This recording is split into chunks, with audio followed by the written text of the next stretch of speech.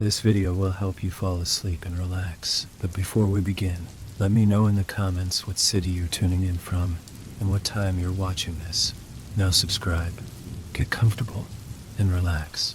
Story 1. Jacob stumbled through the double doors of the Atlantis casino and into the crisp night air, lurching to the closest decorative shrubbery where he proceeded to unload the meager contents of his stomach. He had never known this type of pain. When he was 16, he had been jumped by a group of guys who proceeded to beat him to within an inch of death. The physical and emotional pain from the experience and subsequent recovery had been an incomparable low in his life. Until now, no bones were broken now, but his spirit was crushed in a way he hadn't imagined possible. He had leveraged every asset to his name in order to play in this tournament, a last-ditch effort. For nearly 20 years, Jacob Leroy had made an extremely comfortable living playing professional poker. Having very nearly won the World Series of Poker twice, he had provided for a beach house and a city loft, several expensive vehicles, as well as opportunities to travel the globe. All for sitting and playing a game he would have done for fun anyway. Not exactly the best of the best. He was the one thing that most players weren't: consistent. Despite the natural ebbs and flows that come with the profession, he had managed to clear close to 7 figures every year. Until last year, it was an ebb of unprecedented size that coincided with the rest of his life crumbling away. First the domestic accounts, then the foreign accounts, then the stocks and bonds, and then, when luck could be no crueler, the possessions. They seemed to go the quickest, especially when he thought about the amount of time spent gaining them. Going to a pawn shop with his jewelry or motorcycle was one thing, but when things like the couch and coffee table began to disappear, it became obvious how bad a drought it had become to more than just himself. Jacob played the numbers and not the feelings of the game. There was a stringent set of rules he played by that always paid off in the long run. But the biggest hands of the last year saw epic failures of the odds, like the all-in ace-high flush that lost to the straight flush, or the all-in four-of-a-kind kings that lost to 4 aces. There are bad beats, and then there are brutal, bend-you-over beats that just shouldn't exist. So many of those hands that held only infinitesimal chances of winning had beaten him in big situations. He began to wonder if the whole damn thing wasn't rigged. Time after time, he would think, there's no way this can happen again. And then, what do you know?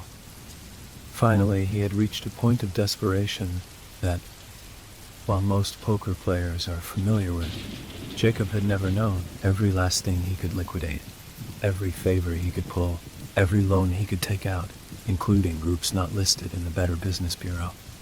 And several trips to the blood bank gave him just enough for this last tournament. He was putting all his fish in one basket on this one. Just finishing in the top 30 would give him enough money to be able to pay off his debts and start fresh. Everything that he ever was, or had, was put into this tournament. And as luck would have it, he got stuck with a donk on his first table. Donks were players who had no interest in winning at all. Usually millennials with too much money and not nearly the attention span for an entire tournament. Their thrill is messing with people, especially professional players. They want to see people lose big and rely solely on luck to do it. The donk on this night was a kid who wanted to be called Chris Is, because apparently Chris was too mundane. From the very beginning, this punk had gone all in on every hand, despite what he was holding, somehow knocking 3 players out in 3 hands with his suicide bluffs. Finally, after folding off 9 decent pockets, which gave way to a couple of straights and 1 flush, Jacob got a pair of aces. Chris's, of course, goes all in again with his reckless kamikaze style, making it very clear that it was going to be the only way to see the flop. There was no way he could fold then. The donk wouldn't let any real poker be played, so this would be his best scenario. Not to mention, he would double his pot and move up considerably in the rankings early on. Jacob called the donk and saw what he expected: a 3 of hearts and a 6 of clubs. Basically nothing. Idiot poker. His joy compounded when the dealer flopped a red ace with a 9 and a 3. There was no way this jackass was going to beat his 3 aces, despite his pair of 3s, and Jacob couldn't help but to grin as he struggled to not bask in the kid's anguish. But then the turn card was another 3, and there was a twinge of nervousness. It would take an absolute miracle for the donk to pull it out. But he still had a chance. When the river planted the 4-3 before them, Jacob doubled over. It was a gut shot, and he felt it physically. Was it even possible that fate could be any crueler? His entire future, which had seemed so bright seconds before, was now destroyed as the dipshit across the table chuckled in his face. To him, it was all a big joke, and now, Jacob was the punchline. He wasn't really sure how he made it out of the casino, as it all passed as one big blur. But once he was outside and his stomach was relieved of the only beer he'd had time to consume, his vision slowly came back to him, although everything still seemed bathed in a red hue. What the hell was he going to do? For that matter, where the hell was he going to go? He hadn't even played long enough to get a comped room, and the 30 cents in his pocket wasn't going to help at all, having come on the bus. There wasn't even a car for him to go sleep in. Jacob had literally lost everything to an idiot with a lucky 4 of a kind. Falling to his knees there beside his wretch, Jacob couldn't move, both body and mind shut down entirely, shocked into submission, and there he sat for nearly an hour. If it weren't for the annoying laughter of the donk walking past him, he might not have snapped back at all. Crizzes was walking with an attractive young lady in a short skirt, probably a pro, and yammering on about what a talented and calculating poker player he was, while the young lady laughed insincerely. They didn't see him, and he found himself rising up and following behind them quietly. There was no plan involved, just a pure, seething hatred that urged him to stay behind the couple. Blocks began to pass, and Jacob was wholly unaware, singularly focused on the back of the little punk's head. He had never considered himself a violent man, let alone one capable of killing. But in this moment, he wasn't sure anymore. Suddenly, they're in a stairwell and he's following behind. Several flights pass and then they're all outside again. They were on the roof of a car park, and the donk was clicking the alarm on his Lotus Sport 380 while the girl gushed over the supercar. It wasn't until they were at the doors that they noticed Jacob. "Yo, you sneaking up on me, idiot," the kid, clearly pasty white, tried to add his stereotypical ghetto emphasis to his vernacular. What many would call a wannabe. "What the heck you want, OG?" Jacobs balled his hands into fists as blood filled his cheeks, but he couldn't speak, couldn't really move at all. "Wait, I know you." Jacob could see the recognition in the younger man's eyes. "You that pathetic dude I whacked with the dem quad 3s. He laughed cruelly and stepped up to Jacob until the two men's faces were inches apart. "You got something you want to say about it, Grandpa? Then step up. Go ahead, yo. If you feeling froggy." Jacob's teeth were gritted so hard his head began to ache, and every ounce of his being wanted to start swinging at the younger man. He had nothing else to live for anymore anyway. So what difference did it make? If he somehow went to jail because of it, then at least that would be a place to spend the night. There were no rational reasons he could come up with to not attack, but something he couldn't place wouldn't let him. Something deep down that held him like a statue. It was the same mechanism that holds a deer in the headlights, and that's what he was. It was like his flee or fight instinct just wouldn't kick in. He was frozen. Crizzes lunged at Jacob, causing him to flinch instinctively. The younger man only laughed and began to walk away. "You ain't doing crap, old man." Jacob screamed at himself internally to rush forward and pour every ounce of his anger into the little crap's face.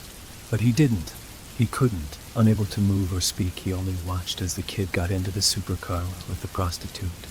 And then, as he paused on the way out to spit through the window into his face, blinding rage kept him in the same spot for a full minute, after he heard the roaring engine drive away and out of his life. What the hell kind of man was he? Not only does he let the punk essentially end his career, but then he stands by to be insulted and spit upon. The anger continued to bubble as he made his way to the edge of the car park's roof. And it was completely focused on himself. He was a spineless coward, and there was really nothing left in this world for him, other than to endure one last insult, and then end it all. Jacob climbed up to the edge and peered down. There really was nothing left to live for. His soul filled with hate and regret. He just wanted it all to be over. So tired of the anxiety and fear of losing everything, and then the pain of actually doing so. This was the best decision. There would be scary people wanting money looking for him very soon anyway. Staring down at the concrete sidewalk 4 stories below, there was no doubt in his mind. That was where he wanted to end up. Nothing more than a stain for some poor city worker to clean up. Except, he couldn't do it. He wanted to. Really wanted to. But just like he froze when it came to standing up to the pump several years his junior, he was stuck again. His brain screamed and his body over and over to jump. But the muscles refused to respond. Trapped in a state of catatonic stupor, tears began to fill his eyes. It was impossible to imagine being any more disgusted with himself. He wanted nothing more than to take one step forward with the stoic determination of a Japanese warrior committing harakiri, and he was unable to achieve even that small feat. "You need a hand there, buddy." Low and gravelly, the voice came from behind Jacob, startling him nearly over the edge by itself. "Who's there?" Jacob called back, not even able to turn his head in a momentary state of rigid immobility. "Just a guy, buddy." Jacob felt a hand pat him on his lower back. "Just a guy who doesn't seem to be having as bad a day as you. You planning on jumping?" There was something about the candid nature of the man's question, and the irrelevant nature of his voice. When he asked, that brought about an honest response. There was an irrational comfort that he felt immediately, as if they were discussing the weather or unholy basketball. "Yay, that was the plan. But," the man behind him pressed, "but I can't do it." "You want to live then?" "No." "Boom," Jacob screamed. "No, damn it, no. I want to be dead more than anything in the world. I just can't. I don't know why. I mean, it's just one step. One little step, and this nightmare can be over with." "Well, gee whiz, buddy, that sounds rough." "Well, gee whiz, buddy, that sounds rough." The man's wording could have easily been construed as sarcastic were it not for the sincere nature of his voice. "Is there anything I can do to help?" Jacob needed only a spilled second to answer. "Push me. Please, just push me." "Oh, wow, buddy. You really want me to help kill you?" He sounded almost amused. "More than anything, I'm begging you. Please help me." After a moment of silence, the man replied, "Okay, buddy, you seem like you're in some real need of help. I can help you with this problem, but not here. Not like this. I'm not trying to spend the rest of my life in prison for aiding you in your time of need." As soon as he started with the word, "okay," Jacob's muscles began to untighten slowly, releasing their control back to him. He felt man grab his hand to help him to turn and climb down from the short wall as he spoke. "I know you probably think it'll just look like a suicide, but hell, man, you've seen those shows. Law and Order, NCIs and such. There's no telling what kind of evidence that I could leave behind. You don't want Olivia and Stabler putting me away too, do you?" Jacob shook his head and now, with both feet firmly on the ground again, was able to get a good look at his new companion, a little ashamed of the thought. His first reaction was that the man was homeless. There were plenty in the area, often appearing much like him with ragged clothing that never seemed to fit quite right. The pants too short, his shirt too big, and a coat which practically buried him. His shoes were wrapped tightly with the same gray duct tape that covered several holes in his pants and coat, and somehow seemed to hold his entire outfit together. The man was short, maybe not even 5 feet tall, with unkempt hair and a scraggly long beard that hung to the 3rd row of buttons on his coat. If the coat still had buttons, he carried with him an odor that can only come from not showering in many, many months. Not a body odor scent, necessarily, but more like the smell of dirt itself or a moldy old house. It wasn't pleasant, but also not unpleasant for reasons too random to question. It brought about images of his grandparents' attic he had spent so much time exploring as a small child. So, if you really want me to help you let's say, kick the metaphorical bucket, then you'll need to work with me. We'll need to go someplace else for starters. Someplace safe to do what we need to do without any issues. Jacob just nodded. In his current state of mind, it made perfect sense. On top of everything else, he didn't want to be responsible for ruining someone else's life as well. If this man was really willing to aid him in his effort, then he would definitely do whatever he said. "Do you know someplace like that?" he asked. The wild-looking little man smiled enormously in a manner which would make most people cringe, but which Jacob found reassuring. He really didn't care about anything at this point, even if it meant going to an unknown location with a possible crazy person. That was probably the only type that would help him now anyway. "Oh, yes, my friend. I have exactly the perfect place in mind. Why don't you come with me then?" Jacob couldn't find the downside and followed the other man to the stairwell. As they made their way down to the base level of the garage, they spoke briefly. "By the way, buddy, what's your name?"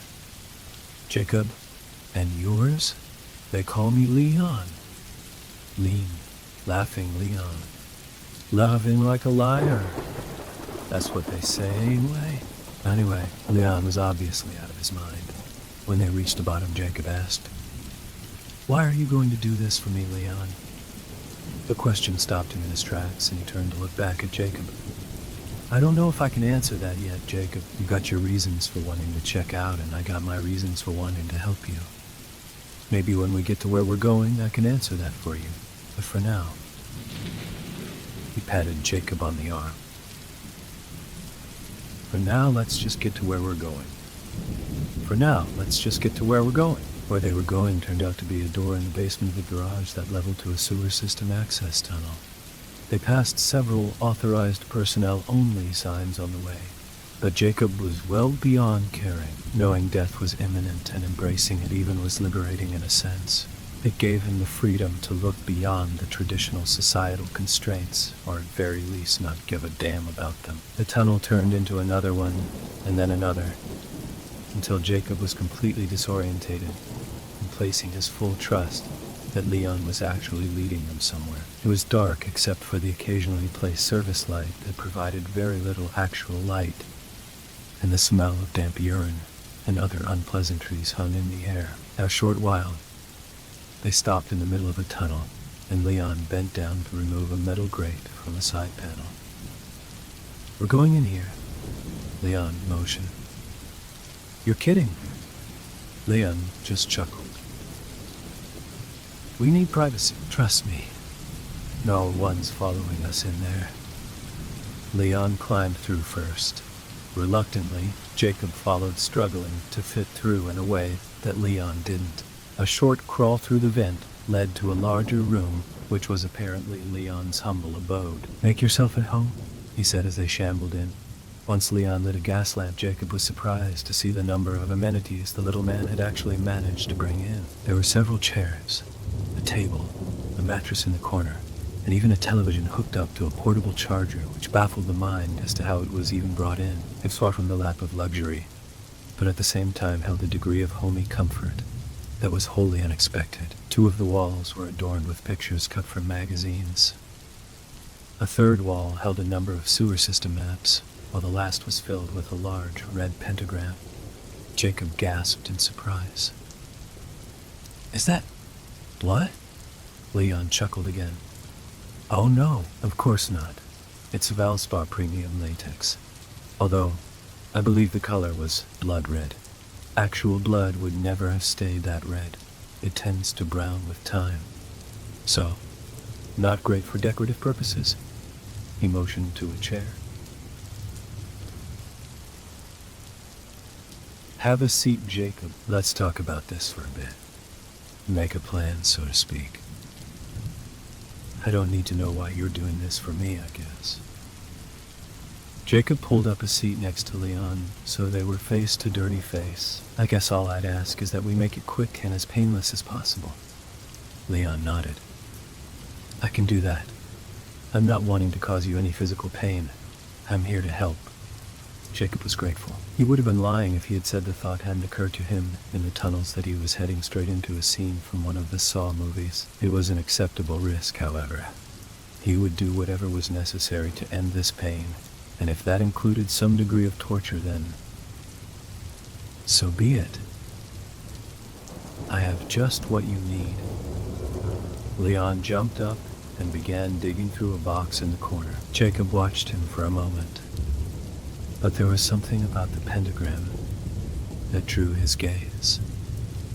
That was where he was looking when Leon slid the needle into his neck and injected him with something. The room began to fade to dark, and realization that he was going to pass out came only a split second before the action. Jacob slept for a while, a dark, dreamless sleep, and he had no idea how long it had lasted when he awoke. As consciousness returned, panic came with it. Jacob couldn't move his arms or legs. It took a great deal of effort to even open his eyes, and when he did, Leon was there before him. Hey, sleepyhead. Glad to see you're back. As hard as it was to move his eyelids, his mouth was that much more difficult. Jacob's tongue felt like it was wrestling through molasses to get the words out, but somehow he managed. What? Yeah. Relax, Jacob. You said you didn't want the pain, right? Leon leaned forward and flicked the middle of Jacob's forehead with his finger. There was an audible pop in his head and a sense of reverberation. But Leon was right. He couldn't feel it at all.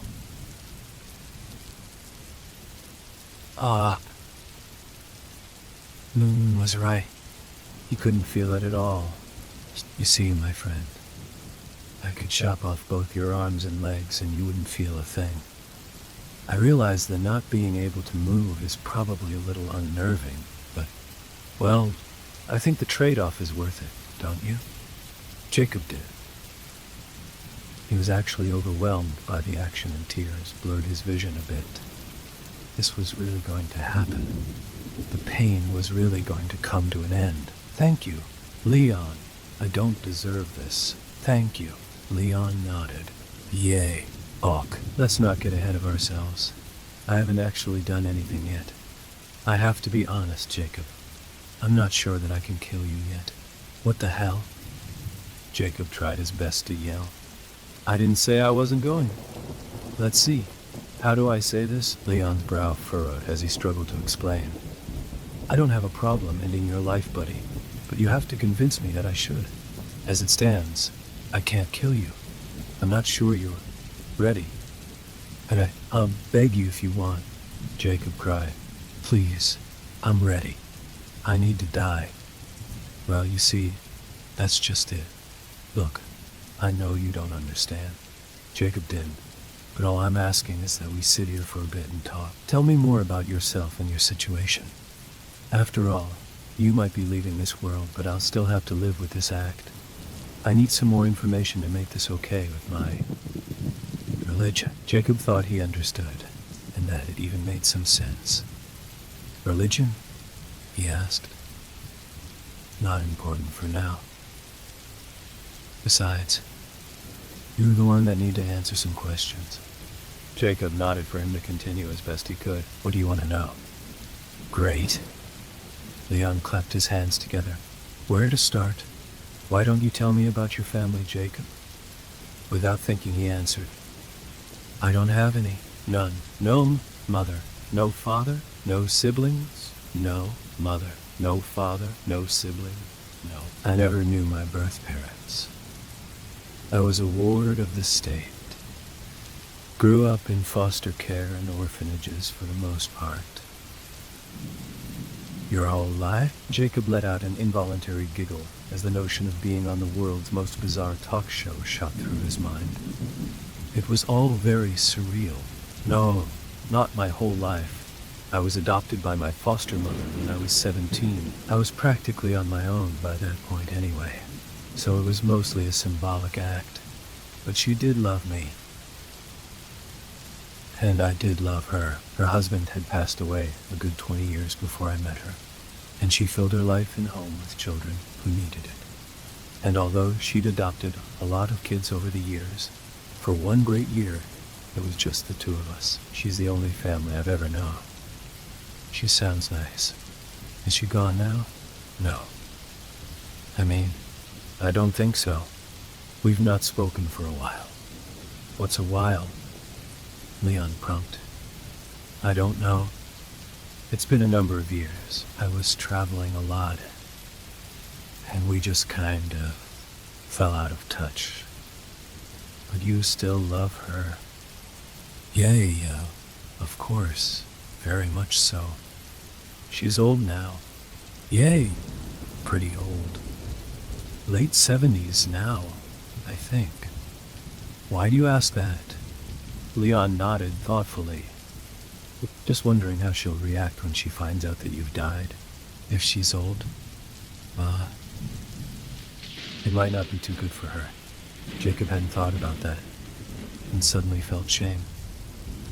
How would she react when she finds out? The last time I'd spoken, she talked about having heart issues. There might have even been something about a pacemaker, but he couldn't remember. This was the kind of news that could kill someone her age. There was a period of silence while Jacob wrestled with the notion. Was this something he could really do to her?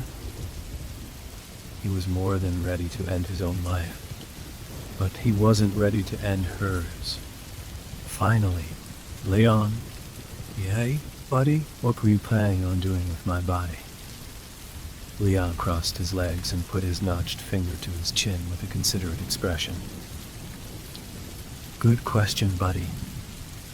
I guess I'm not too sure. I have access to a number of sewer maps, so I could drop it off topside in a number of places. Or, for that matter, I suppose there's a number of places I could hide it down below as well. I'm open to suggestions, I guess. Do you have any requests? Do you have any requests? I don't know. I just don't think I want Miss May to find out about my death. That's your mother? Yes. Miss Sarah Leroy. Miss May. And you think your disappearance would be easier on her? Jacob honestly didn't know. It was possible that she might not even know he had disappeared. He hadn't tried to contact her in a long time, and she was old. He might be able to spare her that way.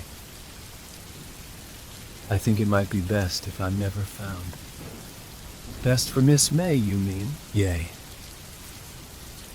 That's what I mean. Well, that might be difficult. Might even involve a degree of dismemberment or some other method to destroy your remains entirely. You got any problems with that? Jacob nodded his head. No. Or at least he did. When Leon didn't respond, he realized that the movement probably wasn't as extensive as it was intended to be. He didn't know what the hell the old man had injected him with, but while he wasn't entirely immobile, it was damn hard to move at all. Jacob had never realized that acutely attached his sense of touch was with his ability to control his limbs. It felt like Novocaine for his entire body. You have my permission to do whatever you think is best. Just promise me that you'll go through with this. I just can't do this anymore. Leon smiled and patted Jacob's knee, despite his inability to feel it. I give you my word, Jacob. If you convince me that you're ready, then I promise I'll go through with it. Jacob was becoming slightly agitated, but did his best to smile and nod. So, let's continue then. Why don't you tell me about your friends? Jacob sighed. I don't have any. Leon chuckled. You didn't have any family either. But lo and behold, we got a Miss May. Everyone's got at least one friend. Even me. You telling me you've never had a friend? Ever? Well, I didn't exactly say that. Of course I've had friends before. Okay then. That's some progress. Why don't you tell me about the one you considered your best friend? What is it they say? You'll be a fair. The agitation began to rise a little. I don't understand why you want to know this stuff. What does this have anything to do with killing me? Leon leaned forward and put both his hands on Jacob's numbed knees. This is no little thing you're asking of me, buddy. I think the very least you can do is humor an old man before you cast off your mortal coil. You're not giving me anything for this job. And I can assure you, this is going to be one hell of a job for me once you're gone. So you can just consider this your payment for services. Plus, you've still not convinced me that you're ready yet. And if I want answers to these questions to help convince me, then perhaps you should just answer them. Jacob sighed and pushed the agitation deep down. Leon was totally right. Okay. You're right. I'm sorry. It's okay, buddy. Nothing to die over. Leon chortled again, and Jacob found himself beginning to find the old man's quirky humor a little endearing, like the Mad Hatter of Doc Brown. And now back to our interview. Ladies and gentlemen, Leon turned to an imaginary audience, where our new buddy, Jacob, was about to tell us about his BF. He turned back to Jacob and held an invisible microphone to his face before laughing again and waving it off. Okay. Jacob tried desperately to tune out the surrealistic nature of the moment. Okay. I guess I've really only had one close friend. I've known a lot of guys from the poker tours that I liked and was friendly with. Maybe grab a beer from time to time. But only one that I would have done anything for. I probably would have given my life for him if I could have. Pain was evident in his voice and eyes which peered down at the dirty floor. Past tense, I see. So your friend's not with us anymore? After a few seconds of silence, Jacob answered. No. Paul died a few years ago. He'd spent the majority of his life as an alcoholic. It finally caught up with him. Liver failure. He was on a list for a while. But we all knew it was nonsense. Someone with that kind of history always gets pushed to the bottom if they even get on it at all, which he had to pull some strings just to do. He was in the hospital for a week before he finally succumbed, hooked up to machines. Each day, more machines. In the end, he was put into a chemically induced coma, and they were the only things keeping him alive. It was hell watching him wither away in just a few days. Leon shook his head with sympathy. Oh, buddy, that's really a shame. I'm very sorry to hear about that. Kind of ironic, though, don't you think? This brought Jacob's gaze back to his own. What do you mean? What's ironic about it? Seems pretty obvious to me, buddy. Kind of surprised you don't see it. Well, I don't. So enlighten me. Okay, don't lose your head. Yet, another chuckle. Just seems to me that if you were ready to make the decision to check out then, instead of now, then you could have saved your friend's life. After all, unless I'm mistaken, you've got a perfectly good liver in you now. A liver that could have saved Paul, was it? Paul's life. Or even one that could save someone else's life now. None of this had even occurred to Jacob. And even with his numbness, he felt like he had been slapped in the face. In fact, Leon continued, seems to me that you've got all kinds of organs that could be used to save several lives. A heart, liver, kidney. Hell, they could probably use your brain at this point. Just seems a shame to waste it all. Once again, the crazy old man was right, and it was starting to piss him off. He'd been so cowardly and selfish in his life, and now in the hour of his death, nothing had changed. Jacob had a good heart. He wanted to help people. Much of the money he had made over the years had been given to various charities and people he found in need. Now, he had an opportunity to actually save lives in his death, and he didn't even have the balls to do that. Spineless. Just spineless. You're right, Leon. You're totally right. Jacob shook his head. It was getting a little easier. There's got to be a way for me to give my organs to someone that needs them. I don't know. Maybe drop my body off near a hospital or something, with a note or something. That might work, perhaps, Leon replied. But then what about Miss May? If you give your organs away, she'll definitely know that you're dead. Then maybe she's donating her organs as well.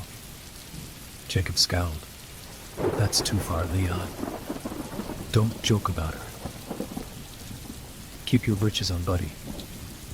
It may sound like a joke to you, but ask yourself if I'm wrong. Again, he wasn't. He was starting to get old. Again, he wasn't. It was starting to get old. This was turning into a decision involving the lesser of two evils. Leon kept going. Let's move on for now. Paul died and his was very hard on you. We don't have to go into that. Have you never been married? No kids. The question helped to disarm the quandary in his mind, brought Jacob back into the moment. No, not that I know of. He was able to muster a small laugh at the cliched joke. I dated several women, but was only serious with one. Sarah. We were engaged for a while, but it just didn't work out. In the long run, most of the women I was with couldn't take the lifestyle that came with my profession. Cards right? Poker, I think you said. Jacob nodded. Yay, poker. I think you said. Jacob nodded. I was on the World Series of Poker Tour. There was a lot of travel. A lot of late nights. A lot of women hanging around. You'd be surprised at the quality of the poker groupies. I was.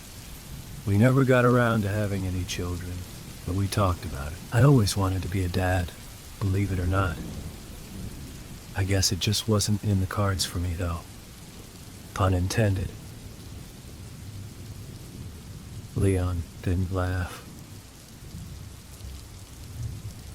You've got some bad ones, buddy. What's that, kids? No, puns. They're not good. Coming from me, that should tell you something. That being said, why can't you have kids still? I mean, hypothetically speaking, since we know that you're not going to be alive to do so, but was there some reason you couldn't have met a different woman and have had children? Did you never want to do that? Or was poker more important? It was a little unnerving how the old man was getting into his head. I don't know. I guess there's no reason why I couldn't. I just never met a woman on the pro circuit that I could have seen that working out with. You know what I mean, but you're not on the circuit anymore, right? From what I could gather, that plays a large part in your decision to shove off. Unless I'm wrong? Well, it's not as simple as that. Jacob paused. But yay, I'm not able to play professionally anymore. So you could say that you entered a new portion of your life where it might be possible to meet a different type of woman. The type of woman you might consider loving and having those kids you wanted with. Jacob had to think for a moment. Through all the anguish and pain of losing his old life, he hadn't given any consideration to what a new life could be like. He could only see his current circumstance as a culmination, an ending. If he had his way, the ultimate ending, there had been no thought given to the possibility of happiness beyond this point. No credence given to the concept of a new beginning. Was it even possible? Could he find a life past this? Could he find love? These were new ideas rattling around a dark canyon, sparking points of light wherever they touched. He was broke, but he had been broke before. There was a point where he built something out of nothing, so he knew it could be done. It wasn't like he was completely devoid of other skills. I guess you're right, but I'm broke and I owe money to people who would kill me anyway if I didn't pay them. Leon stood and stretched, igniting a twinge of jealousy in Jacob. He began pacing in the small space in front of their chairs. What do you owe these bad people exactly? Jacob sighed again. He really didn't want to reveal this type of information, but at this point, they were beyond the point of concealing anything. What good would it do? I owe 25 grand to one group and 15 to another. So 40,000 then? That's not too bad. I mean, it ain't chicken scratch, but I've heard of guys getting in for hundreds of thousands, millions even. Seems hard for me to believe that you'd get off for 40G. Seems to me that if you worked with those guys, they'd probably listen. I happen to know that they'd much rather get back their money than have to deal with a possible murder investigation. More sensibility. Where the hell was this coming from? You watch a lot of the Dr. Phil show, Leon. Leon stopped pacing for a moment and brought his face down next to Jacob's with a stern expression. He could smell the old man's breath. Let me tell you one thing, buddy. Dr. Phil is not who you think he is. That creature from the Opera Lagoon is a black magic high priest with more power than the president. What you see on TV is his sass above, and you don't get to see his so below. And trust me, you don't want to. He leaned back up and returned to pacing. And to answer your question, yes, I enjoy his show quite a bit. There was a woman yesterday who was sleeping with her daughter's husband and a friend of her grandson's. Quite gripping television. Okay, sorry, I asked. But all of that aside, I don't see any way that I could build a constructive life while being under the thumb of the mob for that much money, even if they didn't kill me. Leon continued the apparent intervention. So there's no one you could borrow the money from to pay them back? Mortgage a house? Sell a car? A rich Nigerian prince? Say. What about Miss May? Does she have any money? Does she own her home? That actually sparked a possible idea. Miss May did own her home. Jacob knew that because he was the one that paid off her mortgage a decade before with his winnings. He had the entire house renovated at the time as well, increasing the value of the property extensively. It was actually entirely reasonable to think that Miss May would let him take out a mortgage on the home. It was probably his in her will anyway. You know, Leon, as much as I loathe to admit it, you might be on to something. I could actually get the money from Miss May. I don't know why I didn't think about it before, but I could probably get enough money to pay my debt, as well as a cheap car, an apartment. I'd be at rock bottom, but it would be possible. Leon apparently paced out, sat back down. Take a look around, buddy. You really think that's rock bottom? I live in a hidden room in the sewer system. Jacob smiled, or at least he thought he was. There was no sense of feeling returning at all. Point taken, Leon. By the way, what the hell did you give me? I'm almost afraid to ask. Does it really matter, buddy? After all, you're getting ready to die. What do you care what I shot you up with? That was the question that tilted the scales for Jacob. I guess it matters. Because I'm not so sure I want to die now. Oh, really? Leon feigned surprise. Poorly. Oh, please. I'm an idiot, but I'm not dumb. I know what you've been trying to do, and it's been working. I was so caught up in the intense pain and loss of my situation, and couldn't see anything beyond that. But you've helped me see further ahead. You've shown me the pain it would cause, and the selfishness of the act itself. You've made me see that there could be a future for me. A very real chance for happiness and love. Damn you, Leon, you're a friggin' Clarence. Clarence? Leon asked. Yay, you know, it's a wonderful life. Clarence was the angel that showed Jimmy Stewart how bad the world would be without him. That's you, man. You're my Clarence. So, how long does this stuff last? I think I might be ready to get out of here. Leon stood up and walked over to Tony's table in the meager room and returned with a large Bowie knife in tow. Jacob's brow furrowed instinctively. What's the knife for, Leon? Well, buddy, a promise is a promise. Don't worry. It's not gonna hurt in the least. No, Leon. I don't think you understand. I changed my mind. I don't want to die now.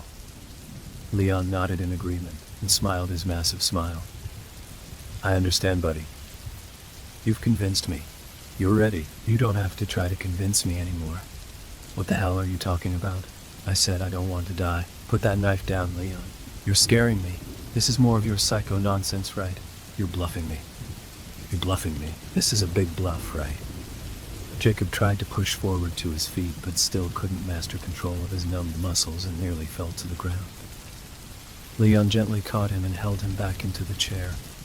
I'm not trying to scare you, buddy. Thing is, due to my religion, I was unable to help you as long as you actually wanted to die. Now that you want to live again, well, you're ready. I can keep my promise. Jacob's eyes widened in fear as his mind struggled the other man's words. He was still trying to piece it together fully when the knife slid into one side of his abdomen. There was a slight tug as it sliced from one side to the other, spilling his intestines to the floor. Jacob looked down at the gore with horror. It didn't hurt at all. He tried to raise his hand, but the strength was ebbing away exponentially. The last thing he could see before the darkness took him was a bright red pentagram on the wall. The last thing he heard was Leon's soothing voice. "You're welcome, buddy. I'm glad I could help." Story 2, Wednesday, July 12, 2017. The dynamic of memory has confounded me for my entire life.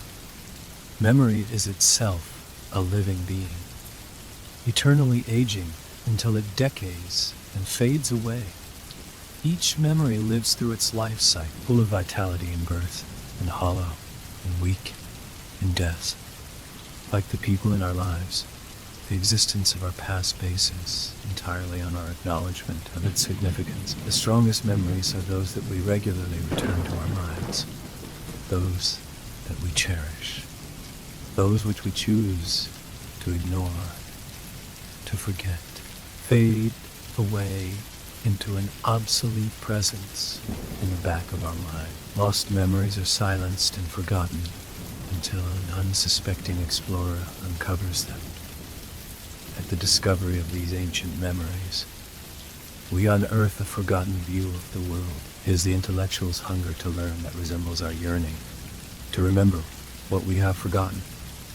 Like an overprotective mother, we grasp onto the recovered forgotten, imbuing their existence in newer memories. Like an obsession, the forgotten enter our daily thoughts, forcing their significance upon us. We are the historians that give the forgotten their permanence, writing lost memories into stories that transcend our own existence. It's why we write down our thoughts onto notebooks, why we keep entire days in journals. This obsession lives inside everyone, for our memory, like ourselves, fears death. Memory selfishly pursues revival and immortality. It craves attention. In that way, we are all slaves to our past. I am a slave to my past. I spent months searching for the lost episode in my life. I was an archaeologist on the hunt to uncover a veiled truth that lay a thick fog over my adolescent memories. My curiosity became my obsession. It became my unhealthy addiction. Some untold grief possessed me in those months. My life centered on finding closure to silence the deafening questions which filled my mind. On the verge of madness, I'd spend days alone in an empty room, mining for answers. I had even taken to long sessions of meditation and dream therapy, but nothing came of it at the start. That was until last month, when everything came rushing back in vivid detail. What ensues is a collection of journal entries written following this resurgence. Tuesday, June 13th, 2017. Today, I remembered. For the first time in 12 years, I remember the summer of 2005. I remember the torment and terror quaked my very soul. I remember the horror that my 15-year-old self suffered within that year. It's almost as if I'm still there. It's like my life has split into two parts, the past and the present, and they're fighting for control over my mind. Every time I close my eyes, or my mind wanders, I'm sent back in time and forced to relive it all again. But I guess this is what I asked for. isn't it?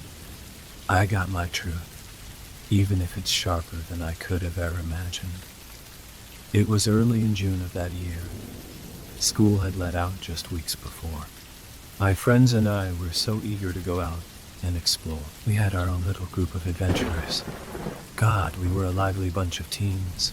Tommy and Ben would always want to explore the woods and search for lost treasure, but Anna and I would rather prefer to search ravines for caves and waterfalls. In as much of an orderly fashion as a group of four can manage, we compromised. We decided that we would dedicate that summer to exploring the unofficially named Smuggler's Creek, a local forest in the Appalachians, an ocean of thick forest and steep ravines. It offered an endless supply of excitement. Oddly enough, the area of Smuggler's Creek had never held the presence of any smugglers. Instead, the creek was known for being the site of a few iron and coal mines. I wouldn't be surprised if the creek had an actual name. If it did, it didn't matter to us.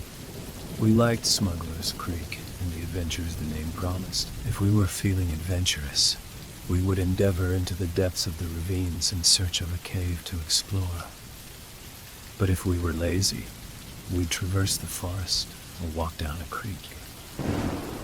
Our focus was never solely on the exploration itself. Whatever it was that we were doing, it was a background activity to fill the rare silence in our conversation.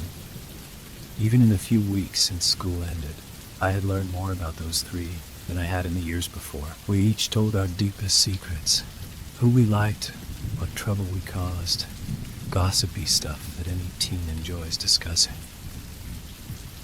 The four of us were as thick as thieves. Hell, we spent so much time together that we referred to the group as our second family. But still, even in our family, there was a division. Not a rivalry per se, but a separation.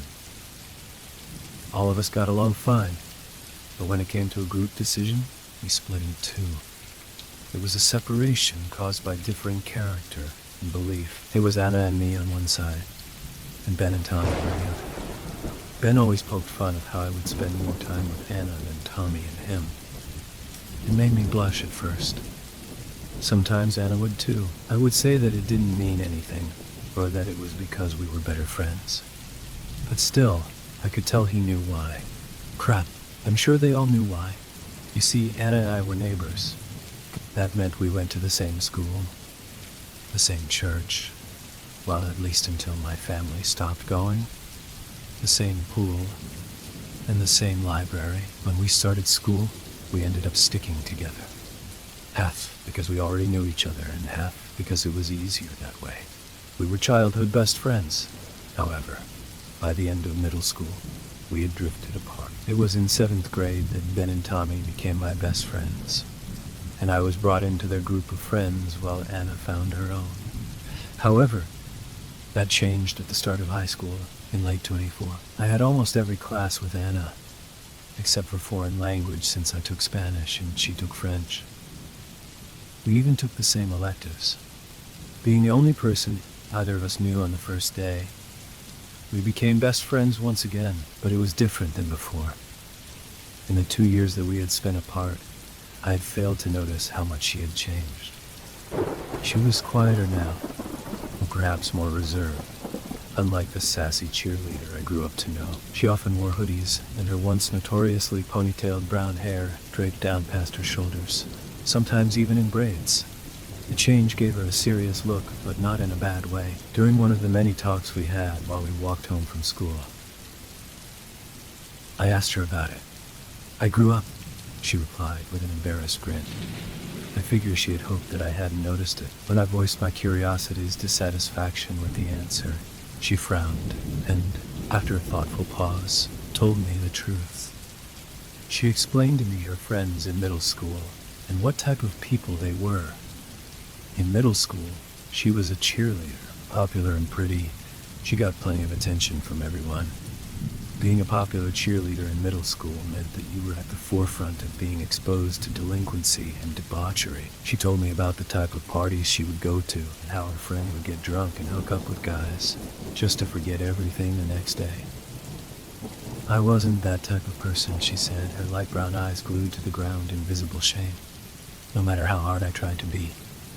After a few silent moments, her shoulders relaxed, and she smiled at me. I just had to change things, and she did. She stopped cheerleading and started playing on the high school soccer team. That's how she got to know Tommy and Ben, whom both had been playing on teams together since the 5th grade. She left her middle school friends behind and became a primary member of our group of friends at school. Well, crap, that's deep, I joked, stupid, trying to break the tension. She grinned at me with rosy cheeks. I'm glad you did, I confessed mellowly. I like the new you more. That was the day I told Anna about the summer plans that Tommy, Ben, and I had created. Perhaps it was my way of asking her out. Whether she knew it or not, I can't remember going back there. It's painful enough for me to relive it. Such explicit detail. I don't even know if any of this actually happened. It's all so unreal. Thursday, June 15, 2017.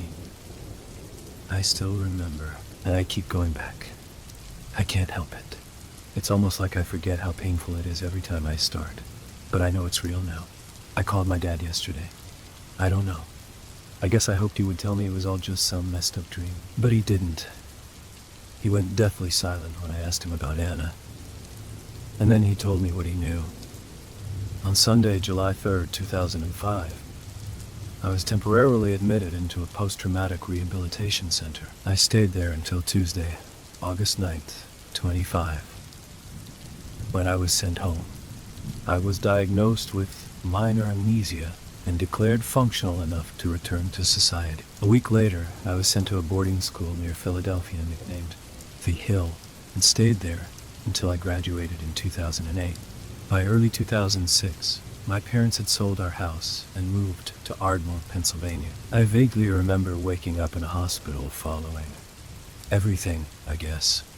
Anything since moving to The Hill is normal. In fact, it was there when I was a senior that I realized something was missing in my memory. I've booked a flight to Pittsburgh this Saturday. I need to see it. I need to go back to Smuggler's Creek. I need to see Anna. Until then, I must continue writing what I remember, no matter how much it hurts. It seems like the only way I can truly deal with this is by writing it down. It makes it real, but I suppose it's one step towards acceptance. The initial couple weeks of that summer were simple. Crap, I'd say. They were great. I'd wake up every day at 8 a.m., just as the morning dew settled. I'd eat breakfast, usually a bowl of Cheerios or something, and then, with Anna, would bike to the local gas station outside of Smuggler's Creek. Once Ben and Tommy arrived, we'd all lock up our bikes and head into the forest.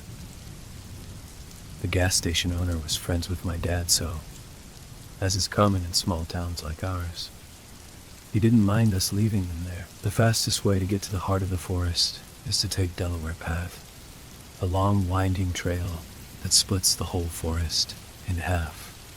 About 3/4 of a mile into the woods, the path breaks into two smaller lanes. One branch stays straight and continues deeper into the woods. The other, named Foothold Pass, stems down a rocky hillside and into a mile-wide, 3-mile-long valley scattered with creeks and crevices. This valley, on our fictitious treasure maps, was the legendary Smuggler's Creek. We often stopped at this fork in the path to determine what we wanted to do that day. On that day, Anna plainly wanted to head down Foothold. Feeling adventurous as always, I happily sided with her, leaving the decision to Tommy and Ben. If they both decided that they'd rather continue into the forest, we'd have to settle the tie the old-fashioned way with a game of rock, paper, scissors. However, before Tommy could utter a single word, Ben agreed to go down. Excitedly, Anna thanked Ben and began tumbling down the trail. I traced behind, trying to ignore Ben, who was staring at me with his unforgettable, mischievous grin. When I finally caught up to her, she grabbed my hand and began murmuring her excitement. Let's go into a cave. She beamed at me radiantly.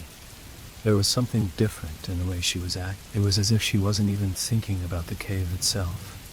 The way she held her body closer to mine, the way her eyes peered into my soul, and the way she smiled in satisfaction with what she saw. For that moment, she was the only thing that mattered to me. And for once, I felt like I was the only thing that mattered to her. Even now, I can't help but wonder what had caused such a change in her attitude. I can't find any reason why. Unless I realize now that I haven't made something clear. This pain I've uncovered, it's not just from remembering what happened. It's from knowing that I forgot. Before this week, I had no recollection of any Ben, Tommy, or Anna from my childhood. You understand? I forgot my two best friends. I forgot my first love.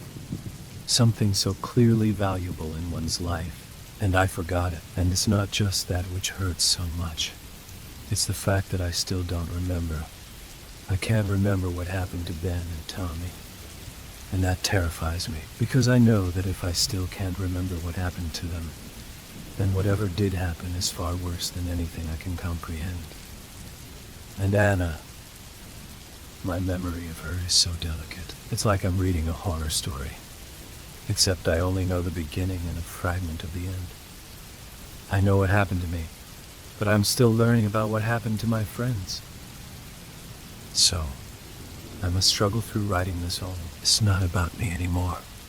It's about them. Their memory.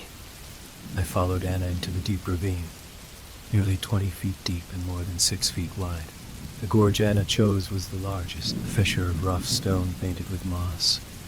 There was a narrow crack in the hillside, deep cavities dug into the walls, carving small alcoves, caves, and even a mine into the rock. We'd never gone inside any caves before, but we'd always wanted to. Tommy was claustrophobic, and Ben just didn't like caves, so we rarely got to chance the idea of going in one. It had always come to a tie that we would always lose, whether it was a waterfall or a cavity-ridden rock wall. Ben always found an acceptable alternative. I smiled. Today is the day. Suddenly, Anna stopped in her tracks. She fell completely silent, peering apprehensively into the darkness of a mine's portal.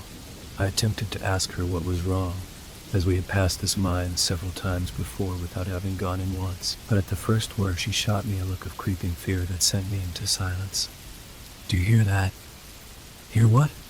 Ben asked loudly with heavy breath, having just caught up. Or are we going in? Be quiet for a second, she whispered with audible fascination. We all went silent, listening to the forest sing. I half expected Anna to yell out at any moment and smile at me with a giddy grin, but her face was far too sullen for this to be a joke. I waited, searching the silence for sound. Then, under the whistles of the wind in the trees and the chirps of birds, I heard it. From within the mine came what sounded like a little boy crying. They were trembling tears, like those of a kid who is scared for his life, but knows that nobody's around to hear his cries. Our faces went white as we all realized what it was that Anna had discovered. What is that? Tommy whispered nervously, evidently spooked by the sobbing. He swayed anxiously as the weeping continued, waiting for someone to respond. It's a kid, you idiot, Ben quipped uneasily. No crap, Tommy replied, unamused. I mean, who is he? Why is he here? And why is he crying? Well, we're not in your head, are we, Timmy? What do you think, Ollie? The police never found Max Carter, right? Max Carter was a 4th grader that went missing a few weeks before school let out. The entire county police force spent a week searching through the town and local forests for the kid. But they never found him, nor any evidence to suggest where he was. Max was last seen getting onto the yellow school bus for a field trip to some national park that day. But he wasn't on the bus when it returned. He simply just disappeared. Yeah, Ben answered somberly. What about it? Wasn't he a Cub Scout? I asked Ben, who had been a scout all elementary and middle school. The scouts in our county had this buddy program called the Scouts Alliance, where older scouts would pair up with younger scouts every month and do an assortment of activities together. When Max initially went missing, Ben took it hard. He'd been Max's buddy a few times through middle school. A kid like that going missing takes its toll on anyone who knew him, especially those who knew him closely. Are you saying you think that's Max? Ben breathed with hope in his voice. Whoever he is, we should talk to him regardless, Anna murmured compassionately. Shouldn't we just go back and tell the police? This isn't a decision, Tom, I snapped quietly. Tommy shut up, and we began discussing the plan. We knew he was already terrified, so we had to be careful not to scare him any further.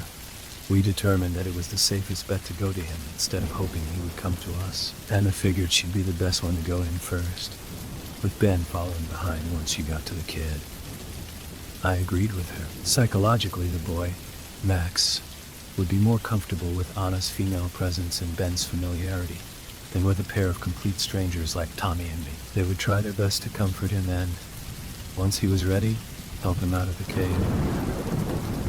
After that, I would go back to the gas station with Tommy and call the police. Anna and Ben would bring Max at his own pace to the gas station, where the police would pick him up and notify his parents. I could tell that the whole group, even Tommy, who finally agreed to the plan, felt an aura of satisfaction that we could do something good together. We would be the heroes of the town after bringing back Max. Nobody admitted it, but we'd all thought he was dead by now. Barely anything more than freshness. We all drooled at the idea of being a hero, arguably for our own reasons. After everything had been decided, Anna made her way through the portal and into the mine. A few anxious moments later, she came back out, her face as pale as snow. Her eyes were stuck to me, her hands shaking, and her lips trembling. I went to her and grabbed her hands as comfortingly as I could. Her hands were melting ice cubes, so cold that they even made themselves shiver. What is it? I asked her in a low voice. HS not there. Her words confused me, as the crying had not stopped, but I could hear enough terror in her words to believe her. Her shaking hands tightened around mine, and without thinking, I pulled her into a hug. What do you mean he's not there? Ben asked. I? She paused for a second and gazed back at the portal. Let me show you. Still holding on to my hand, Anna led the three of us into the cold mine shaft.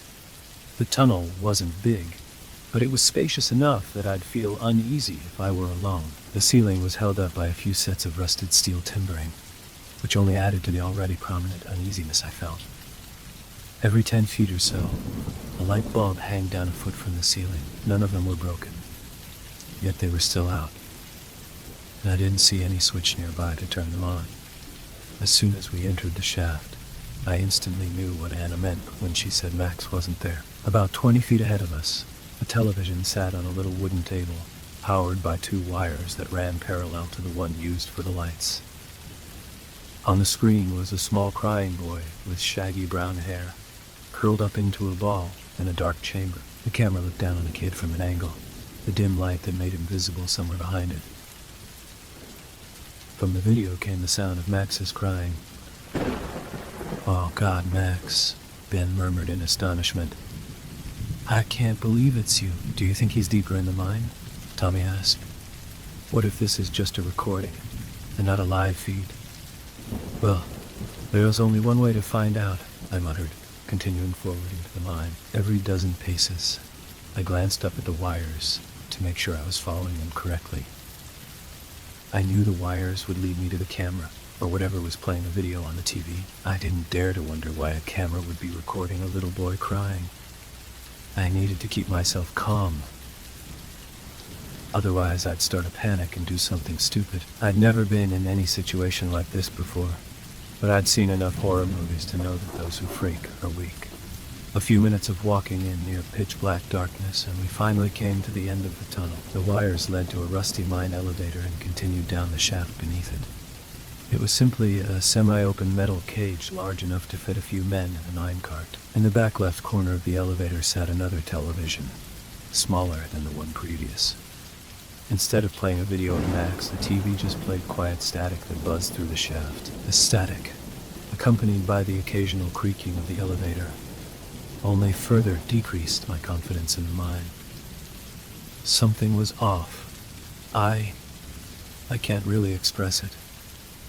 It's like the feeling you'd get as a kid before a big storm. A barely noticeable, yet inescapable fear that things will somehow go wrong. I didn't like the idea of going any deeper into the mine, but I hated the idea of leaving Max alone even more. I stopped and waited for Ben and Tommy, who had stayed at the previous television longer than Anna and me. "Ollie," Anna started in a clearly unnerved whisper. "I don't like this. I know I was the one who wanted to go in a cave. I just thought it'd be more private. I know I hate this just as much as you do. But now we have to stop thinking about ourselves and do what's right." "So what now?" Ben's eyes were looking at me, but I could tell he was focused on the static TV behind me, his face staring with indifference. I recognized that look on his face. The look of a scared teen who's too prideful to show weakness. It was the same look that I wore. "Well, we've got a decision to make." I huffed, blankly staring at the portal of the mine. "Either we leave now and tell the cops about this place, or we go into the mine and get Max. What do you guys think?" "I don't care what any of you guys say. I'm getting Max." Ben muttered, anger lingering in his words. He continued forward into the elevator and leaned against the back wall, staring back at us. "You guys gonna help me? But what if there's someone down there?" Tommy started. "Look around, Ben. This stuff has crazy written all over it." "If someone's down there," Ben replied, pulling out his crowbar from its belt sheath, "then I'll deal with them." I grinned at the sight of the knife. Ben had worn that knife every day since school let out, ever since his dad got him it for his birthday that year. Ben treated the knife like it was his girlfriend, which probably made his real girlfriend a little jealous. He even once tried to cut down a 3-inch thick oak tree sapling with the knife, but it didn't work out. "Wake the hell up. You are not Rambo. You can't be a one-man army. Then be my army." "Listen," Tommy pleaded, shifting his attention to Anna and me. "I think the best idea is for us to go back to the gas station and call the police. We're only kids. We can't just go down there and expect to save Max from an unknown number of kidnappers. The police will know what to do." "It's not wrong," Anna agreed. "I mean, we found Max, didn't we? Maybe we should play it safe and go back to the gas station." "Thomas, right. The police will handle this much better than us." "I have an idea," I started. "Tom, why don't you run to the gas station and call the cops while the rest of us stay, and make sure Max is okay. Then we can let the police arrest whoever is in the mine without having to put ourselves in harm's way." Tommy was silent for a few seconds, hesitantly cycling his gaze between Ben and me. "Okay," he conceded. "I'll come back as soon as I can." I could see the relief on his face as he hastily made his way out of the tunnel. Once he was gone, I returned my gaze to the static television. Ben stared at me critically. "So what? Are we supposed to just sit around for a couple hours with nothing to do but listen to Max's constant cry?" "We'll give him 20 minutes, I retorted with a half-hearted grin. Ben sighed and began pacing up and down the tunnel, fidgeting with his knife in his hands. Anna walked up beside me and gave me a worried look. I hated how uneasy she looked, staring blankly at the ground while tapping her foot against the gravel. It weakened my confidence a little, but it was the amount of uncertainty in the look that got to me. Neither of us wanted to think about what was down there, but now it was the only thing we could do. I had hoped that Ben would lose some of his fire while we waited for Tommy, knowing that he'd need to be clear-minded if we ever eventually went down. However, every time he seemed to calm down a little, Max's sobs would get louder, and Ben's pacing would speed up. Finally, he looked at me with an intense look of impatience. Are we gonna do this, or what? I glanced at Anna, who in return gave me a hesitant nod. I guess we are. Slowly, I entered the mine elevator and stood in the corner next to the static television. Anna and Ben shuffled in after me while I began searching for the button to begin our descent. A few seconds later, I found a metal lever near the front of the elevator and, after making sure everyone was in, pulled it down. The elevator started moving immediately. Gradually, we began to pass below the tunnel at a slow speed until all we could see on all sides of the elevator was uneven walls of stone. The light from the entrance eventually faded from the elevator, the sound of Max's crying fading with it, leaving only the light from the static television. In mere seconds, the elevator went from feeling spacious to confined like it was an actual cage. My ears began to ring as the abrasive sounds of the creaking elevator and the static from the television intruded my hearing. Then, for some unknown reason, everything stopped. The elevator halted to a full stop, throwing all of us off balance, and the static television shut off. Suddenly, all my senses were flooded with emptiness. I felt as if I was about to be crushed by the darkness, like it would somehow seep into my body and drown my soul in the blackness. My ears grasped for anything that made a sound, filling my head with the sounds of my heartbeat and the deafening reverb of the cave. I reached for Anna's hand in the darkness and listened to her gasp once I found it. It's all right, I whispered. She shuffled nearer to me, and the sound of her intermittent breathing warmed my ears. For a few moments we sat in nervous silence, listening to the indiscernible mess of noises. Slowly, I discovered patterns in the sound. The elevator's creaks when we shuffled, our breathing's rhythm, and the silence's constant ringing. Upon finding these patterns, I noticed another sound. It had been quiet before, but it was gradually getting louder, like it was creeping closer. Finally, when the noise was so loud that I could identify it, I realized what it was. A shiver ran down my spine. It was Max. He sounded far away, but his cries were different now. They felt more real. Max, Ben yelled down into the mine. We all silently listened for an answer as Ben's voice echoed through the cavern. No response came. A few seconds later, the television flickered on. On the small screen was a shot of the face of a man, staring with a wide, yellow-toothed smile straight at me. Oh, God. I remember him so well. He had clay-colored skin with long black hair that flowed into a long beard. His eyes were black coals hung from a heavy brow that gave the face a menacing look. He wore an orange bandana on his head, topped with a crooked black pirate hat. Ahoy, matey, the man smiled in excitement. He spoke in a gruff accent like something straight out of Pirates of the Caribbean. I be Jolly the Pirate. Welcome to Smuggler's Creek. There ne'er be any new scallywags these days. Alas, ye always be welcome here. Perhaps ye can be help to me. I hear ye be looking for ye mate Maxie. The man walked out of view for a few seconds, then came back and grabbed the camera.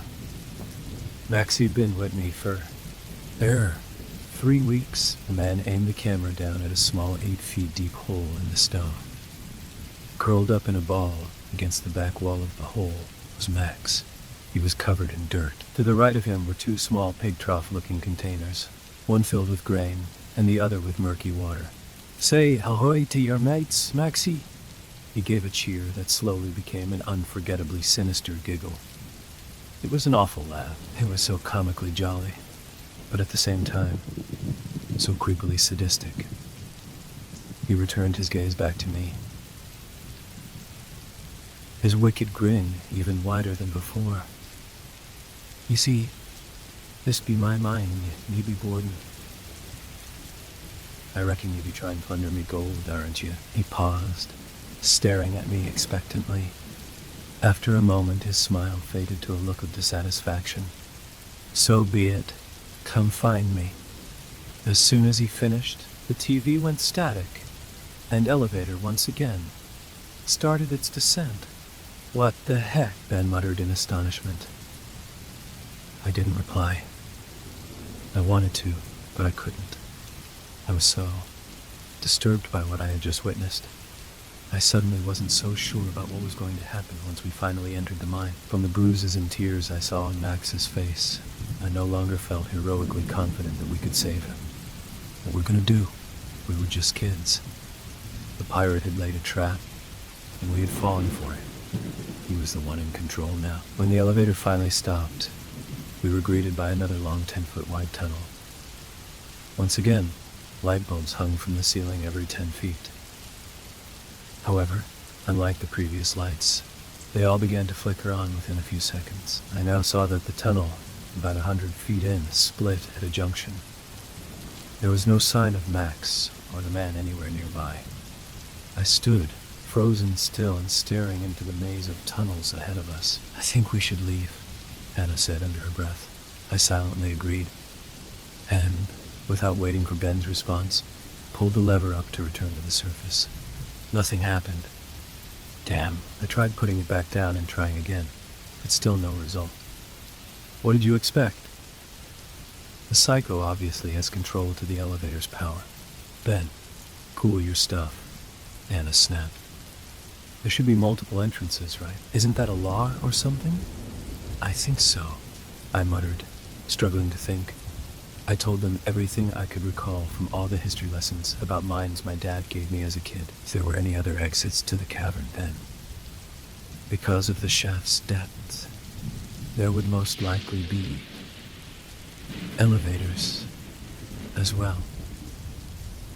Which meant the man could easily keep us from leaving by cutting off all power to the elevators. The only way out of the mine was to gain control of the power and turn the elevators back on. After a brief discussion, we came up with a plan. The only action to take was to do what Jolly the pirate said and find him. We started by following the cables that powered the elevator and lights, which we decided probably led to where he was held up. Ben chose to take the lead, walking a few feet ahead of us with his crowbar in hand. It wasn't hard to notice his rage. He'd gone completely silent when we began following the cables, only occasionally grumbling every time we came across a sign of the pirate's presence. They ranged from incoherent sentences about gold written on the walls with chalk to various bottles of alcoholic beverages left either empty or shattered on the stone floor. The more signs of insanity we saw, the more disturbed I felt. We came upon several piles of bones. Most were small and had many features to identify them as an animal. But it was the larger ones that seemed less animal and more human that truly shook me. I had never felt so horrified in my life. With every step, I felt the weight of fear drag my feet as if I was walking through mud. I just wanted to go home. This was supposed to be about Anna and me. It was all meant to be silly and inconsequential. To be fun. Not this. This wasn't fun. This was cruel and grotesque. After a while of following the wires, we came upon another junction. This time the wires led towards what must have been a workshop. It was a small chamber with a few workbenches and shelves pushed up against the walls. A bunch of miscellaneous parts and metal bits were scattered atop each bench. I remember my dad telling me that the county officials made it mandatory for mines to have workshops built in the pit, so the miners could mine themselves out in case of a cave-in. It made me wonder what an insane man with a lot of time could manage to invent. At the back left corner of the workshop, the cables passed through a narrow man-sized wood door to another chamber. I stopped in my tracks. "Stand thar, Maxie," the muffled voice commanded. "Now don't ye be moving, or I'll be having to shoot ye too." Please, Cap," Max pleaded. "Why can't you? Ye let them take me home. I won't tell nobody, I promise. I won't tell nobody, I promise. I won't be letting them take you, Maxie. The pirate never lets nobody take nothing from him. Now, and says I, you'll take this and use it to light this here strain. But don't be making me repeat myself." Ben moved to open the door, but I grabbed his arm before he got to the handle. He whipped around at me, staring me straight in the eye. His face was furious. and tears ran down his cheeks. He tried to pull his arm away, but I held firm. Ollie, let go. You heard what I heard. You can't just go in there. What else are we gonna do? I don't know. Exactly, he growled, trying to keep a hold on his arm. But before I knew what was happening, he slashed a wide cut across my knuckles and rammed into me, knocking me back into Anna, who thankfully caught me. In a split second, Ben opened the door and rushed into the chamber. I stood there, wanting to chase after him, but unable to move. I was too scared. Then, Max breathed, peering through the doorway. I could see Ben standing still 5 feet into the room. 10 feet in front of him was Max holding an old stick of dynamite and a lighter. Another 10 feet behind Max was the man, pointing an old revolver at Ben. Avast! The pirate grinned. He peeked around Ben and saw Anna and me through the doorway. Ah, yay! Our mates too? Well, come on in, friends. The lad first. Not knowing what else to do, I slowly walked through the doorway and stopped next to Ben. Good.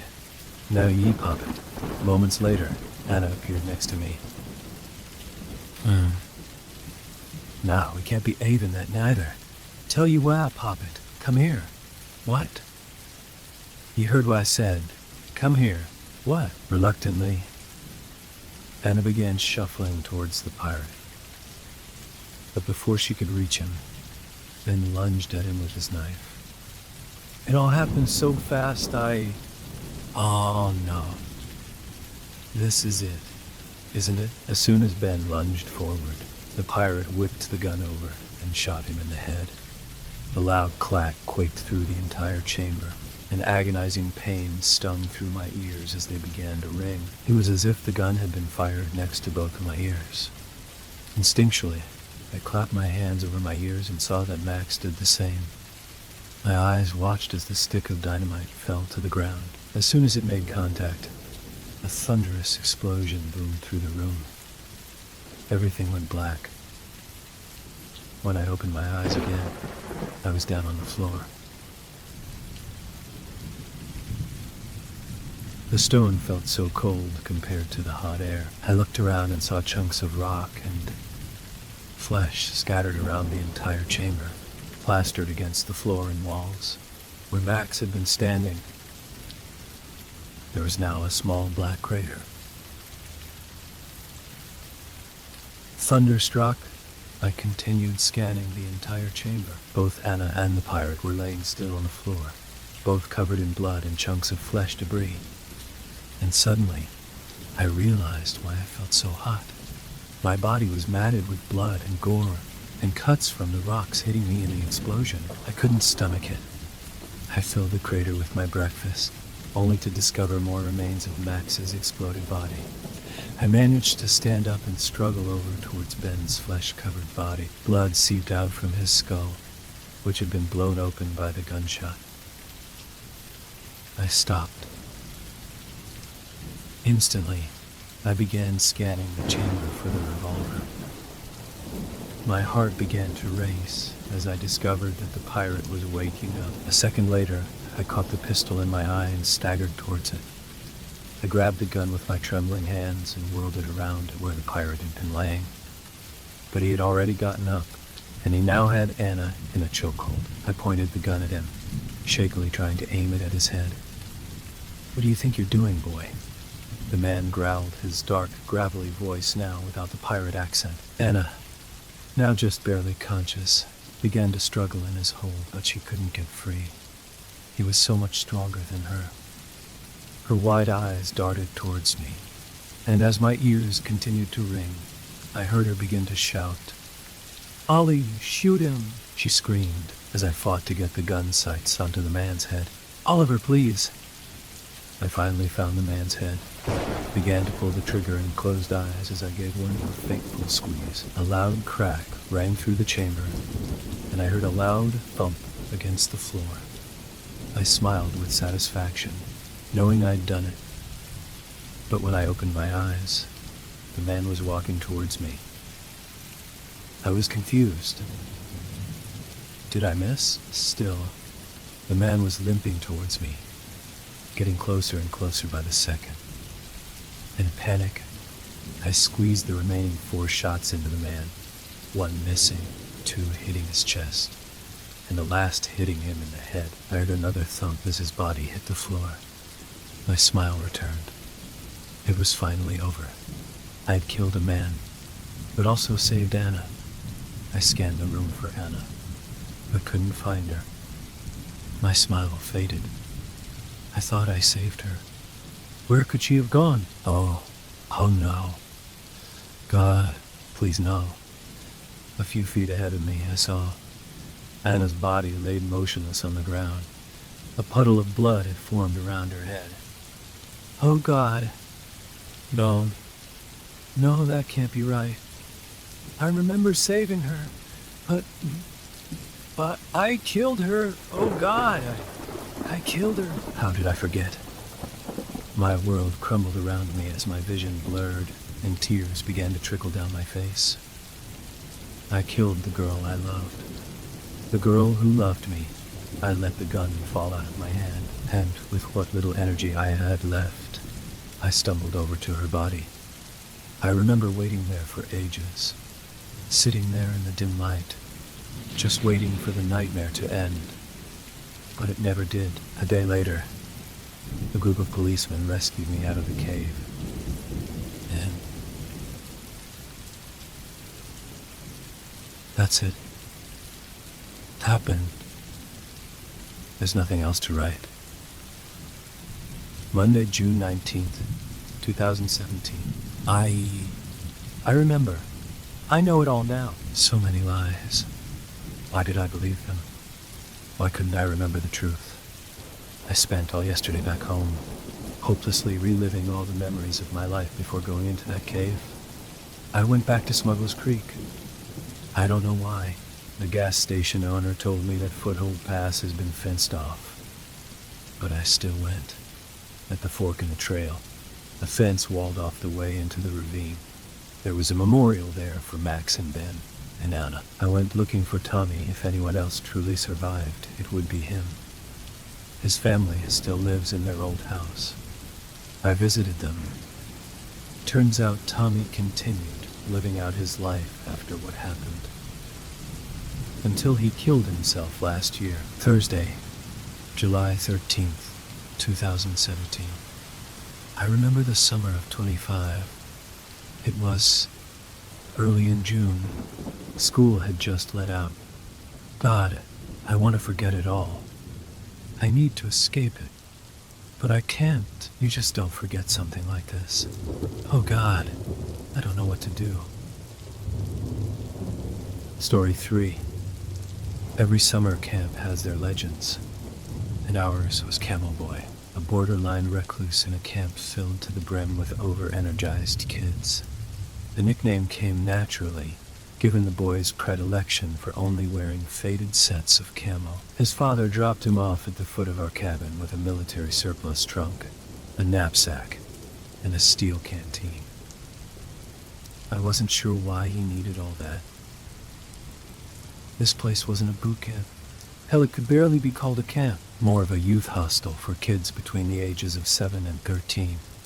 With top-of-the-line speedboats, fancy ropes course, riflery range, decent mess hall, modern chapel. Yeah, basically a Christian summer camp. But it was cool. Seriously. And an old stable at the top of the mountain. To better imprint the layout of our camp, permit yourself to imagine a web of dirt roads woven into a cluster of 3 round-sided mountains cut in the middle by a big ravine. We were at the foot of the Blue Ridge Mountains in Burton, Georgia, set back in a cove on one of the gorgeous lakes in the local area. There were plenty of other people living on the lake too, many with impressive speedboats and pontoons and equally fancy boathouses. So, no, it wasn't really camping, more of a supervised getaway, where kids were under the care of slightly older kids who'd gone through their time as campers and graduated to counselors. Everyone knew everyone. No one minded the subtle Christian overtones professed by the camp's director, and we all had a wonderful time. It was my 3rd year there. I was 11 years old. So this was back in 25. Camel Boy seemed to be roughly my age, but he carried himself like one of the counselors. Quieter, more serious, only mumbling to any kid that approached him. His dad, a giant of a man dressed in similar army fatigues, had just finished signing off on a health form. He handed it to the head counselor, shook their hand, and gave his boy a squeeze on the shoulder. Then he stepped up into a vintage pickup truck finished in faded forest green and rumbled off. Camel Boy was left standing at the entrance, watching kids and counselors shout and laugh. He had short sandy hair, a narrow complexion, and light gray eyes that flickered over the cabin in the way a drone took footage of its targets. Not overly hostile, but cold and curious. I watched from the other side of the cabin, having just finished unpacking my trunk. I wasn't terribly quiet as a kid. Rather, I simply had trouble socializing with others. A mild strain of Asperger's saw to that. So I tended to pick out other kids who displayed similar qualities. Those who read rather than played, or did play, but did something interesting and solitary. As I sat by, a hand found its way onto my shoulder. I looked up, startled, to see the head counselor, Michael, nodding toward Camel Boy. Come on, bud. We try to include everybody here, I guess, I sighed. But you'll owe me for this, Michael chuckled. Deal! Owe me for this, Michael chuckled. Slipping from my bunk, I quietly padded around a group of kids playing mini basketball in the center of the room and approached Camel Boy. He eyed me warily, but didn't seem to mind my approach. I stuck out a hand, eyes pinned on the ground, and mumbled, I'm Sean. Wanna bunk with me? Camel Boy took my hand and shook it. His palm felt sweaty and rough, with a powerful grip for an 11-year-old. He told me his name in a soft voice, but I'd already christened him Camel Boy in my mind. He released my hand after a moment, seeming far more relaxed now that he at least knew someone. This your first time? I asked, making awkward conversation. Yeah, he said, shouldering his pack. Though I think I could handle it. You think? I asked, braving a smile.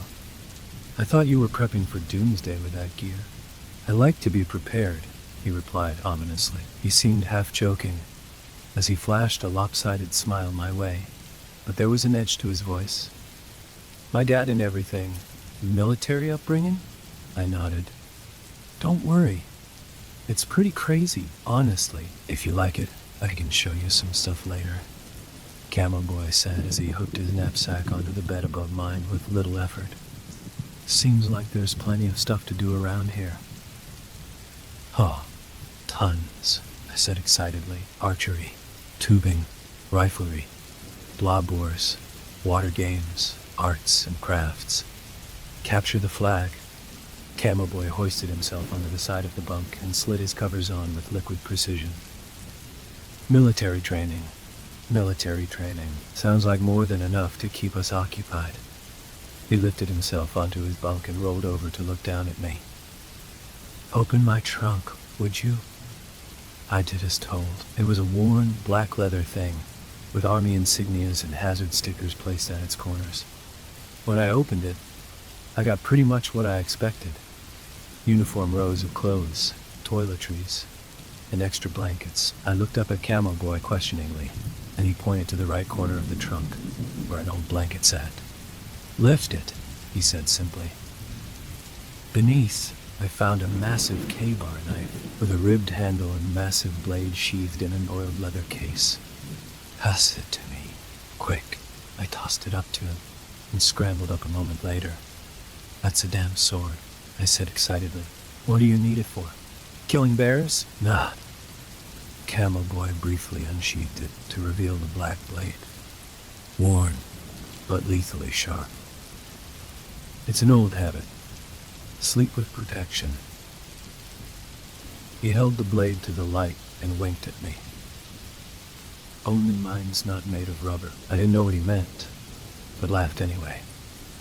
We spent the rest of Sunday afternoon together, trading stories and potential activities to do the next day. When dinner was called, I went along with my new friend. No one seemed to give us a second look. I couldn't wait for the rest of the week, not when Camo Boy's expertise could teach me so much. Dinner passed quickly. It always did the first night. Then we went to the Coliseum, a big concrete depression built right over the creek leading to the lake. And at night program, I explained to Camo Boy how we mixed Christian songs with regular pop music, as a way to make sure the youngest of us weren't bored. He didn't seem to mind, but he also didn't join in either. For the most part, Camo Boy was silent, swaying with the music. At one point he pointed back behind us, to a dirt road that led away from the main road and up to an old wooden structure. I explained it was the riflery range, and that we could sign up for it if he wanted. He found that quite appealing. After night program, we all headed back to our cabins. Simultaneously tired and energized, we'd selected 4 activities, or skills as the camp called them, for the next day, and I ended up doing the same ones as my new friend: archery and riflery in the morning, horseback in the afternoon. A solid schedule. Back at the cabin, we were given half an hour to talk and hang out before bed. Camo Boy spent it sharpening his knife, being careful to keep it out of view of the counselors. I told him I sometimes hunted with my dad and knew how to strip a bird with a knife, which he took polite interest in. He explained it was great to know that stuff, to be ready for anything, but I could learn so much more. As we slid into our beds and the counselors called lights out, I asked if he could teach me some things. He said he'd be more than happy to. Morning came in the rapid-fire style I'd grown accustomed to with camp. I assumed Camo Boy endured similar scheduling with his army background, but he seemed a bit slow to adjust. When I woke up and shook his shoulder, he sort of jumped, eyes wide and alert, his knife in hand. I made him hide it before the counselors could see, trying to laugh it off. Smart. Time for morning exercises. After that initial moment of panic, Camo Boy returned to his quiet ways. We spent about 15 minutes at the waterfront, doing exercises, but really only annoying the hell out of the rest of the lake's inhabitants with cheers, laughing, shouting, and occasionally throwing someone in. For all intents and purposes, Camo Boy was in excellent shape, doing each exercise with little difficulty, and even garnering the attention of the rest of our cabin. Before we knew it, he and our head counselor, Michael, were in a contest to see who could do more push-ups. I filtered out at around 10, but Michael and Camo Boy held strong through 20, then 30, all the way up to 50, and Camo Boy barely broke a sweat. Eventually, Michael broke and collapsed in the gravel of the waterfront amphitheater. Defeated, our cabin herded him and Camo Boy down toward the dock, jeering at our head counselor and cheering on our victorious friend. Michael, being a good sport, accepted his punishment, but at the last moment, dragged Camo Boy into the water with him. I jolted as they went underwater, seeing Camo Boy's features widen with the same fear he had when he awoke. They disappeared for a moment before resurfacing. Michael filled the air with curses, clutching at his nose as it pumped blood all over his face. Camo Boy stood in the shallow water, arms folded across his chest as he shuddered. I'm sorry. I didn't mean to. You caught me by surprise. Michael wrapped a towel around his nose and laughed. Don't worry, dude. You just caught me with your elbow. Good match. He stuck out his non-bloodied hand. The rest of our cabin and all the other campers watched in fascination. When they broke apart, the bell for breakfast rang, and everyone ran for the mess hall. I stayed behind with Camo Boy, who shuddered in his soaked fatigues. We went back to our cabin while Michael went to the nurse's office and looked for dry clothes. We marched up the dirt road in silence before I finally broke it by saying, "So, how many push-ups can you do?" He looked at me surprised. I shrugged. Michael had said good game, so I didn't care much about the nosebleed. "I don't know," he replied, "but where I come from, the victor doesn't get thrown in with the losers. It's poor sportsmanship." I regarded him as we slipped into the cabin and went to our bunk. It was just a bit of fun, though. Either way, Camo Boy said, slipping into fresh clothes and thumbing his knife for a moment. You shouldn't have done that. I wasn't sure how to reply to that, so I just said, let's get some breakfast. You'll love the rest of the day. He didn't seem convinced, but accompanied me anyway. Breakfast passed rapidly, as did chapel time, where we did a bit of heavenly worship. And then it came time for skills. Camo Boy seemed to brighten at the mention of those. Propulsion-based activities were right up his alley. Our first skill, archery, took place on a big field set back into the mountain. We were given cheap compound bows and colorful arrows. The counselors in charge ran through the same monotonous spiel about odd fletchings out. Always aim downrange, and never dry fire crap I'd heard before. Camo Boy didn't seem to be paying attention to them. Instead, he grinned at me and leaned on his bow. You still want me to teach you some stuff, right? I nodded. He grinned wider, a hint of something sinister in his gray eyes. Just watch me then. The counselors, a young girl named Stacy and a slightly older boy named Travis, were distracted as they told everyone to line their shots up. Most kids could barely pull the bows back, and some couldn't even knock their arrows. Camo Boy and I were the only ones even remotely equipped. When the girl gave the command, arrows flew in every which way toward their target, slapping against the foam padding like rain. I noted Camo Boy hit near center every time, releasing the arrow fluidly. When it came time to put our bows down, I didn't see him stay back as I was too eager to see how I did. I walked up to the target, noting my arrows, and reached up to grab them. Whoa! I cried out and stumbled back as an arrow embedded itself where my hand had been a moment prior. A faint cut appeared on the webbing between my thumb and index finger. I looked back at the counselors, but they were assisting the other campers in finding their own arrows. And then I looked at Camo Boy. He smiled wickedly and dropped his bow before striding over to me and yanking out the arrow. First thing you'll learn, don't walk into my line of fire, he laughed. I nodded quietly, cradling my hand. No one had seen what he'd done, and if I told on him, the counselors would claim it an accident. Nice shot, I muttered. I avoided walking anywhere near Camo Boy's line of fire after that, always waiting until he went to get his arrows and following suit. We slowly forgot about the incident after a while, and when the bell rang to signal the end of the skill, we were laughing once more. Riflery was next. As I told Camo Boy the day before, the riflery range was this rather creepy skeleton of a building, 2 stories high and stacked with musty mattresses on the second floor. They 4 kids shoot at a time, but he and I were lucky enough to go first. We laid down on mattresses and shouldered our guns, once again ignoring the drone of the counselor's instructions. I simply watched Camo Boy, noting the way he shouldered his weapon, relaxed his breathing, and peered down the firing range with absolute fixation. I squinted my eyes, trying to pick out what he was staring down. All I could see was a slight flicker of movement right below our targets. When the counselors finally let us fire, I watched my strange friend carefully, catching a sickening grin spread over his face as he dipped his rifle low and fired. A small flurry of movement followed by the bullet punching into the dirt seemed to widen his grin even more. I shifted uncomfortably and fired my own shot, not caring where it went. Something about that malice in his features twisted my gut. After we finished our turn, the counselors let us retrieve our targets, and this time Camo Boy eagerly ran ahead of the other kids. He beckoned me off to the side of the targets and proudly showcased his results.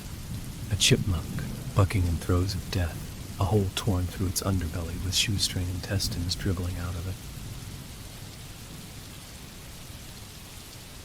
Nice shot, I said quietly. I was off by a bit, he replied, slowly using the heel of his boot to crush the poor thing's skull.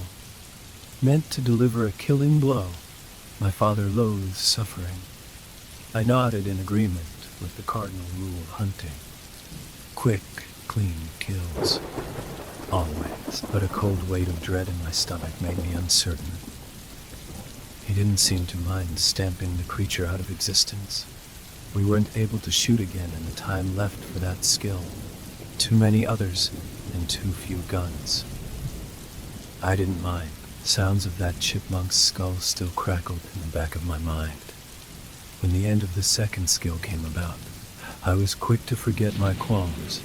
The next 3 hours took us through the high point of the day, free time, lunch, and rest hour. Or craziness, refueling, and recovery as I thought of it. Those hours passed like a blur, taking me and Camel Boy through a plenitude of activities before we wound right back on top of his bunk for rest hour. He did disappear for a short while during free time, but I'd been so preoccupied at the waterfront, I scarcely noticed. I decided to forgive him for his eccentricities throughout the morning. Chalked it up to adjustment issues. When I hoisted myself up amid the soft chattering of other campers pretending to be quiet during rest hour, I noticed Camel Boy fiddling with something. It was small, white, and intricate, bound by string. I peered closer and jolted back when I realized it was the bones of the chipmunk he'd shot. Hell are you doing with that? He only grinned, twirling the bones on a string.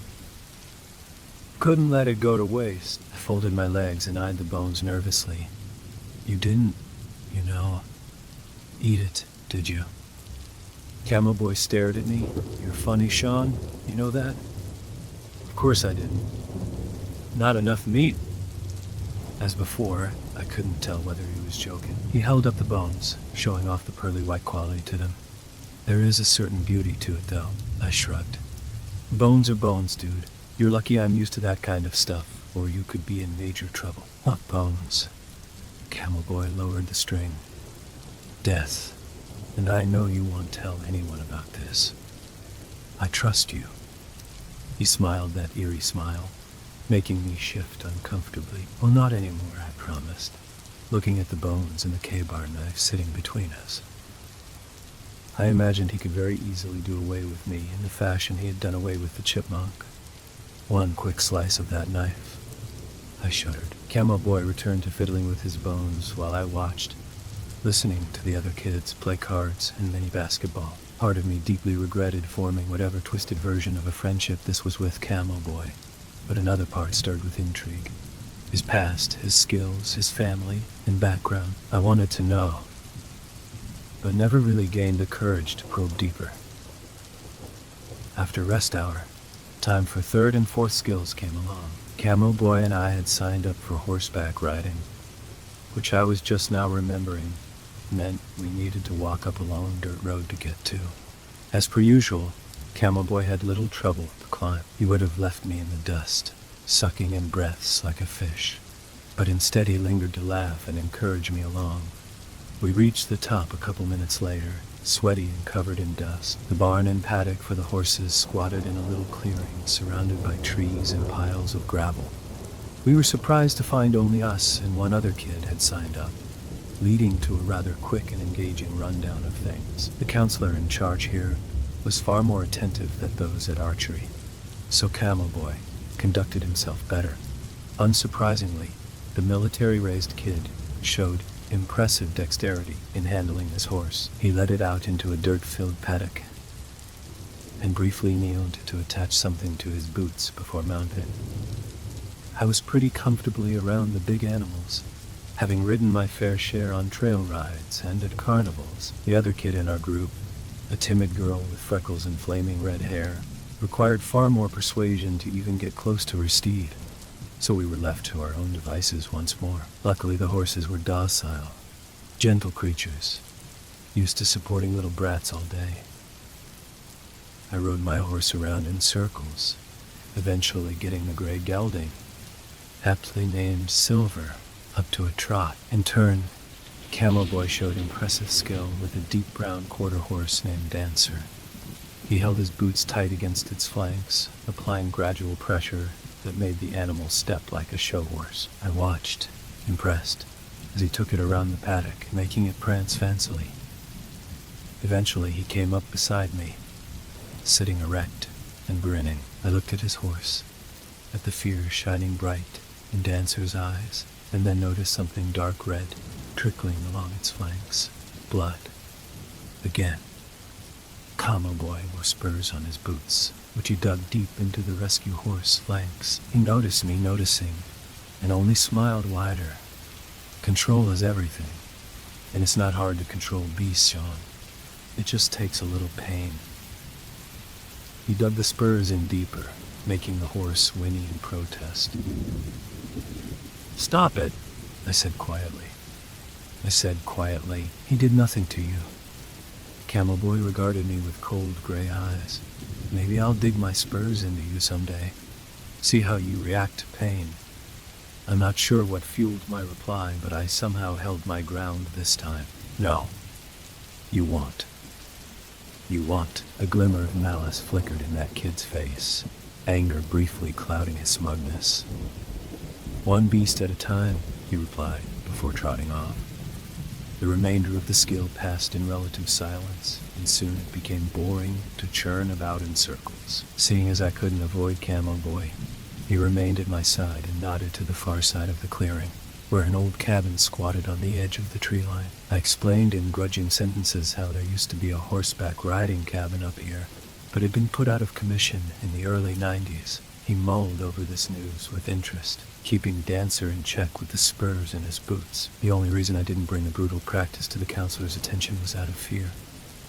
We ended up taking our horses back to our stalls, where Camo Boy quietly brushed down his ride and rubbed away the blood painting its flanks. He claimed kindness was the best dissolution for fear, that a balance of the two yielded the best results. I suspected he wasn't only attributing that wisdom to the horse. The rest of the day passed quietly for us, with a faint shower of rain coming down during dinner, but clearing up as the moon ascended.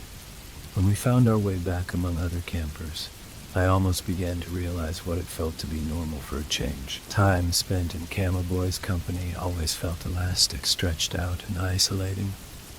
I welcomed the efforts of a couple other boys who seemed interested in getting to know the quiet, militant kid better. To my surprise, Camo Boy greeted them with warmth.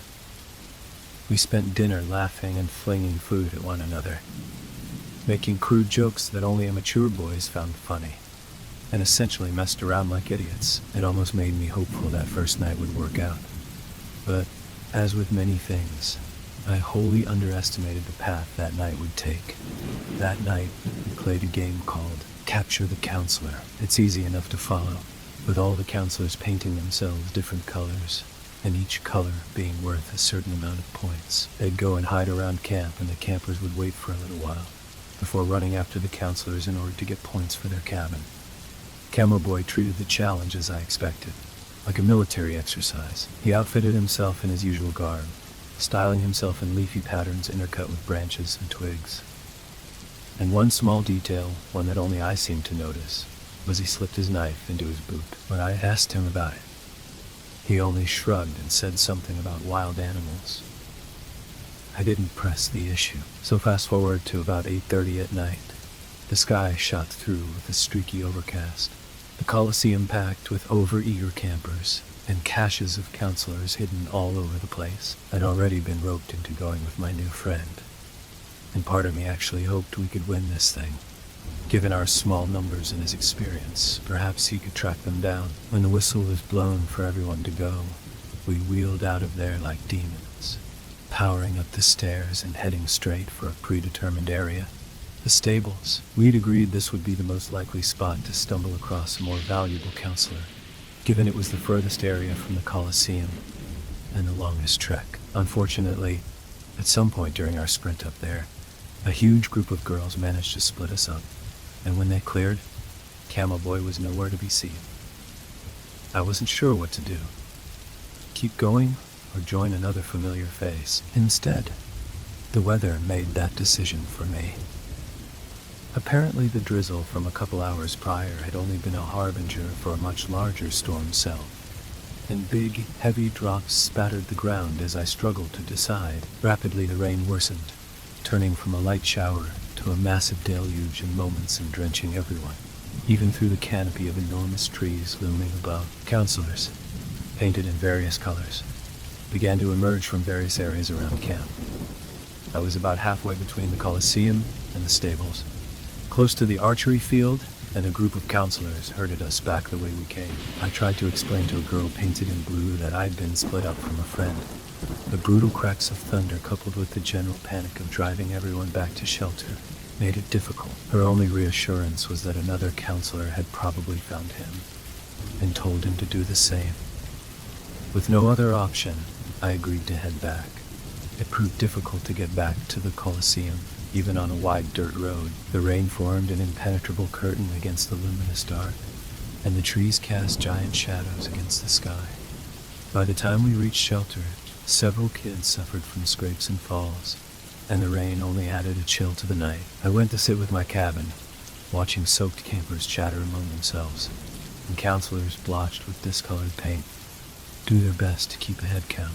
It took some time, but eventually we all became settled. I'd been diligently counting familiar faces from the moment I sat down, but not because I was worried Camel Boy would not return. Rather, a sense of foreboding had bloomed in the pit of my stomach from the moment I got split up from him. I was worried other familiar faces might not return, and as the roll calls for each cabin went up, my fears were confirmed. But it wasn't a camper that was missing. It was our head counselor, Michael. Neither he nor the strange kid who liked to blend in were anywhere to be seen. I could tell from the chatter among the staff that they were fully aware of the situation. But as rain pounded down on the tin roof covering the Colosseum, the storm reminded us any search would be futile. I tried entertaining the hope that the two had just hunkered down elsewhere, but that horrible sense of foreboding disallowed me. Feeling queasy, I stood up and walked over to one of my counselors. I told them I wasn't feeling well and needed to go to the bathroom. In their distraction, they nodded before resuming an animated discussion on how to conduct a search in this weather. Slowly, I walked up the steps of the Colosseum and out into the rain-soaked night. Even in the pounding rain, I knew where I was headed. I knew this camp and its webbing of roads and trails intimately. Even at that age, I took a deep breath, wiped my eyes clean, and made my way up to the stables. I fell twice going up. The first time wasn't bad, but the second split the skin on my knee open, and a trickle of blood ran down my leg. In the cold, oppressive rain, I scarcely felt it. Instead, fear throttled any other feeling out of me. Something about approaching the ominous and unknown did that to you, an uncertainty that you knew just enough about to formulate a terrifying hypothesis, and that fear backed up by a sense of absolute dread. It was like approaching a wounded predator and hoping the beast wouldn't awaken with enough strength left to slice your guts open. A gamble, and one I had ample time to mull over and over and over in my mind as I stalked my way up the winding dirt road. The stables. That place was infinitely creepier at night. The barn, an old oblong homunculus of tattered wood, tin roofing, and looming hay bales. Then the abandoned, ramshackle cabin, a little further beyond, where the woods softly grasped at it, trying to swallow it up. I shivered violently. 2 creepy buildings for the price of one. Swallowing my fear, I ventured into the barn. A dark corridor yawned before me, flanked to either side by ragged hay and saloon-style doors.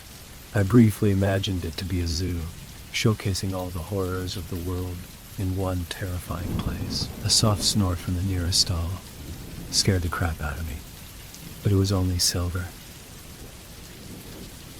His big head loomed out of the darkness, eyes large and gentle. I smiled and patted his nose, shaking quiet. He managed to calm me somewhat, but then a horrible noise from the other end of the barn shot through the tranquility. It sounded torturous, a mixture of a horse's dying scream, coupled with the hollow, echoing roar of some terrible beast. Silver jerked back from my hand, his eyes flashing white in fear. I shushed him desperately, trying to calm the pulse of my own heart, but it did little. The old horse snorted and retreated into the darkness of his stall, leaving me alone once more. Another bone-scorching brain pierced the stable, ringing off the tin roof and stabbing into my skull. Gulping down a sob, I slowly approached, praying it to only be a frightened horse. Closer and closer I crept. As I went by the other stalls, I noted not a single horse came forth. They were all huddled at the back of their quarters, collectively in terror of something at the far end. Each step brought me closer, the rain pounding only interrupted by a devastating scream from that stall. I began sobbing as I closed in, trying to fight the wave of logic and reason pulling me in the opposite direction. As I balanced on the brink of fight or flight, I steeled my nerves and rounded the corner of the final stall, and promptly screamed louder than anything humanly could. Michael stood before me, or rather was held up before me, nailed in place at the wrists and ankles. His body, painted a flaky red from the contest, was saturated with dark blood, and his pale chest heaved softly. He'd been crudely crucified against the rotting wood of the stall, but that had little to do with my scream. Dancer stared back at me through soft, gentle eyes before another horrific scream rolled out of the old horse's muzzle. Then he flopped back, his long face little more than butchered mask, skin limp and neck wrinkled, sitting atop Michael's shoulders.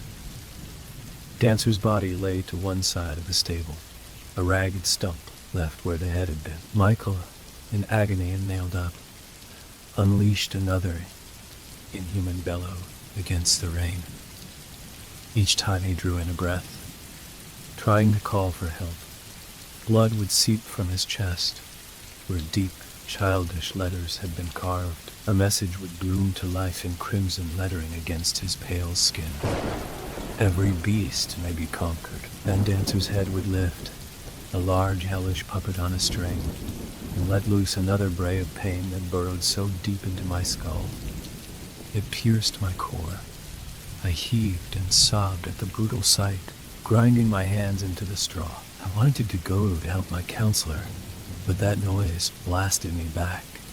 I watched streams of blood spill down Michael's chest, leeching his life out of him so that Camo Boy's lecherous message could scrape my mind. Then I heard a chuckle. It sounded from behind me, clear as ice in the roar of the rain. I turned slowly and finally saw him, standing just beyond the stall's door, gripping his knife in one hand, strings of blood and gore matting his hair and arms.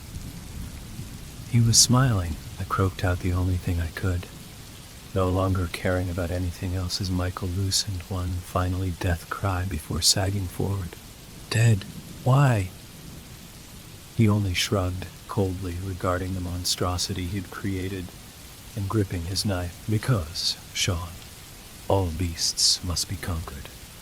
I tried to teach you that today, give you access into my world, into who I am.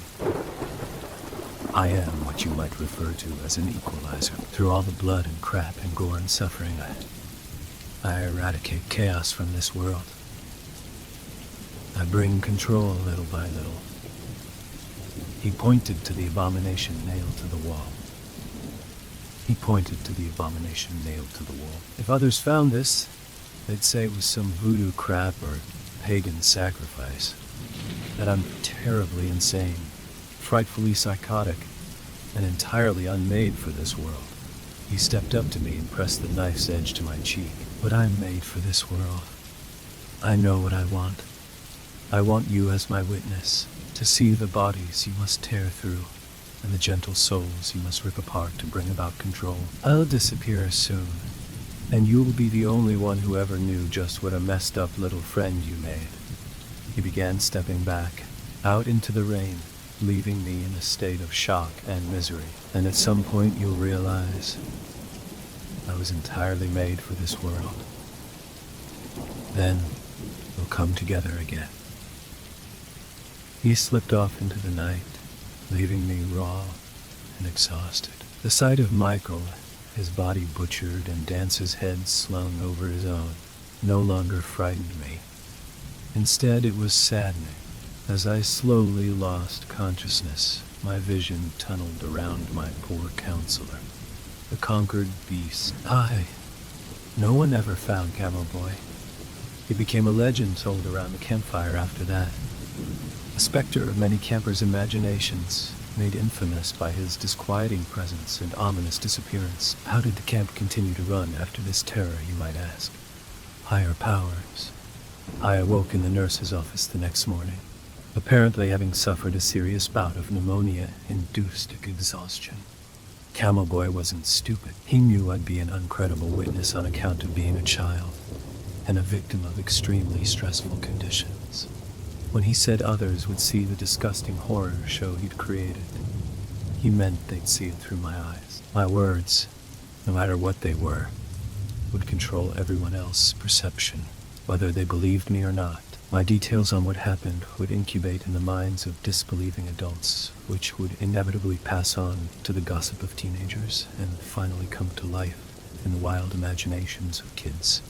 And the infamous legend would only grow from there. Still, there was the issue of how the crucified man-horse monstrosity never got found. Well, from what I gathered, neither the body of the horse nor that of Michael was ever recovered. Just as Camel Boy had vanished, so too did a counselor and an old quarter horse. The most common hypothesis was that Camel Boy had ridden the horse out into the woods, going deep in, and Michael, who'd been reportedly hidden up near the stables during the game, had gone after him. Post the camp, in aid with local law enforcement, launched a massive search operation. They looked and looked, finding no evidence in the stall he'd claimed was drenched in blood, and beyond that, they never found any evidence of the missing individuals. I did witness a peculiar sight while in nurse's office, though. A giant, craggy man built like an ox talking to a distraught couple. Later I learned they were the parents of Camel Boy and Michael, respectively. My guess, as little as accounted for, was that Camel Boy's father might have pulled strings behind the scenes, either fueled by the same belief system his son worshipped, or simply too careful to let anyone discover just how messed up his kid truly was.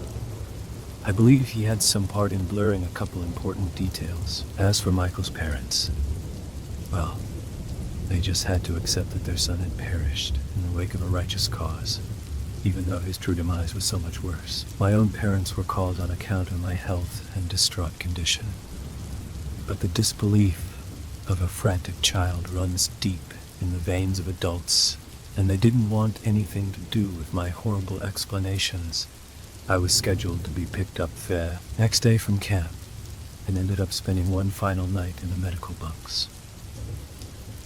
As I went to sleep, the torturous bellow from that night continued to ring through my ears, full of pain and malice, wanting to both be killed and to kill. At some point in the night, a brush of air woke me, and I found a knife embedded deep within the wood of my bunk.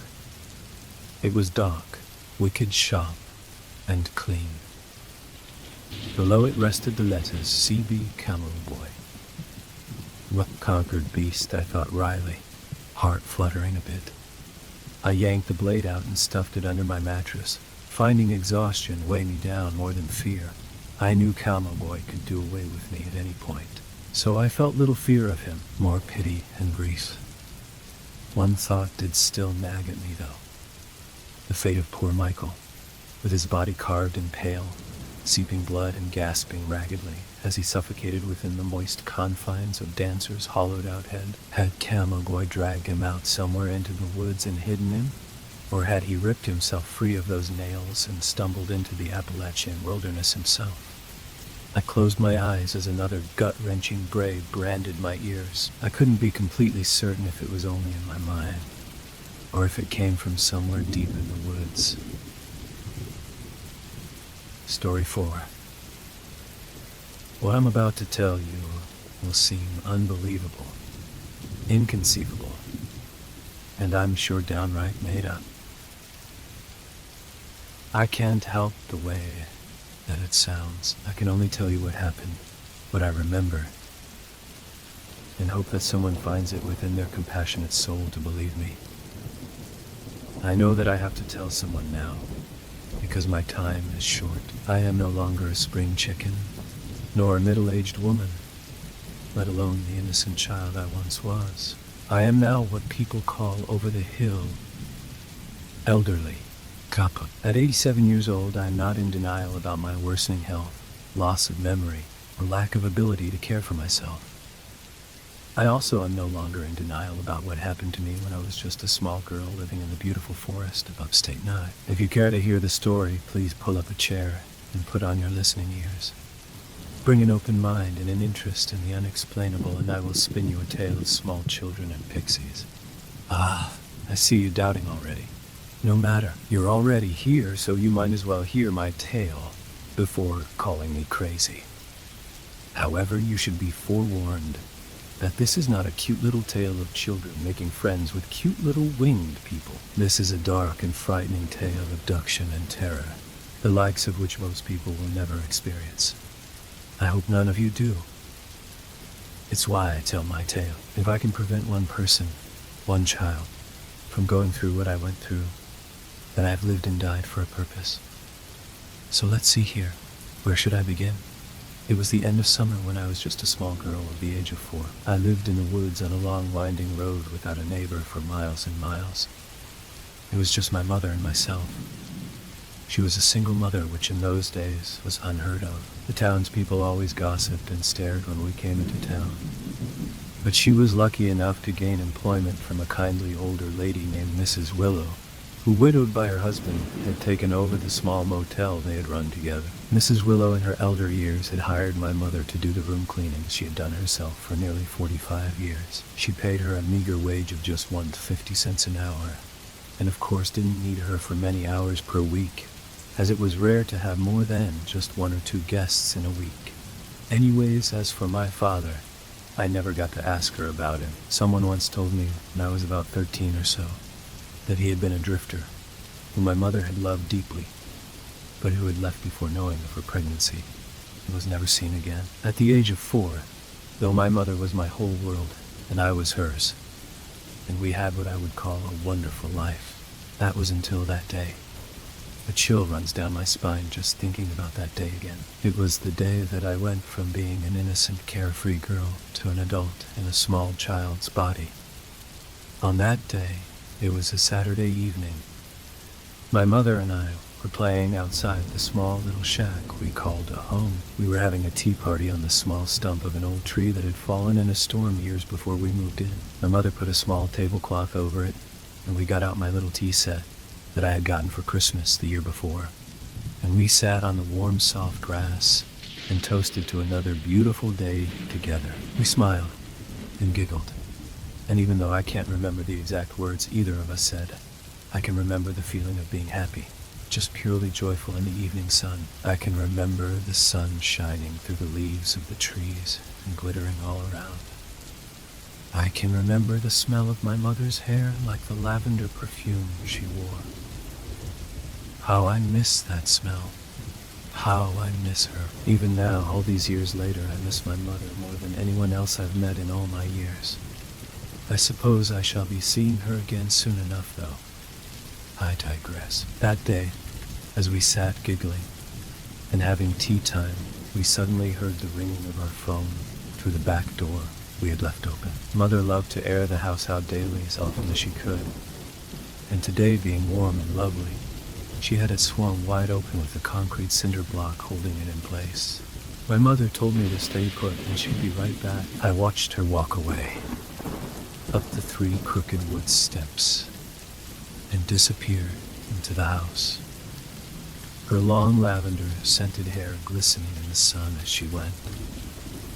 It was then that I heard it. It was the faint sound of, how do I explain this? Maybe like a wind chime or a small flute. A soft trickle of music emanating from the woods at the edge of our quaint backyard. It was beautiful, soothing. It drew me in, and without even knowing what I was doing, I was getting to my feet and headed towards the woods. The soft music growing slightly louder as I neared the edge, but still faint and hypnotic. I wanted to see what was making that wonderful sound. As I neared the woods, there was something else too.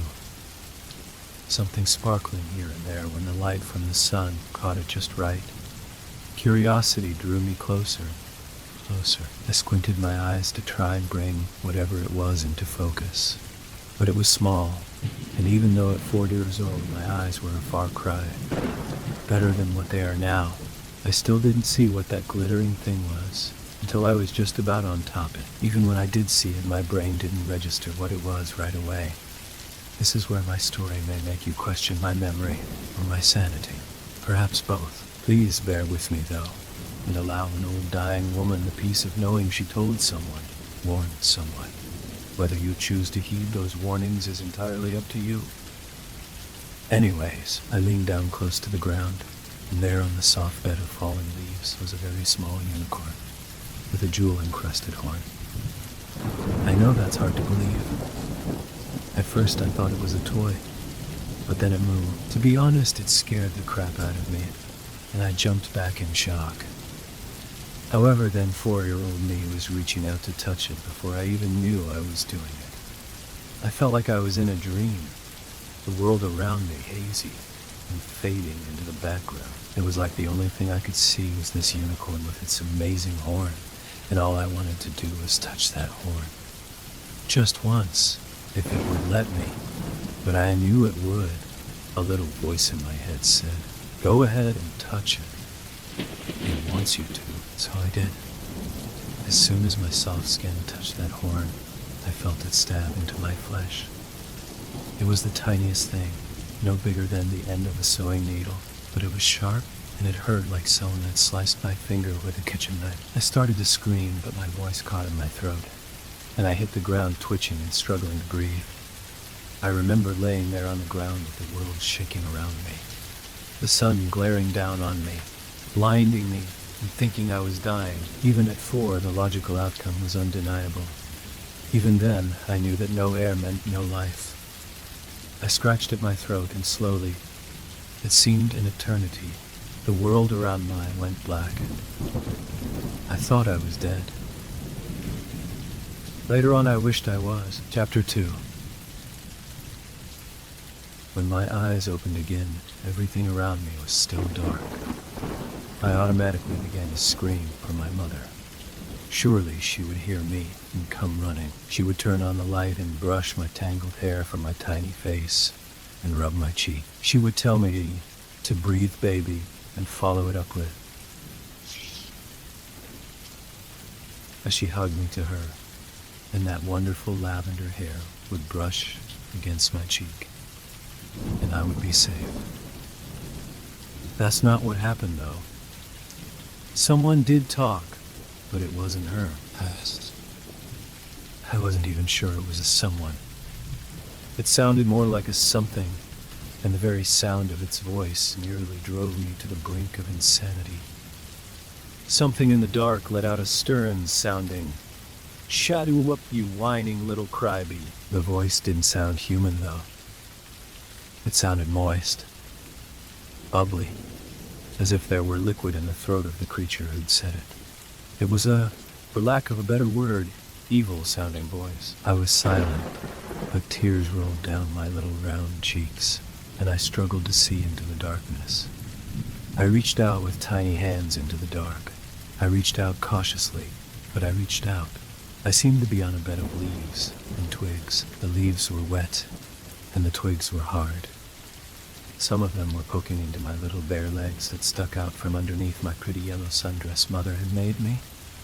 It hurt, but I was too scared to think about it, or even notice. Even as I felt blood trickle down my right leg from where one of them had punctured the skin, I didn't notice.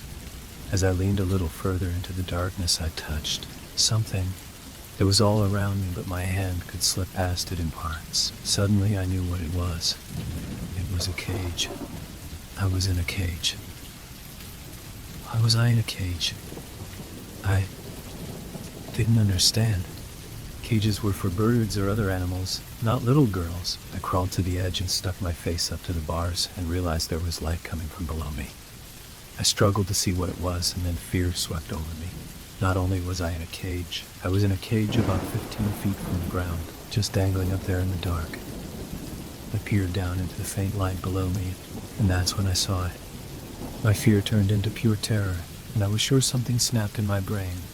I once again began to scream. This time, its returned screams of "shadowed up" didn't silence me. My screams were not a choice. They weren't an option or voluntary in any way. It was like something was pulling them out of my stomach by way of my mouth. That thing. Oh my God, that thing that was down there. It still rocks me to my core to even think about it, and I'd rather not. I can't tell you my story without you understanding, though, fully understanding what I saw. What had me in that cage precariously perched high above the ground. What I saw below me can best be described as petrified wood that has started to rot and grow moss and mold. Rotted, mossy, moldy wood that had come to life in a vague shape of something that resembled human form. The dimensions were all wrong, though. The arms and legs too long, too thin. The back curved much like my own back does now. Even in the darkness, I could see things slithering around its body. Living things, and I wasn't sure if they were feeding off of the things growing on this creature or putting it there. Maybe both. When it moved, it made sounds that were both dry and cracking, yet wet and mushy. Its back was to me, and it looked as though it was preparing something. A meal, maybe. The light was coming from under a very large pot with liquid in it. I suddenly became aware of the smell coming from that liquid, and it turned my stomach. At the time, I didn't know what that smell was. No 4-year-old would or should.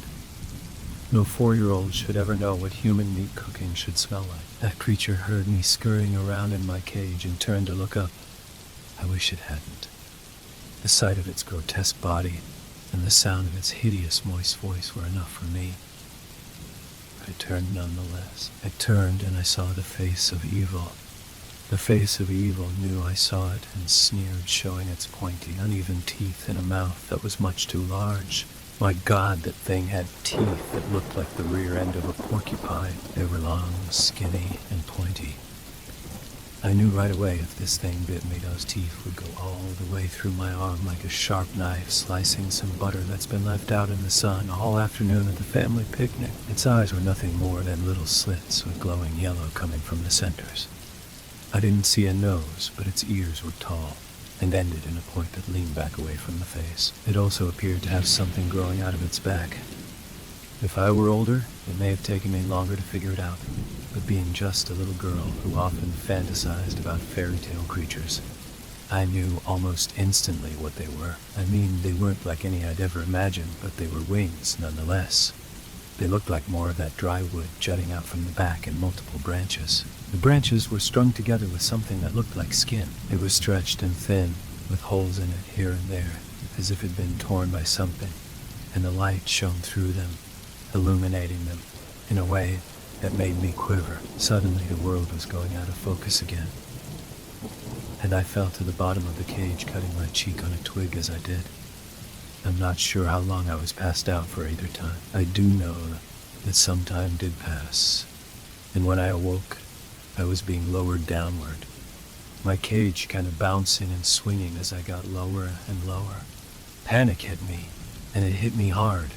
That thing down there was lowering me. It was going to eat me up with those sharp, skinny, pointy teeth it had. I began to cry and slid myself back against the far corner of the cage. I had not been to the restroom since earlier that day.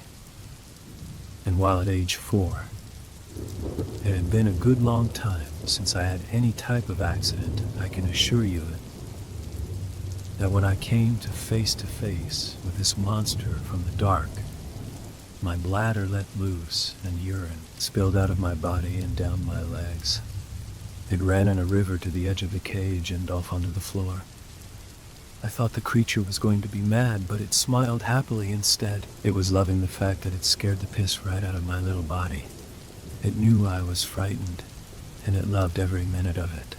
Once lowered, I came face to face with a creature most people never even see in their nightmares. It was like a combination of every horrifying creature created for the big screen all thrown into one beast. It sneered, and then from between its long skinny teeth, what appeared to be a serpent-like tongue jutted out and licked its lips. This time, I was so scared I couldn't make a sound. My eyes squeezed shut tightly, and I prayed that I was just dreaming. Inside my mind, I screamed for this to please be a dream. When the creature spoke again, I knew it wasn't a dream, though, and I opened my eyes to face this monster.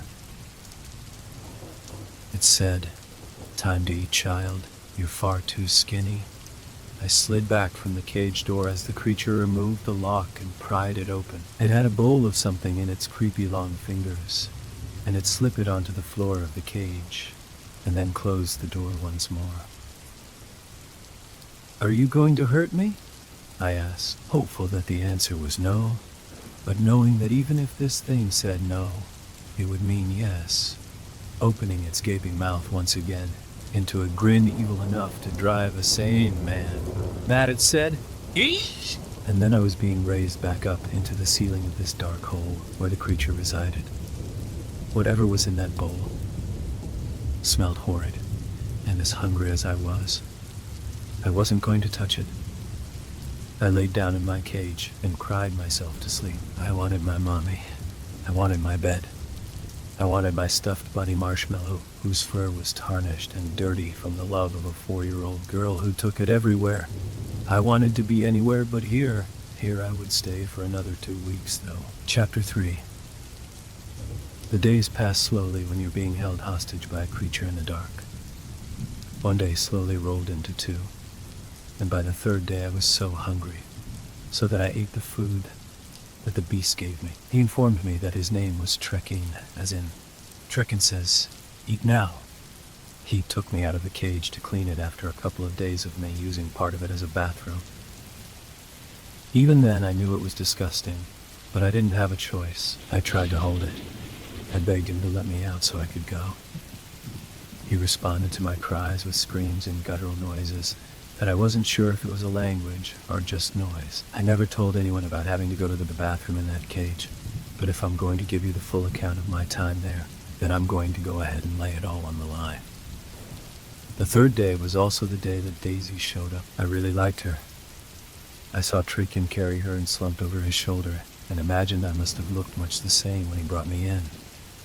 He popped her into a cage and raised it up near mine. She lay sleeping for what seemed like hours, and then slowly began to stir. It was very dark in there, but after time your eyes adjust, and you can see well enough to make do. I saw when he brought her in that her hair was dark, either brown or black, either brown or black. She had a plump little body that had been poured into some pink overalls with a white shirt, already dirty from her trip here under it. Her hair in 2 braids that hung to about the middle of her back. She was wearing a little pink shoe on one foot, but must have lost the other in transit because her other foot was bare. When she started to stir, I tried to quickly calm her. It didn't work. As soon as she opened her eyes to the darkness, and then finally figured out what was happening, she had much the same reaction as myself. There were screams and cries, and even some begging and pleading to be let go. Trekking paid no attention to any of these except to tell her to shut up. Once Daisy calmed down and began to accept her new reality, I spoke to her again in a whisper. I knew that neither one of us was okay, but I wasn't sure how else to begin our first conversation in this dark and dank environment. Daisy replied in a weepy voice, tired from screaming and crying, that she was for now. We talked for much of the night about our homes, our families, even our toys. I learned that she was 6 and in the 1st grade at her school called Hillside Elementary. She had a teacher named Miss Buckner, who was nice most of the time, but sometimes got mad at this one kid named Sean and would yell loudly at him, which scared her. Daisy was shy and sweet, and in some ways even more terrified than me. She was older, so maybe she had everything figured out before I did. Either way, I liked her, and I felt so much better having someone to talk to. There were times over the next couple of days where I almost forgot where I was. There were times we even giggled as little girls do. Happy times were often cut short as we were lowered to face that horrid thing that resided below us so that he could feed us or clean our cages. If he thought we were too happy, he would poke those long fingers of his into our arms or legs until he punctured our delicate skin, bringing blood to the wounds and tears to our eyes. He loved to torment us. He loved to remind us that this wasn't summer camp. 6 days into my stay with Trekking, I asked him shyly what he was. He looked pleased. "Have you never seen a pixie before, child?" That sly smile touching his crooked mouth. That sly smile touching his crooked mouth. I shook my head no. and dropped my gaze to the floor of my cage. Looking into the murky eyes of that creature was something I cared not do for long. I am a wood fairy. My kind has ruled these forests for over 1,000 years, and will continue to do so for many, many more. I had no doubt he was telling the truth. "What do you want with us?" I asked. "Dear sweet girl, there's only one use for a child of man." He paused dramatically, and smiled in a manner even more gruesome than usual. "Your food," he said as he threw his head back and began laughing like the lunatic he clearly was. I wasn't surprised by this news. I mean, part of me hoped not, but part of me knew. He was feeding us often, and somehow I knew it was to fatten us up. Somehow I knew that this creature had one plan all along, and I knew that his plan never involved us going home again. Tears rolled down my face silently as he raised me back up next to Daisy. All the while, he was laughing to himself. It was that day that I decided that Daisy and I needed to escape as soon as possible. Of course, poor Daisy would never step foot out of this creature's den again. But I didn't know that. I also didn't know that this creature, while nothing like the pixies I had imagined in appearance, did in fact have magical qualities that would make escape even harder than imagined. It was in fact Daisy's death that led to my escape. I've always felt terrible for the loss of her, but at the same time, at least her torment ended. Mine still continues all these years later as I wait for the return of that hideous creature named Intrigue. I don't know how I know that he's coming, but I know nonetheless. Chapter 4. After being raised back up, I whispered to Daisy that we were going to have to get out of there. She agreed, and we started hatching a plan. It was simple, and not very well thought out at all. We were just young girls, ages 4 and 6, if you recall. Our plan was simply to wait to have our cages cleaned again, and then to make a run for it. One of us, whoever he cleaned first, would push past Tricken and grab the huge spoon he stirred his pot with and hit him in the head with it as hard as she could. Then that girl would open the other cage and we would both run as far and as fast as our legs would carry us. It was simple. It was foolish. As if it would be that easy. Our young ages blinded us to the reality. Most reality is a fleeting thing for small children locked in cages in the den of a wood pixie anyways. Irony was definitely laughing at us throughout this ordeal. On the 8th day in Tricken's possession, our chance to escape came. It was Daisy he let out first, and she did as we had planned up high in our perch above his elongated head. He unlocked her cage, and she made a mad dash, pushing into her door and knocking him off balance. As she sprawled out past him on the dirt floor of his abode, she quickly jumped to her feet and grabbed the large spoon and swung it hard as she could, smashing Tricken right in his mouth full of pointy, sharp teeth. I saw him grimace in pain, and part of me relished it even in that small moment of time, which was most likely no more. Then a microsecond, I yelled for Daisy to hurry and let me out as I shook the bars ferociously. Tricken wasn't knocked unconscious, as we had planned though. While being knocked down had shocked him, and being hit had hurt him, it wasn't long before he recovered and was on his feet headed straight for Daisy, with his long fingers reaching out for her. I saw panic in her face and an apologetic look as she turned away from me and ran for the door. She was leaving me. She was going to run and leave me here to be eaten by this creature. I understood, though. In that small flash of time, I knew I would have done the same. Daisy reached the door of the den and swung it open, throwing herself through it as fast as her pudgy little legs would permit. That's when it happened. That's when I realized that leaving this place was going to be even more of a challenge than I had previously thought.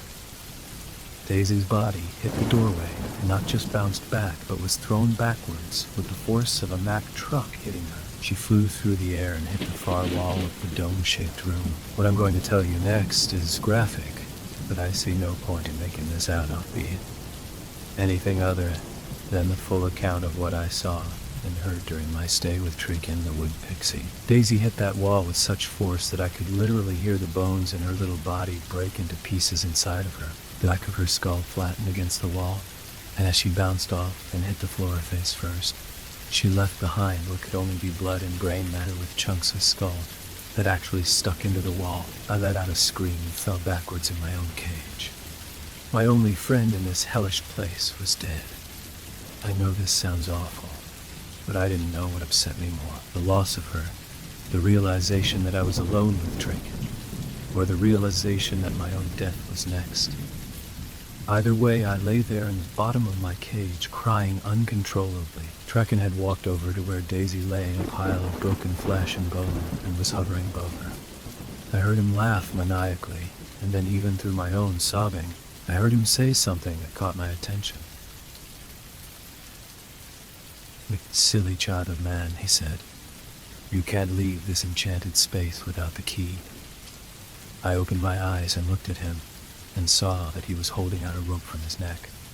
He was holding it out over her body and laughing. On the end of the rope I saw a small charm.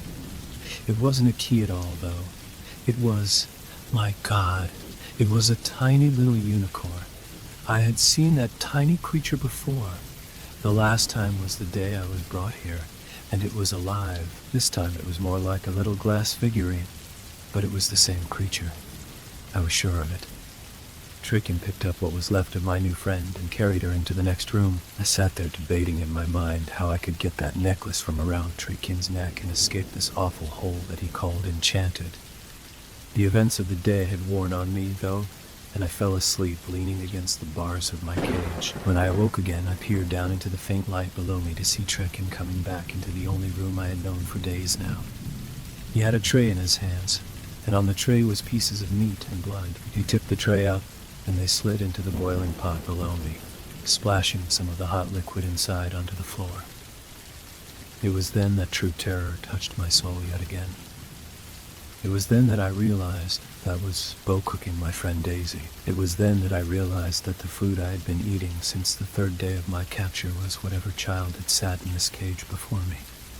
The world got all wobbly, and I felt everything in my stomach lurch up into my throat. It spewed from my mouth violently.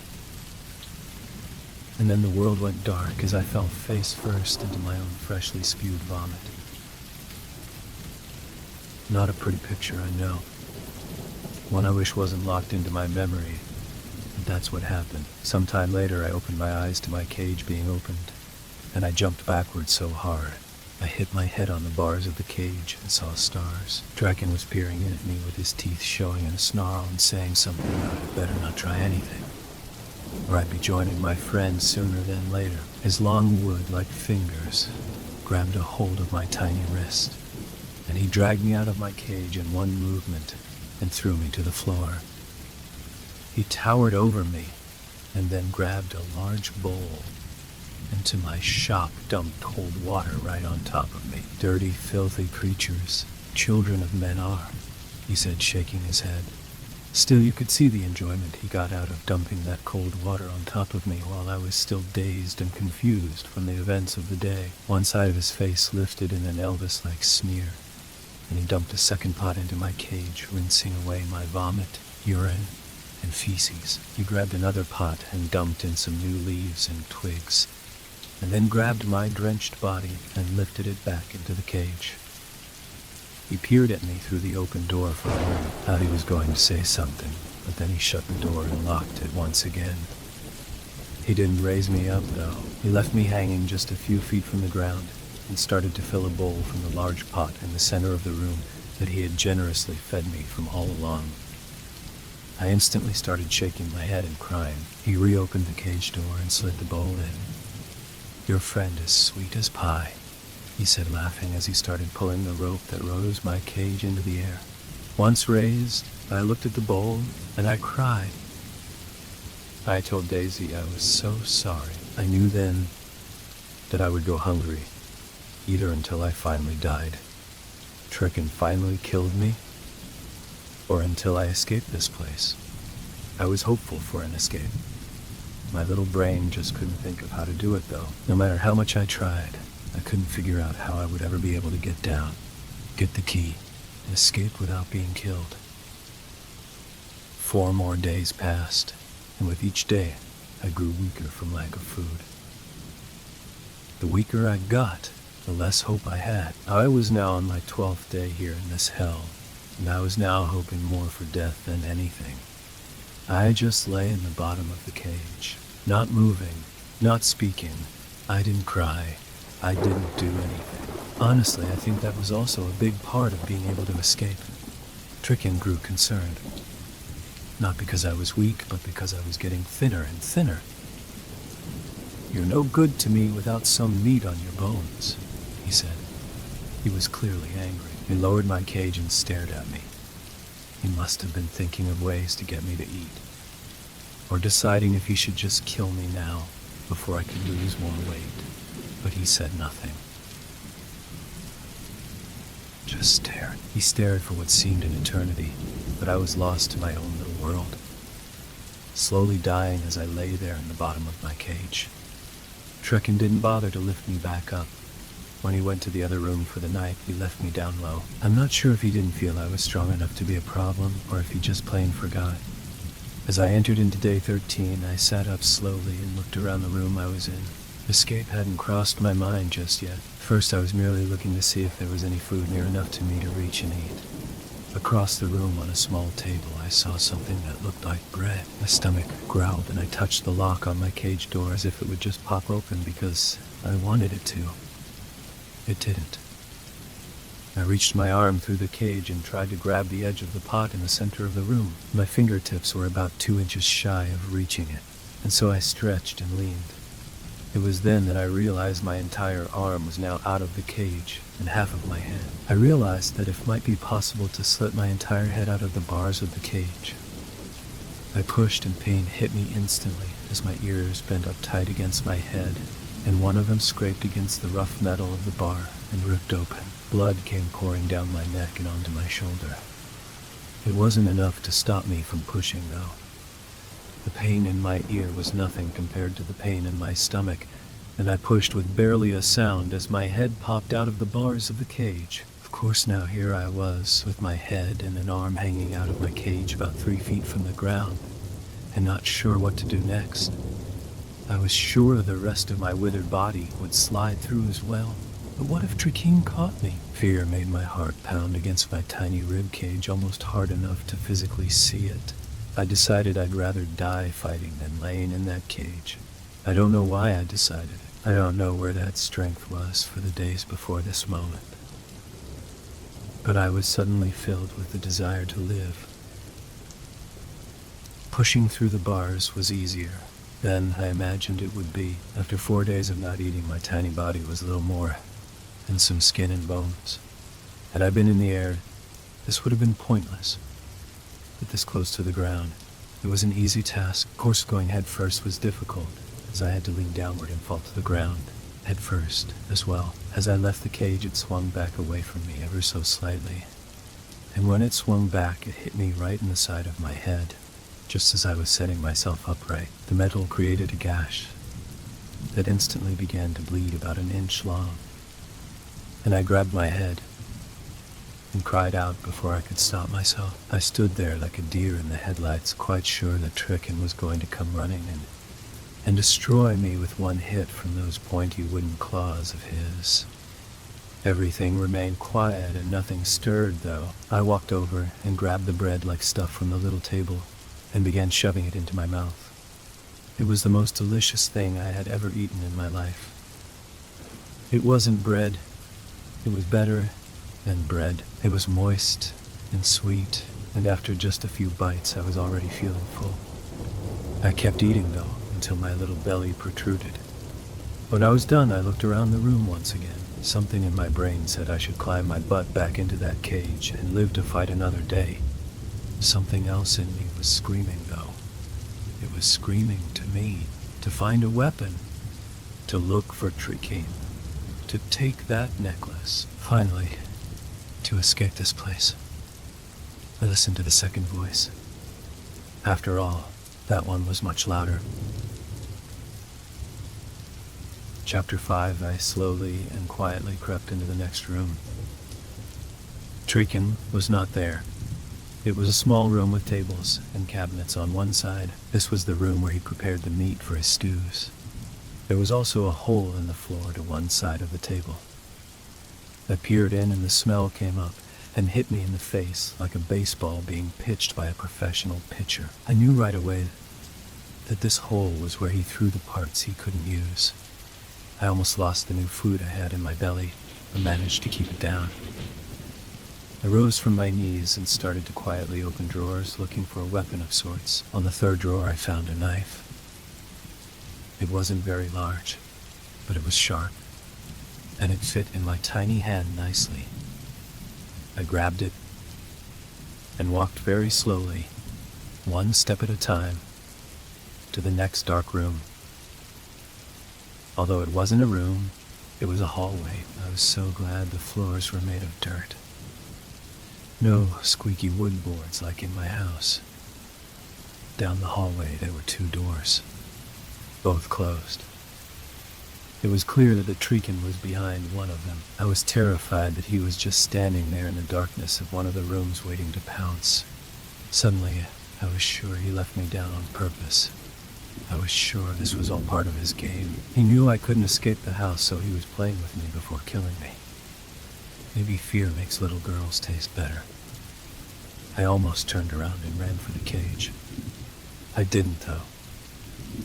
I continued down the hall and turned the first knob slowly. The room behind that first door was dark and smelled of mold and mildew. I knew immediately it was some sort of bathroom. I could hear drips of water coming from some source within the room. Most likely some sort of sink or shower. I suddenly wondered if Treekin really showered, and also if he pooped. Silly thought, I know. I even giggled a bit when I thought of him sitting on a toilet in that dank smelling room. I clasped my own mouth so I wouldn't laugh out loud and continued on to the next door. I stood outside of it contemplating what I was going to do when I opened it. I couldn't for the life of me think even a minute ahead of my own actions. Finally, I just reached out and touched the knob. It was made of metal like my cage, but smooth. My hand almost slipped right off of it, but finally caught hold. And I turned it slowly and pushed. This door seemed heavier than the last, and as I pushed it open, a faint light hit me. Treekin, it seemed, slept with the lights on. Another thought that almost brought a laughing fit to my lips. I scolded myself inside my own head. There was nothing funny about this situation. Had I lost my mind? Although I suppose in some ways I'd lost parts of it, I told myself it was just because I was so scared. I opened the door just enough to slip into the room that Treekin used as his bedroom. It wasn't like a human bedroom. There was no bed, no pictures, no decorations. It was simply an empty room with a large branch from a tree of some sort reaching from one side to the other. It stuck into the walls on either side, and Treekin was hanging from it. He was upside down, and his grotesque toes were wrapped around the branch, holding him there like a bat. His arms folded across his chest. He was snoring, this horrible, guttural sound that made me cringe and took away any feelings of wanting to giggle immediately. I walked over to him, hanging there by his feet. I walked slowly, but I walked one foot in front of the other. I walked until I was close enough to see those little bugs and wiggly things living on, or in, his body. I wondered what would happen if I stabbed him with the tiny knife I held in my hand. I decided that it wouldn't do much to this creature made mostly of wood, and decided against it immediately. I instead leaned in close and searched his neck with my eyes. There it was, the necklace with the unicorn pendant. I reached in, and just as I was about to touch it, Treekin moved. I thought it was over. After all this, he had woken up and saw me reaching for it, and any second those teeth would be cutting into my arm, probably tearing it off of my body in the process. My eyes closed tight, waiting for the pain. Nothing happened, though. I reopened my eyes and realized that he was still sleeping. I let the breath I had been holding and escape my mouth very slowly, and sucked in a fresh batch before proceeding. My tiny fingers wrapped around the necklace, and I reached out with the knife in my other hand and sliced the rope holding it together around Treekin's neck. I backed up slowly all the way to the door in disbelief. I had it. The key, as he had said. When my back hit the open door, I turned and left the room as silently as I had come in. Back down the hallway, through the prep room, and back into the main living area where I had been kept. I walked slowly to the main door, realizing now that I had no idea how the key worked. What if I opened the door and went through, only to be thrown into the wall like Daisy? The memory of her skull flattening against the wall popped into my head, and I shuddered. I took a deep breath, held the pendant in my hand, and opened the large door to the outside world. Shock hit me almost instantly. The sun was shining out there, and it was glorious. But something wasn't right. Everything was much too large. Trees jutted up into the blue sky that looked to be 1,000 feet tall. The leaves that had blown up next to the door of my captor's residence were taller than me. A bird flew by overhead. Just a simple blue jay, but it was the size of a minivan at least. I gasped. Then I heard something behind me. Trekken was awake and coming down the hall. No time to wait. I reached out and stuck my hand holding the pendant out of the doorway. It went with ease and grew instantly. There I was, a tiny girl, on one side of the door, and a giant hand on the other. Footsteps were growing louder, and I flung the rest of my body out of the doorway, instantly growing back to my original size. I stumbled and fell to my knees. I looked back to see a very small door opened in the base of a large old oak tree. I quick shut it tight and held my hand against it while looking for a rock to put against it. Just as I spotted the perfect one, I heard a ghastly howl from behind that tiny door. Trekken had discovered my escape. He sounded furious. I grabbed a rock, stuck it against the door, and ran. I ran as fast as my legs could carry me. I wasn't sure where I was or where I was going, but I ran. After what seemed an eternity of running, just as my tiny legs started to give out, I came across a small dirt road. I fell to the ground as I got to it, and just laid there, sprawled out and gasping. I heard something closer, and I knew in my heart it was Trekken. He had pushed that rock aside, escaped his home, grown to enormous size, and tracked me down to the side of this little road. I was too scared to even move as the noise drew closer. I closed my eyes tight and hoped maybe he wouldn't see me. Maybe he would run right past me, but then I heard a voice. Oh my God, it's a little girl. It was a man's voice, not a monster's. Quick, Eileen, get a blanket and come quick. She's still breathing. I pause, and then, Sweetie, are you okay? What happened? I couldn't talk, though. Tears were running down my face by the gallon as this stranger and his wife, Eileen, wrapped me in a blanket and put me in their car. Eileen hugged me to her as her husband rushed us to the nearest hospital. It was there that the questions began. There that the strange stares, whispered disbeliefs, and judgment started. It was also there that I finally got to hug my mother again. It was there that I got to bury my dirty, tear-soaked face into her wonderful lavender-smelling hair. My mother was always a proud woman. Well put together, well-groomed, and one of those never-let-them-see-you-cry types. When I saw her again after my 2 weeks in the woods, she had changed, though. Her hair a mess, she had lost weight. Her clothes disheveled, and her face covered in tears to match my own. Where have you been, baby? Was all she could muster in those first moments. Days passed, and my mother never left my side. I was cleaned up, my wounds dressed, and rehydrated. The staff sent a psychologist to talk to me when my story of where I had been didn't change for the police. They were convinced that I had created this story of an evil pixie to cover up the weeks of abuse. I must have suffered at the hands of whatever man had kidnapped me. They were grateful that I hadn't been violated physically, and couldn't understand how they had missed this man's residence and all the searches they had done of the woods. They were going to continue to search, though, and they assured my mother they would find the monster responsible. The doctors eventually had no choice but to send me home with my mother and hope that someday my memory would return so they could know what the man looked like and maybe more about his home. They said it was perfectly normal for me to make up stories and not to worry, but I could tell my mother was worried. Not because she thought I was crazy. She was worried because she knew me, and she was worried I was telling the truth. About a week after I returned home, a police officer named Dan Peters stopped by our little home in the woods.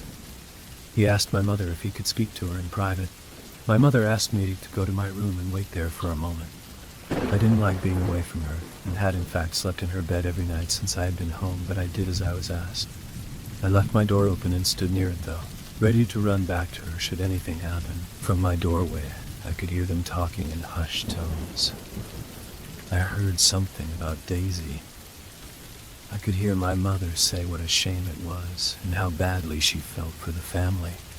I could hear her saying that she would talk to me and let him know. Then I heard our creaky front door close, and my mother's footsteps coming toward my room. She smiled as she entered into my field of vision, but her smile was no longer the same as it had been. My absence had not only changed me, it had changed her. I need to ask you something, baby girl. An undertone of seriousness. Maybe sadness. The little girl Daisy you said you met while you were away. You said she was killed, right? I could tell this topic wasn't something she wanted to discuss, but the officer had asked her to question me, and she had little choice because she wanted to find this man who had stolen her daughter from her. I nodded. She asked me if I could describe her. Of course I could. Daisy had been my best friend, my only friend in that disgusting little hole, and I remembered her vividly. The doctors and police had thought I made her up too, like a sort of imaginary friend, as it were. It wasn't until weeks later that they realized a little girl named Daisy had been reported missing in the next town. Over and put two and two together. Daisy's family wanted desperately to find her, of course, and their only hope was a little girl who claimed pixies had done it, and their little girl was dead. My mother questioned me off and on for days. She explained how important the truth was. She told me how much it would help if I could just remember even one thing about the man who had taken me. That even if Daisy was in fact dead, finding her body would be tremendously helpful for her family and would provide closure for them. I told her over and over that I was telling the truth. Finally, my mother called the police officer and told him that I still had no memory of the man or the home.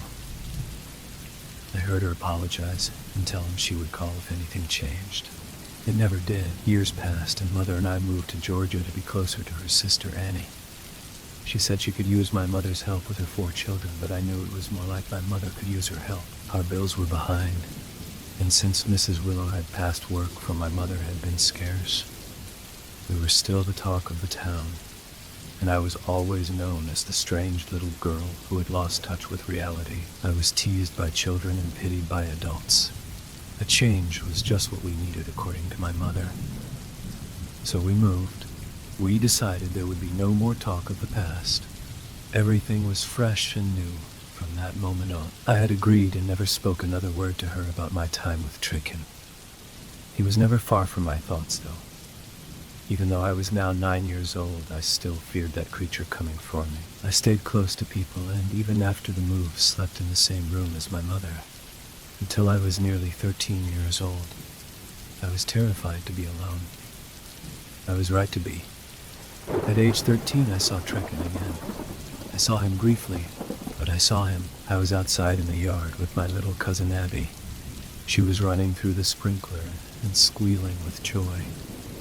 Every time the cold water touched her, it bounced off of her, and the sun hit it, making it glitter like silver.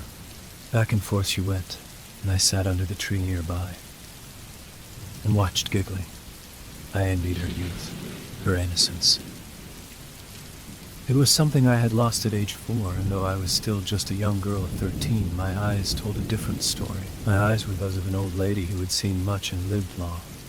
Then something else caught my eye. There was something by the tree off to the side of the property. At first I thought it was just the tree, but then it moved. My heart skipped a beat, and my breath caught in my throat. The smile left my face along with all the color. The thing next to the tree sneered. I saw an enlarged mouth filled with long, sharp, pointy teeth and yellow eyes glowing through small slits in the wooden face. It was him. I screamed and passed out. I could hear someone calling my name, and I was sure it was Tricky. I started punching, hitting, thrashing about before I even opened my eyes. And I heard, "How you do, boo?"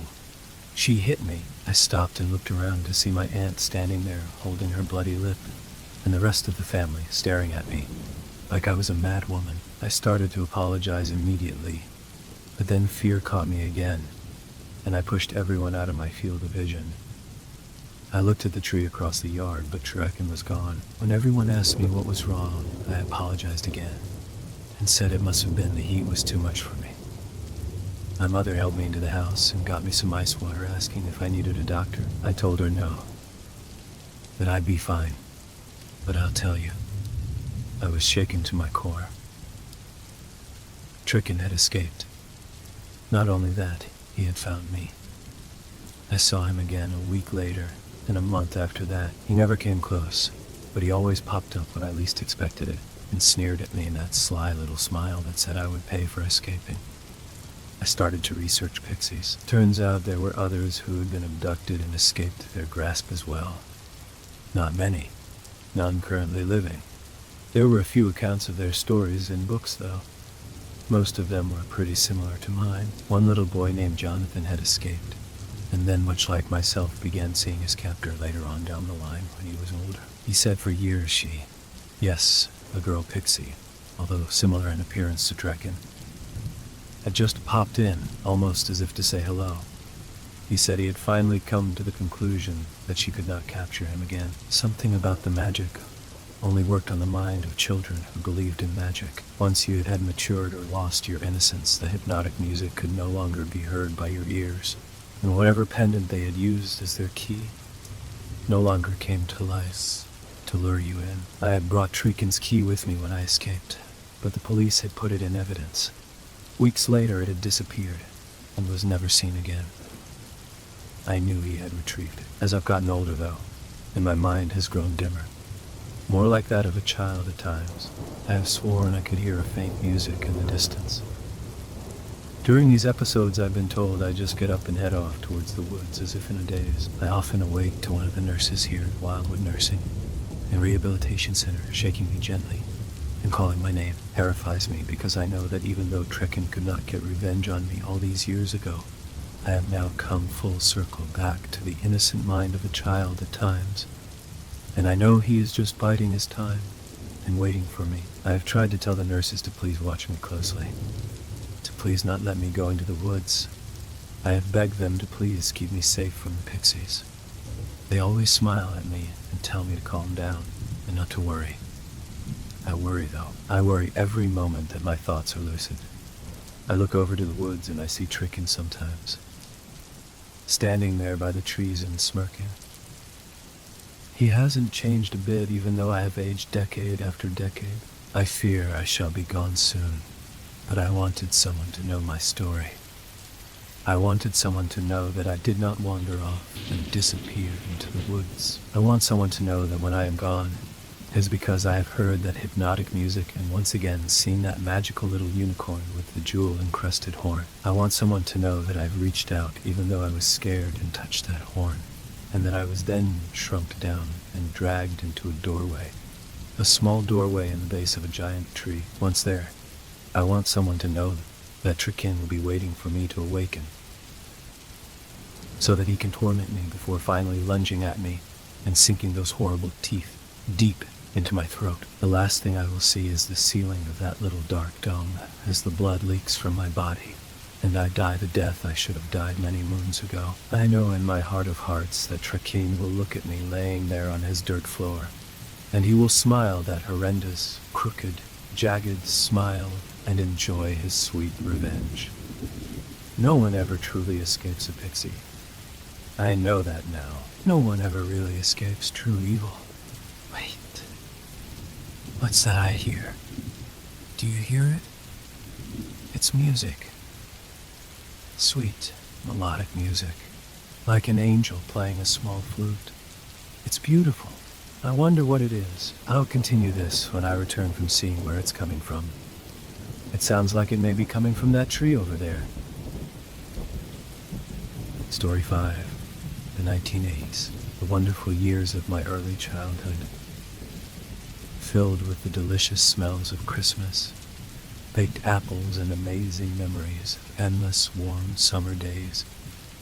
Filled with laughter and innocent, childish friendship. It was also, however, the end of this decade that marked the beginning of the end of my unblemished view of the world and thrust upon me the realization that sometimes in life we encounter eerie situations that we just cannot explain. I grew up in a city in the Midlands of England called Stoke-upon-Trent.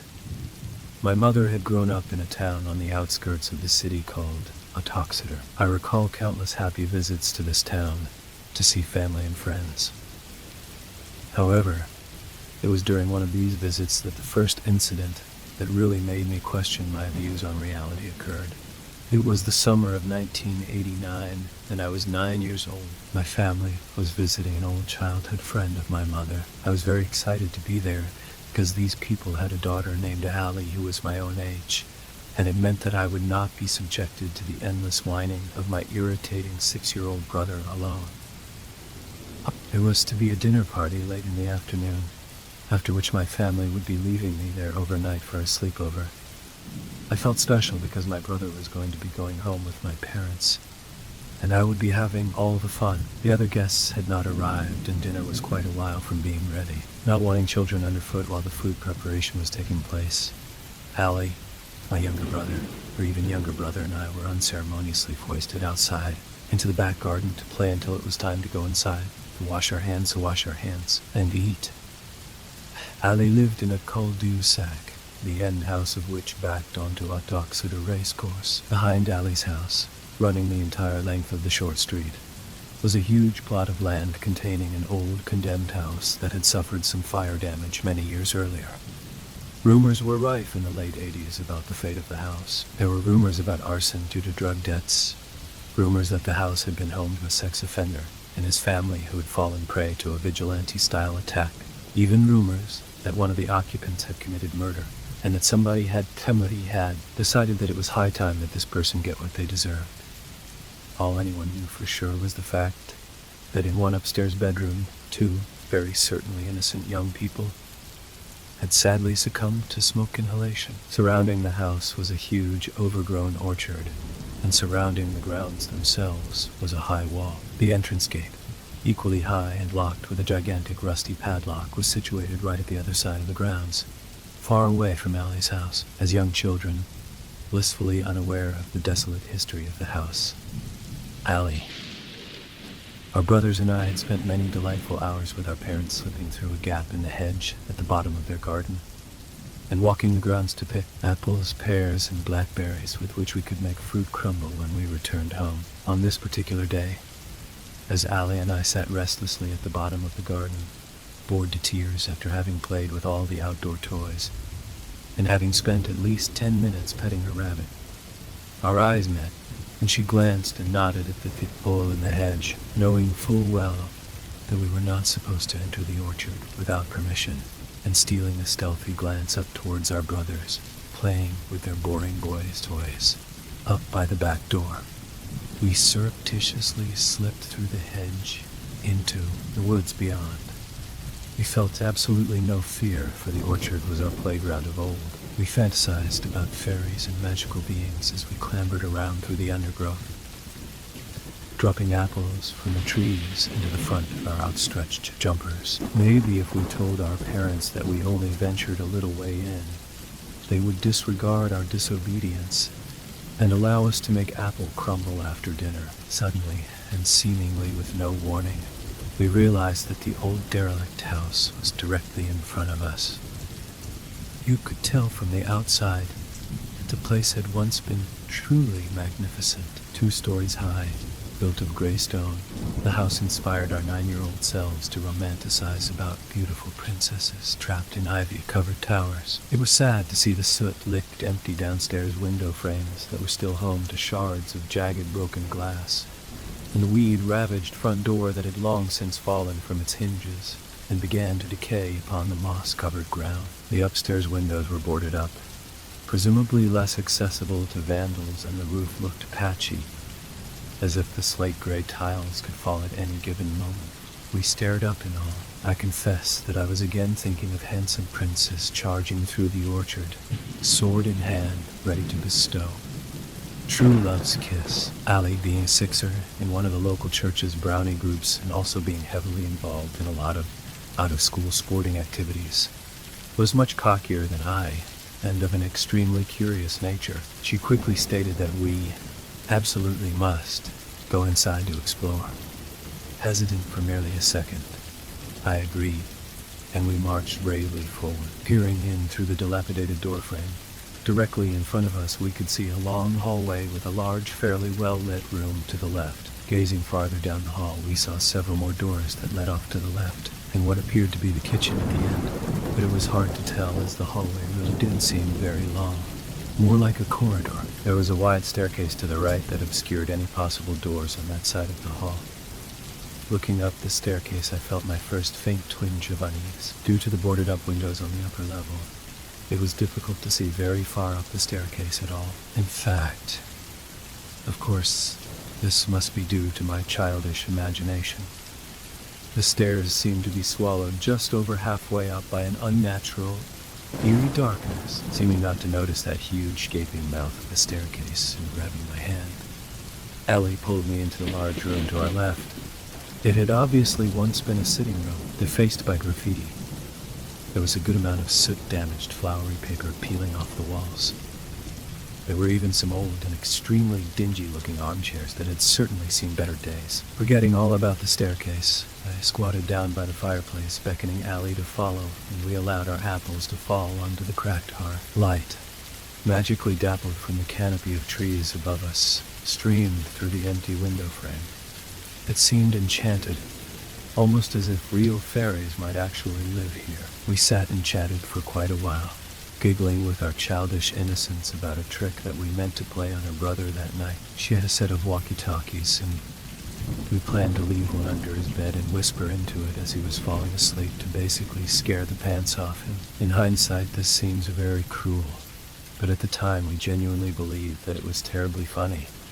I bit into an apple, and we toyed with the idea of visiting the other rooms on the ground floor level. We both agreed that we would not be going upstairs, as even at such a young age, we had the sense to be aware that the staircase was almost definitely unstable after the fire, and we did not want to risk it, knowing that our parents would be furious if anything happened. Then occurred to me, however, that she too may have noticed the unnatural darkness and silence of the staircase as we entered the house, and felt no desire to go poking around in places that certainly did not appear to be very welcoming. As we sat and pondered, a sound became apparent. Tap, tap, tap, very softly, followed by what sounded like a soft scratching noise. It seemed to come from the outside of the window frame of the room that we were sitting. We froze, our heads whipping round to stare at the empty hole. We stayed that way for what seemed like 10 minutes, but what must have realistically only been a few seconds. Upon hearing nothing else, Allie giggled, which unnerved me. After all, may have hurt her, but then I ticked myself off for being such a baby. However, it did hit me how silly we had been to sneak off into the orchard with no one knowing that we had even left the garden. There were no more sounds. All was suddenly very quiet. "Did you hear that?" I hissed. Allie shrugged, stating that she believed it was probably one of the neighbor's cats, or even just the wind blowing a tree branch against the empty window frame. Nevertheless, to me, our sanctuary was now slightly tainted. We stowed our fruit back into our jumpers. She took my hand, and we stood up and made for the doorway so we could explore further. Upon exiting the room, Allie and I had a better view of the hallway. There were in fact just two more doors on the left-hand side. They both appeared to be ajar, however. The lighting was far from wonderful. We would not be able to see inside without venturing forth. I remember feeling that the place seemed extremely creepy. I just felt a kind of unsettling unease. I voiced my opinions to Allie about not wanting to continue our explorations, but she laughed and told me that I was being silly. Pushing my fears aside and again chastising myself for being such a baby, I followed Allie into the next room. Once inside, I relaxed a little. Again, the glass in the window was broken, but the frame was large and the room well lit. It appeared to have once been very pretty indeed. In its heyday, I am positive that it had been a very grand dining room. Most of the furniture appeared to be pretty much still in place, including a large wooden sideboard. No bone china remained, of course, for the house would have been looted years ago by thieves. But there was much less graffiti than there had been in the first room. This room, however, was a considerable amount dingier and more damaged than the previous room. Touching the rotting remains of a large wooden table, I was able to draw a face in the soot. Allie bounded about opening drawers and chattering endlessly about who might have lived here. They absolutely must have been very posh, as the furniture was all very beautiful. Or it had been at one point anyway. As Allie explored, I moved over to the sideboard to examine the pretty design that had been chiseled into the wood. As a child, I loved anything intricate. It always seemed to draw me in. It was at this point that I became aware of what sounded like soft, but quick footsteps directly above the place that I was standing. I said nothing and listened for a minute, feeling my skin start to break out in goosebumps. The steps seemed to be scuttling back and forth. 1, 2, 3, 4, 5, and stop. And again. And again. Allie, do you hear that? I whispered, nodding at the ceiling above. Allie's movement slowed to a halt, and she looked up, following my eyes to the ceiling. Silence. The sound was gone as suddenly as it started. Yet again, Allie giggled at me and told me that I was a wimp, and that I should be braver. On finishing her inspection on the room, Allie insisted that we needed to explore the third room on the corridor.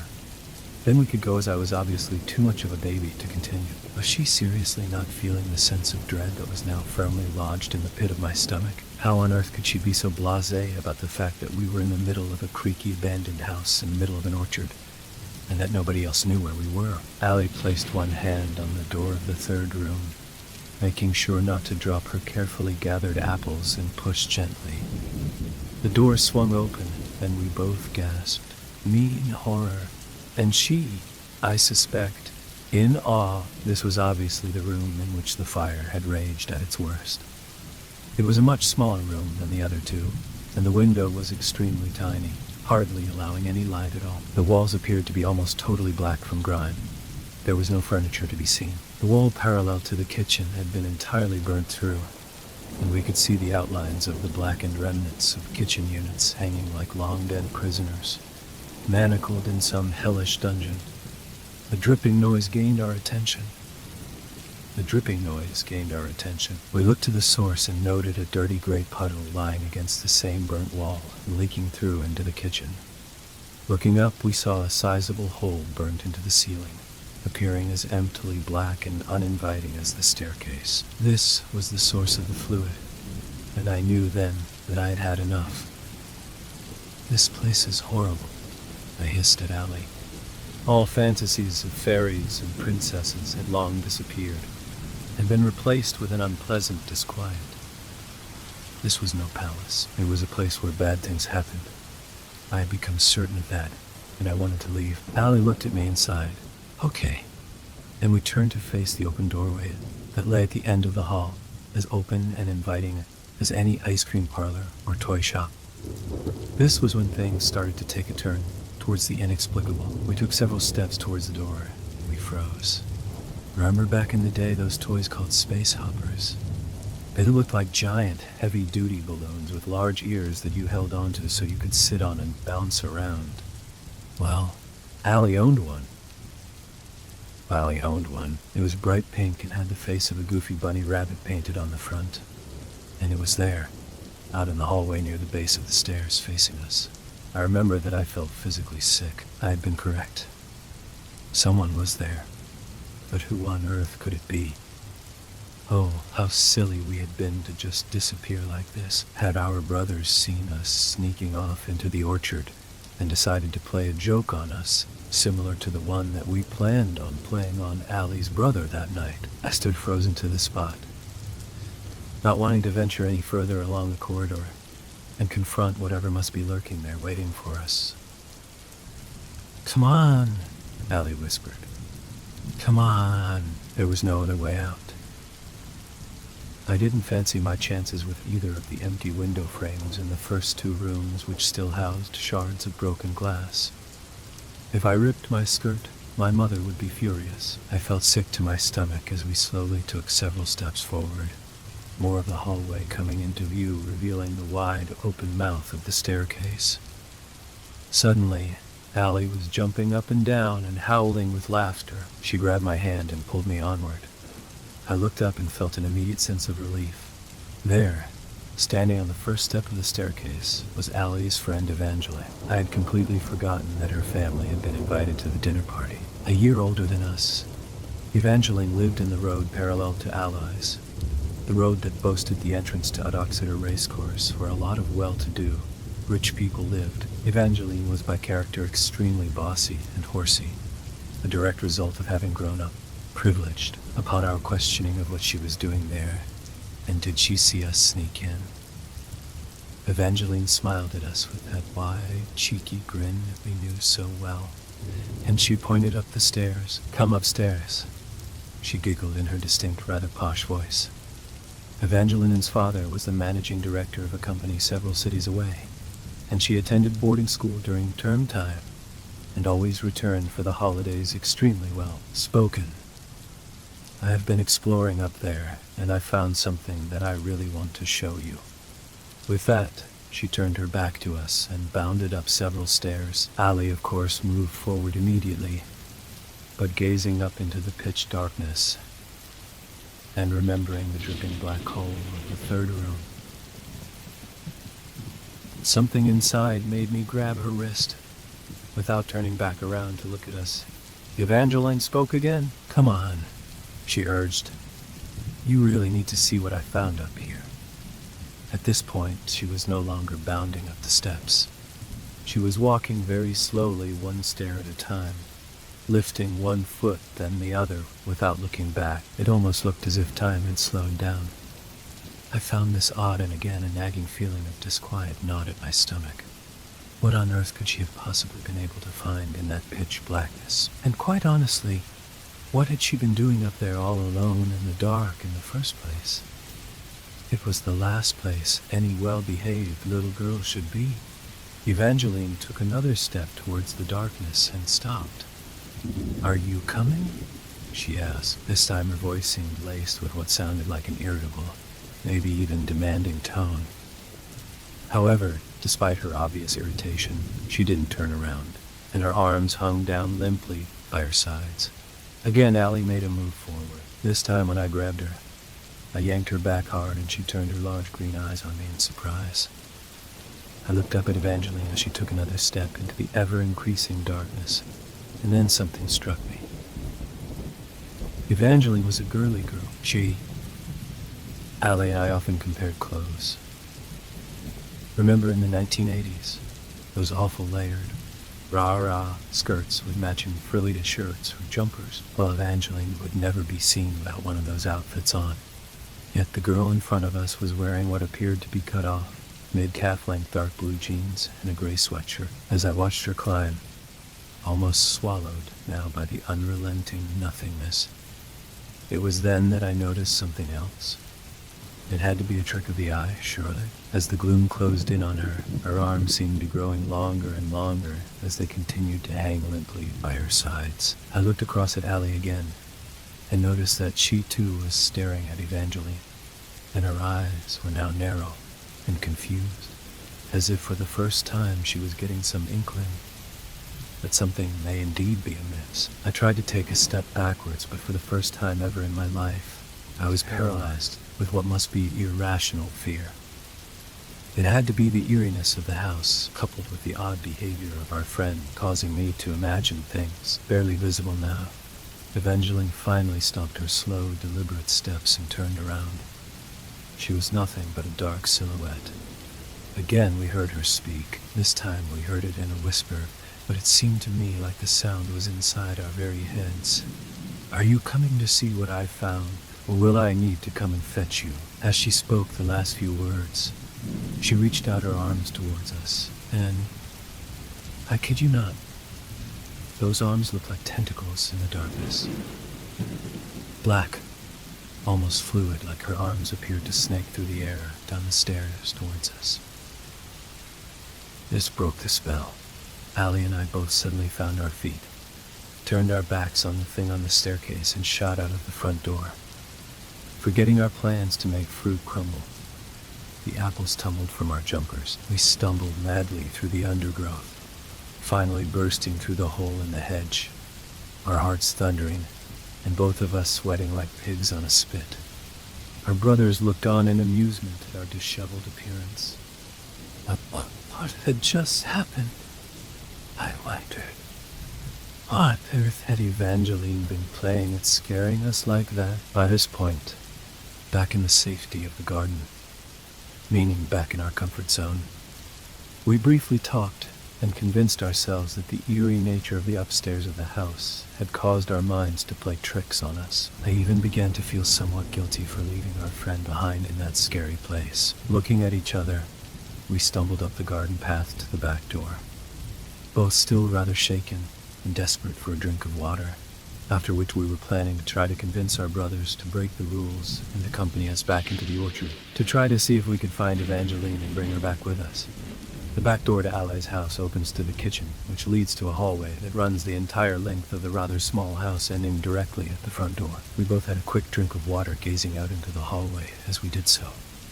A knock at the front door caught our attention.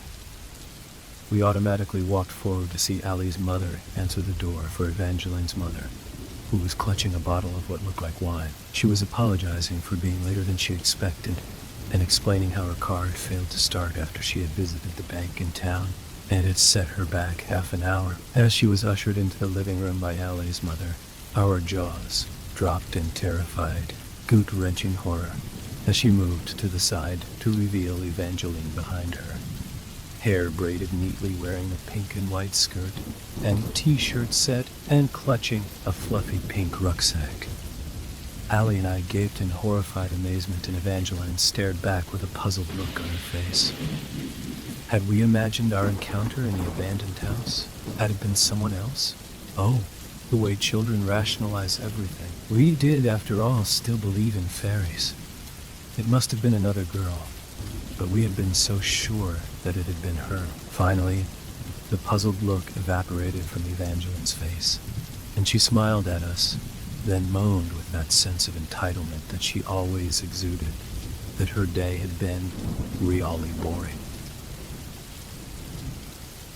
So far so, and could we classes go up to Allie's room to play with her My Little Ponies for a while before dinner began? She passed her partially opened rucksack to Allie for her to hang it up on the pegs at the foot of the stairs.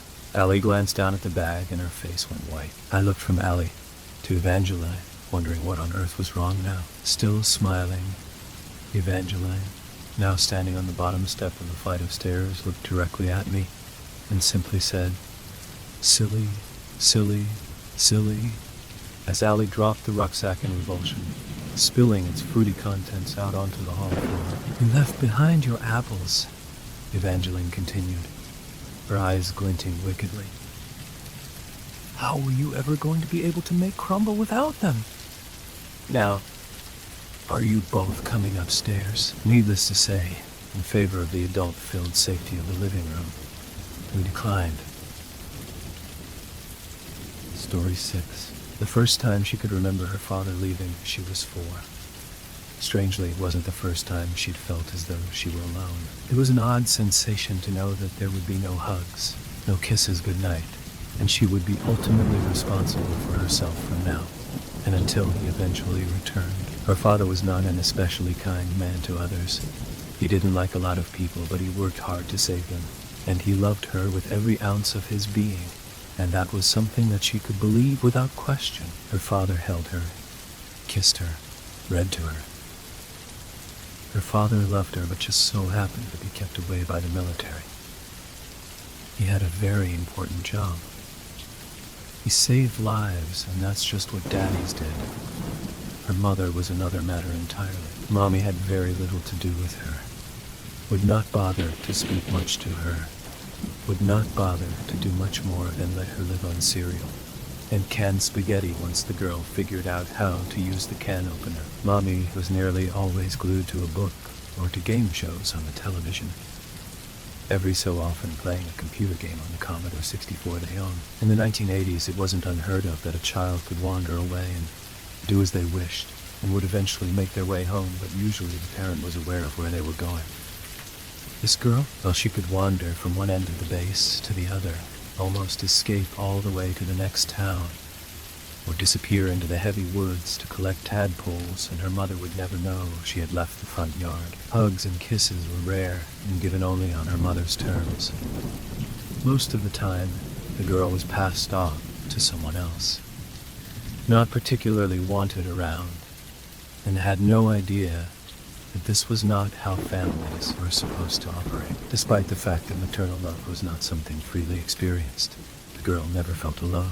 There was always someone with her, someone that offered all the love she could ever want and asked for nothing in return. And she loved this friend with blind affection, she did. And her friend stayed through the day, through the evening, was there when she went to bed, and there when she awoke. He focused on nothing except her, and the girl felt warm and safe with this knowledge. Her friend came the same day her father left, a whispering voice that called her from the front yard of her home to the trees that lie down at the end of the block she lived on. On either side of her, people paid no attention to that small girl, the lone 4-year-old who walked all by herself to the woods. She was invisible to everyone, not just her mother, and was curious about the voice that called her. "Come here, come play," the voice whispered, another child wanting to play. And she was excited while stepping off the quiet road through the PMQs and onto the grass, pausing and trying to peer into the shade of the trees. Silence. The girl frowned. The voice stopped talking. Maybe she hadn't heard it all, and it was just her imagination. Her mother did say she was stupid more often than anything else, and maybe that was the problem. "Come play with me. I'm lonely here all by myself." There. It was there. She hadn't imagined it. There was a friend in there for her to play with. She couldn't contain her excitement any longer and ran to the tree, bursting through the leaves and into the woods, panting and staring right then, left and right again. She couldn't see anything, not at first, and frowned. Where did the voice go? Ghost. I frowned. "Hello," she called, turning around slowly. "Are you there? Where did you go?" "Over here," the voice whispered, and she turned, grinning. It was like playing a game, and it was so hard to find other kids to play with. She missed something this easy, this simple, and just human contact. She had already begun to feel lonely that morning. "Hi, I'm Adam," a little boy wearing a pair of jeans and a t-shirt, one with He-Man on the front, which matched her She-Ra shirt, and in her head this was just meant to be. Could he even possibly be a best friend? She'd never had a best friend before, and they were supposed to be even better than a friend. Maybe even as good as a daddy. "Hi, I'm Corey." Her own response was shy. The prospect of a new friend made her blood rush, little heart pounding frantically in her chest while stepping toward Adam, admiring his shirt and finding that she liked it very much, that he matched her. Friends should match. "Do you want to be my friend?" He smiled, and so did she, his hand extending. and being taken by her own before he lead her deeper into the woods. "Do you want to see somewhere neat?" Of course she did, nodding earnestly and falling into step behind him. It seemed like forever, but they walked while she walked, nattering ceaselessly about the virtues of her, the characters on their shirts. She could be Shira. They could fight the evil Hordak, and then Skeletor if they had time. Priorities had to be established, of course, though she realized then that she didn't recognize where they were, or the old and gnarled tree that was in front of them, her pretty blonde head bobbing forward as she let go of his hand to inspect the knots that seemed to form handholds up to the thick branches that could hold her quite easily in its welcoming shade. She reached for the first knot when her new friend followed her, moving to scale the other side of the tree. "Your mommy isn't going to wonder where we are." "Mommy's busy," she offered by way of explanation, pulling herself up, and finally struggled onto the base of the branch, where she sat and swung her legs back and forth slowly, as though savoring the new height she'd managed to climb to. "Mommy's always busy," she continued. "Daddy would wonder, but Daddy's gone for a while. He had to go save people." "That sounds dumb." Adam wrinkled his nose, pulling himself around until he was sitting opposite of her on another branch. "Why does he have to do that? Why doesn't he just stay and play with you? Daddy says other people need him more." She frowned, picking at her shorts, and peered down at a small and tanned thigh. It is dumb. He's gone for forever. And Mommy says she doesn't have time. She's busy. Even my kitty is gone. Sighing, Corey looked around the woods and frowned as though just realizing now she didn't know where they were. "I'm hungry." "Me too." Adam flipped onto his stomach, lowering himself down while Corey followed him, landing with a hard thud and falling onto her backside with a grumble. Trying to look at the dirt on her bottom. "Can we go to your house?" "I don't know where it is. I've never been here. Nobody else has. Just me and you. This is our spot, but I can take you home this time. And later we can come back to play." He nodded, as though making this a royal command, and took her by the hand, leading her back through the trees to where they had met. She could see the road from between them and frowned a bit. She didn't really want to take him to her house. Her mother wouldn't let him stay. She was never allowed to have people in the house when her daddy was away. "Mommy won't let you stay." Sadness filled her voice, sniffling following soon after, and she was surprised to feel tears rolling down her face. She never lets anyone stay. Corey was alone, and the idea of Adam leaving her was more than she bare. But he squeezed her hand gently, tugging her along and down the street. "She'll make you go away." "No, parents never make me go away." He was confident, and this helped a bit as they stepped up to her house. It was darker than she thought, and a sudden terror gripped her. She was supposed to be home a very long time ago. She could be late as long as the sun was still up. But when Mommy turned on the lamp, and she wasn't home yet, things got bad. Corey froze on the step, pulling her hand back from his, and shook her head violently, afraid now to enter the house. "Sue, what's the matter?" "I'm going to be in trouble," she whispered, wrapping her little arms around herself. "I'm not allowed out when it's dark." "You won't be in trouble," Adam said softly while prying her hands from her middle, and took the same one he'd held the whole way to her house and squeezed it, smiling at her. I promise. It didn't help to make her feel better, and she clutched painfully to him while he opened the screen door, and she held her breath when he led her into the porch for her to take off her sandals and wiggle her toes, listening for her mother. She was relieved to hear the snoring from the couch and the sound of the TV. Jeopardy. Her mother never missed it. Corey refused to move for a moment, but Adam was intent on tugging her into the kitchen, past where her mother slept on the couch, having not bothered to shower today, with her ashtray overflowing onto the table, beside an open 2-liter Diet Pop. The house itself stank of stale smoke, and while usually cleaned when her father was home, though it always smelled like cigarettes. It would begin to fall apart shortly after he had left. There were half-eaten sandwiches that had begun to turn green on the crusts, and her half-eaten bowl of cereal from the morning was feeding the flies that had begun to gather in their hall. Still, she was afraid because she was late and had someone in the house with her. "She's going to be angry," Corey whispered. Adam shook his head and brought her to the kitchen, opening the fridge to look inside. It was still full for now, though. For how long, she had no idea. Adam selected 2 slices of cheese, salami. Corey was grateful for this. The only other choice was bologna, and she hated bologna, and had her fetch 4 slices of bread to make them each a sandwich, as well as the bag of milk in its holder. Neither could reach the clean cups and would share her cup from the morning before sitting at the table for their meal.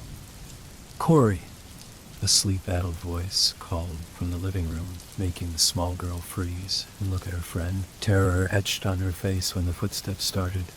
Adam held a finger in front of his lips, silencing her as she turned to look at the doorway, and her rumpled mother in her nightgown, and eyes that didn't seem to want to focus on her. "Why do you have 2 sandwiches? One's Adam's." "Who's Adam?" "Him."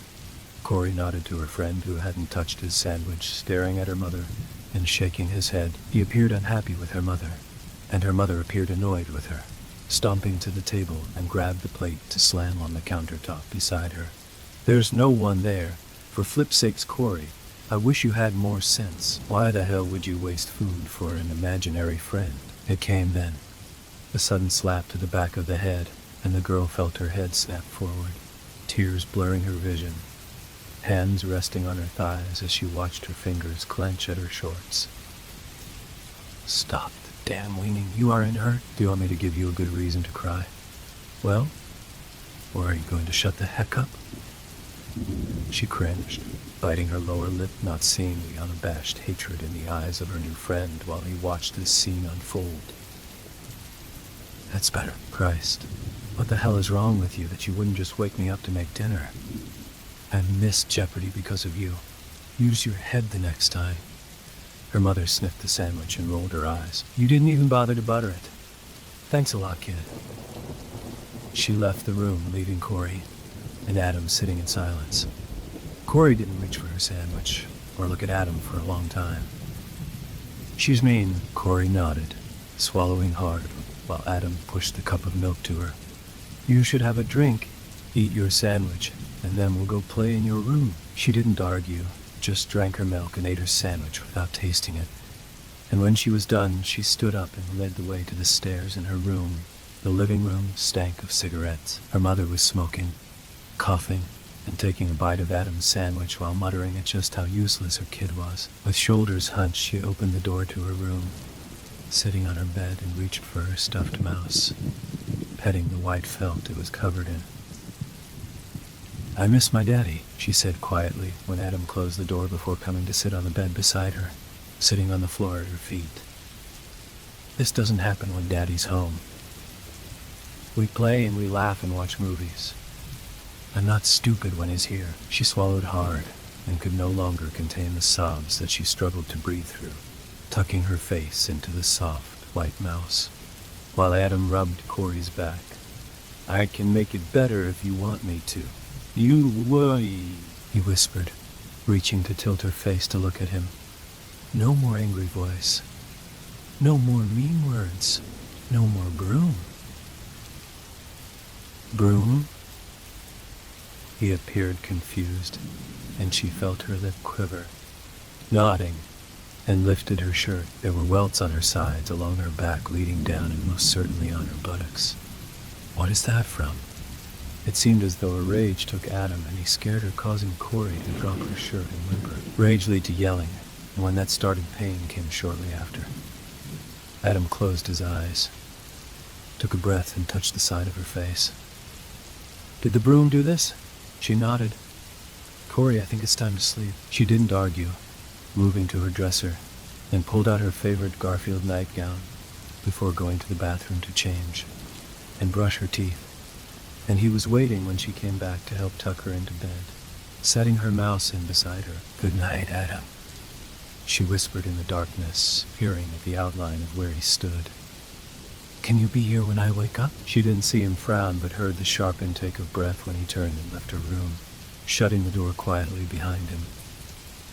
"I don't want to be lonely anymore," though this was said more to herself than to him as the tears started, and she cried herself to sleep. The changeling stood outside the door and listened to the girl cry herself to sleep. It was a sad thing, and while it had been very interested in her, the sorrow it had also made the creature curious about her home. The girl hadn't lied. He would have smelled it if she had.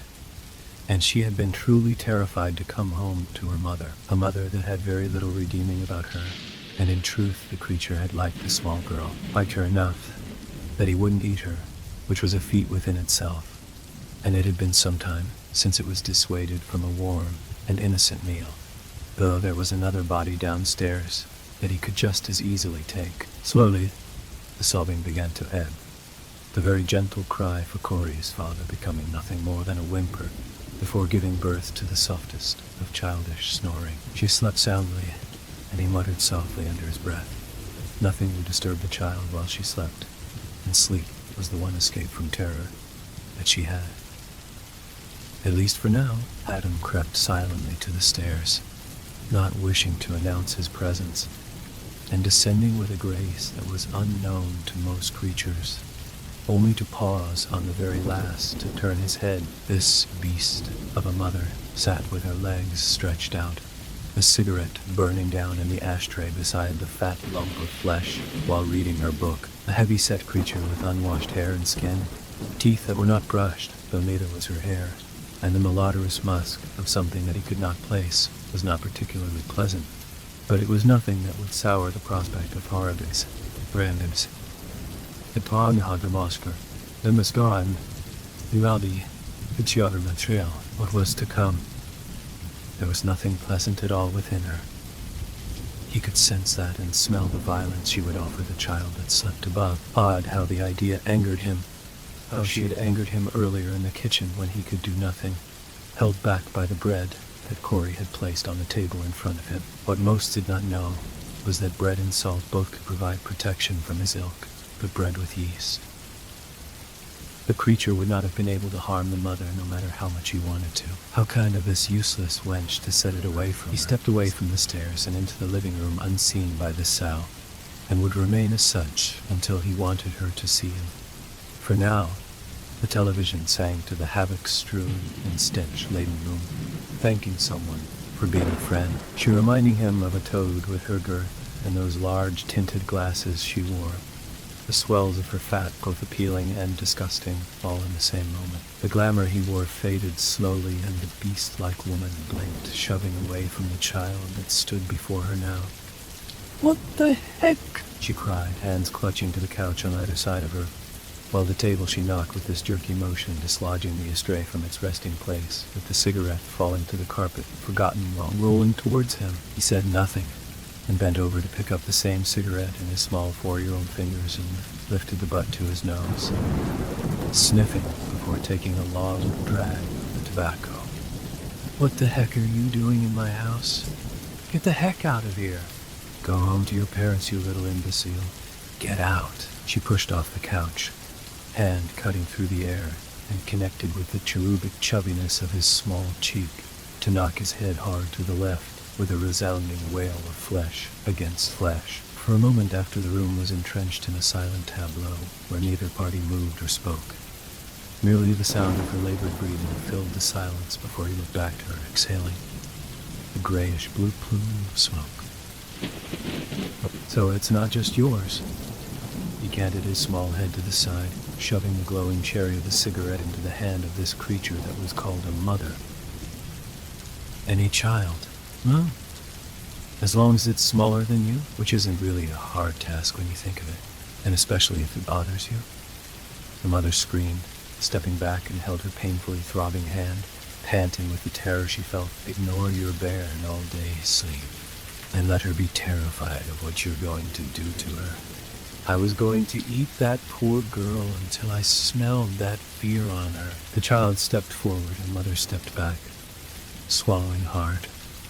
the child taking another puff of the cigarette before looking down to it, and seeing that he had smoked it to nothing, as there hadn't been much left of it to begin with, before tossing it in the ashtray and stretching. Took her to my home in the middle of the woods. Took nearly 8 hours round trip, and you didn't know. If she didn't cock, would you have said anything or been relieved? Adam smiled, a malicious thing when he stopped advancing on her, instead clasping his hands behind his back as he backed her into the wall of the house. She screamed and screamed, and finally, when had enough, he screamed too. Piercing sound that made her cover her ears and double over to his level to stare eye to eye with him. No one can hear you if I don't want them to, and well, he sucked in a breath, the tanned color of his flesh shifting to mottled gray. I really don't want them to, limbs and teeth elongated, his head losing hair and beginning to elongate into a point much like a spade. Nude and covered in filth with stray hair that peeked out of his flesh here and there, hideous and smelling of the earth, licking his teeth and lips whilst his ears sucked inside of his head with a soft popping sound. Makes a good meal hard to enjoy. He lunged and the screaming began anew while his clawed fingers delved into the folds of fat on her stomach, tearing away skin and showcasing the yellow curdled fat beneath. It was warm, slick under his fingers, and he buried his face into her belly while she tried to pummel his head, gagging on her own blood and bile. The girl would rest peacefully, as would everyone else near them. No one would hear the idiot, and he could take all the time he wanted, running his tongue along that bloody gash nestling inside of the wound when he began to suck, screaming soon, giving way, wet slurping and gnawing on bone, followed by the softest of contented sighs. It would be a good night. The sun shone through the pale blue smurfette curtains into Corey's bedroom, the stark white of her walls and bedroom furniture momentarily blinding the small child as she yawned and sat up while rubbing the sleep from her eyes. It took a moment to remember her friend, and she was saddened to see that Adam was gone. Her father was gone. Everyone was gone, except for her mother. Frowning, the little girl got out of bed to pee before going down the stairs, and was puzzled to see just how clean the house was. Her mother gone from the couch, and the smell of eggs with bacon coming from the kitchen. Tentatively, she stepped off the stairs and crept slowly into the kitchen, where her mother stood in front of the stove, making breakfast clean and dressed. The smell of cigarettes didn't even hang in the air anymore. Mommy? She looked for her box of cereal and found nothing, and grew all the more confused when her mother turned to her, holding a frying pan and nodding to the table by the window. Have a seat. Breakfast is ready. The voice was warm, loving, and Corey wasn't sure she trusted it, but went to the table as she was told. Did you have sweet dreams? A moment later, scrambled eggs with bacon were set on the table in front of her with a glass of milk, the girl lifting her fork and nodding, moving to take a bite of her breakfast. Corey sighed happily before smiling at her mother. Happy, truly happy, for the first time since her father left the day before. Mommy, you forgot the toast. We'll save toast for when Daddy comes home. That can be your special thing with him. Her mother still smiled, sipping her own glass of milk that seemed thicker than her own, coating the glass in a much heavier sort of film. But the girl couldn't be bothered to wonder about it when she could have this moment, this nearly perfect moment with her mother sitting beside her, stroking her hair. Would you like to go for a walk in the woods today? Yes, please, Mommy. Corey smiled, leaning into the hand that brushed her hair. Story 7. Every family has its stories. Those events that have passed on into almost legend, and my extended family is no different. Some families have stories which they laugh about, which are brought up with regularity at gatherings, stories that they share with others. Ours is not one of these stories. If it's discussed at all, it's spoken about in hushed tones, with sideways glances at me in particular. I never bring it up myself unless directly asked, and I'm lucky enough that I can get away with telling people that I was too young, that I don't remember any details, that it's just a blur and a distant memory from my youth. that's a lie. Advertisements, I remember almost everything.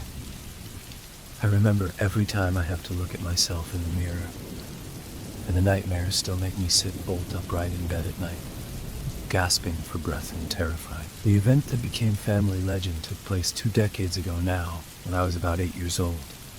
We were heading for a short family getaway to our family's cabin. To be honest, it was more of a holiday home than a cabin. My grandparents had bought it when my father was still young, and it had been in the family for years. My brother and I called it the cabin by the woods. It made it sound more exotic. My grandfather used to take my dad and his siblings up there when they were young, hiking through the woods, fishing and swimming in the nearby lake. And my dad and his brothers and sisters now did the same with their own families. We started the trips when I was about 6. Mom, Dad, me and my little brother Peter heading up to the cabin for the odd weekend getaway. I vaguely remember a few of those earlier trips. I recall swimming in the lake with Pete one time, and both of us being scared to go too far out because that was where the lakeweed started growing, and you couldn't see the bottom. The cabin was right on the edge of the woods, right along the boundary of the tree line. Fields and farmland on one side and heavy woodland on the other. The farm next to the site was owned by the Johnson family, old friends of my grandparents. We'd always stop in and say hi to Mr. and Mrs. Johnson on the way up to stay. Occasionally, we'd have dinner there. My dad and his siblings had played with the Johnson kids when they were younger, but their children had grown up and moved away, and it was just the parents left at the time. Mr. Johnson kept an eye on the cabin when our family wasn't using it. Dad had pulled us out of school a few days before the weekend. We packed up the car and left early on Thursday morning. It was late summer. The leaves were just starting to change color, and the air was becoming crisp and cool in the evenings. I remember being excited for the trip. I was looking forward to adventuring in the woods, and Pete wanted to go swimming. Mom had warned us that it might still be too cold to get in the lake, but we insisted on packing our swimsuits anyway, just in case. Marty, Pete. My mom was calling to us to head out, but Pete and I were in the car and ready early, eager to set off. Pete had decided he was going to put on his swimming trunks underneath his pants so that he'd be ready to go at a moment's notice once we were there. The drive was uneventful. We napped in the back of the car. I remember waking up as we pulled up the gravel driveway to the cabin. Dad must have picked up the keys from the Johnsons on the drive-in while I was still asleep. We bumped our way up the long, twisting driveway that ran along the tree line. We slowed to a halt outside the cabin, Pete and I looking excitedly out of the car windows. It looked just like I remembered it, framed by big trees, with a clear area in front of it which attached to the field that bordered the woods. The Johnsons' fence line ran along the edge of the woods, and normally there would be stock roaming around in the field. They had sheep and some cattle, but today it was empty. Pete was bouncing excitedly in his seat. "I want to go swimming," he yelled. "We need to unpack the car and set everything up first, Bud," Dad replied, opening his door and getting out. "Pleasey?" Mom got out as well and unbuckled Pete. I got out on my own and looked around. Everything was as I remembered it. Looking off to the side of the cabin, I could see the gaps in the trees where twin paths forked off, one leading into the woods and one leading the other way, down towards the lake. There was a white blaze painted on one of the trees, marking the start of the path.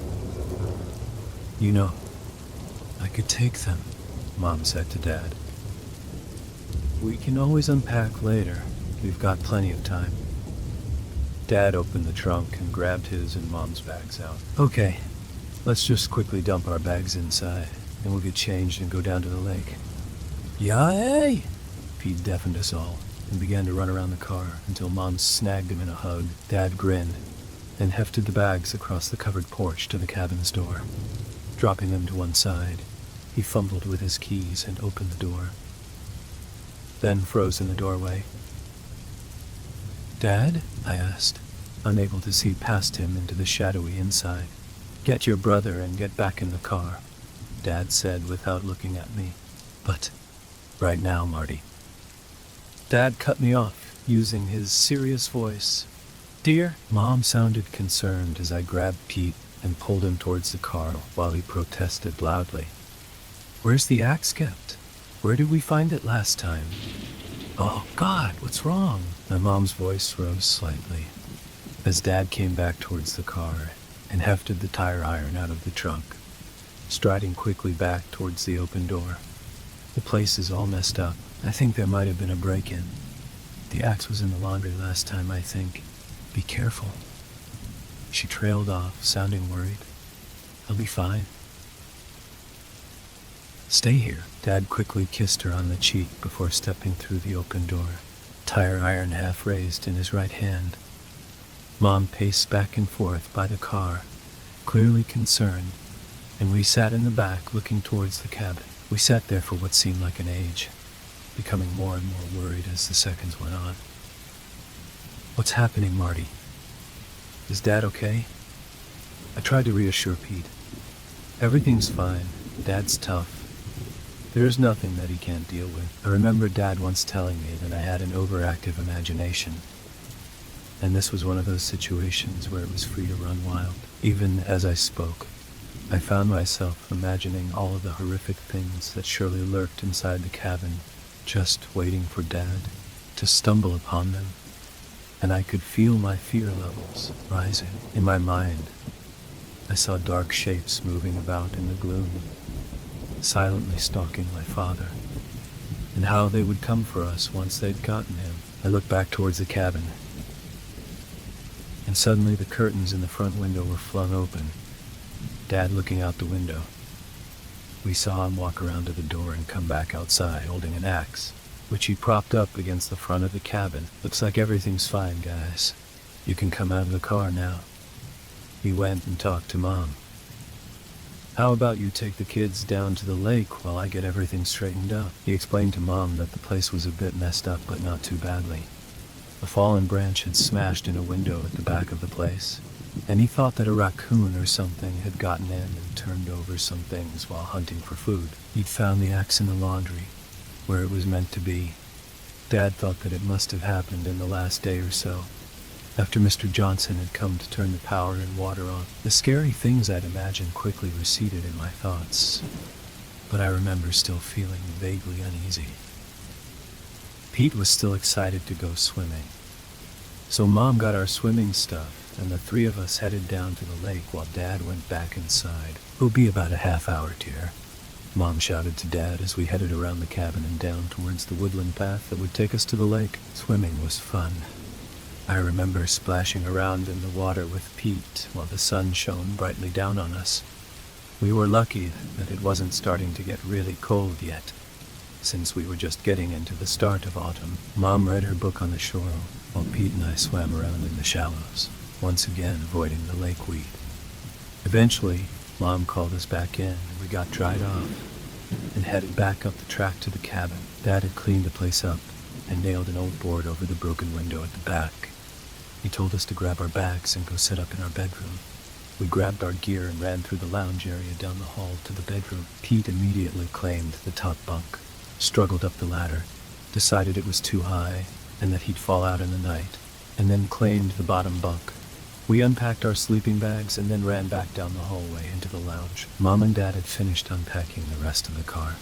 They'd stowed the food in the kitchen and Dad was setting up the portable grill out on the porch. Can we go exploring? I asked excitedly. I like the woods.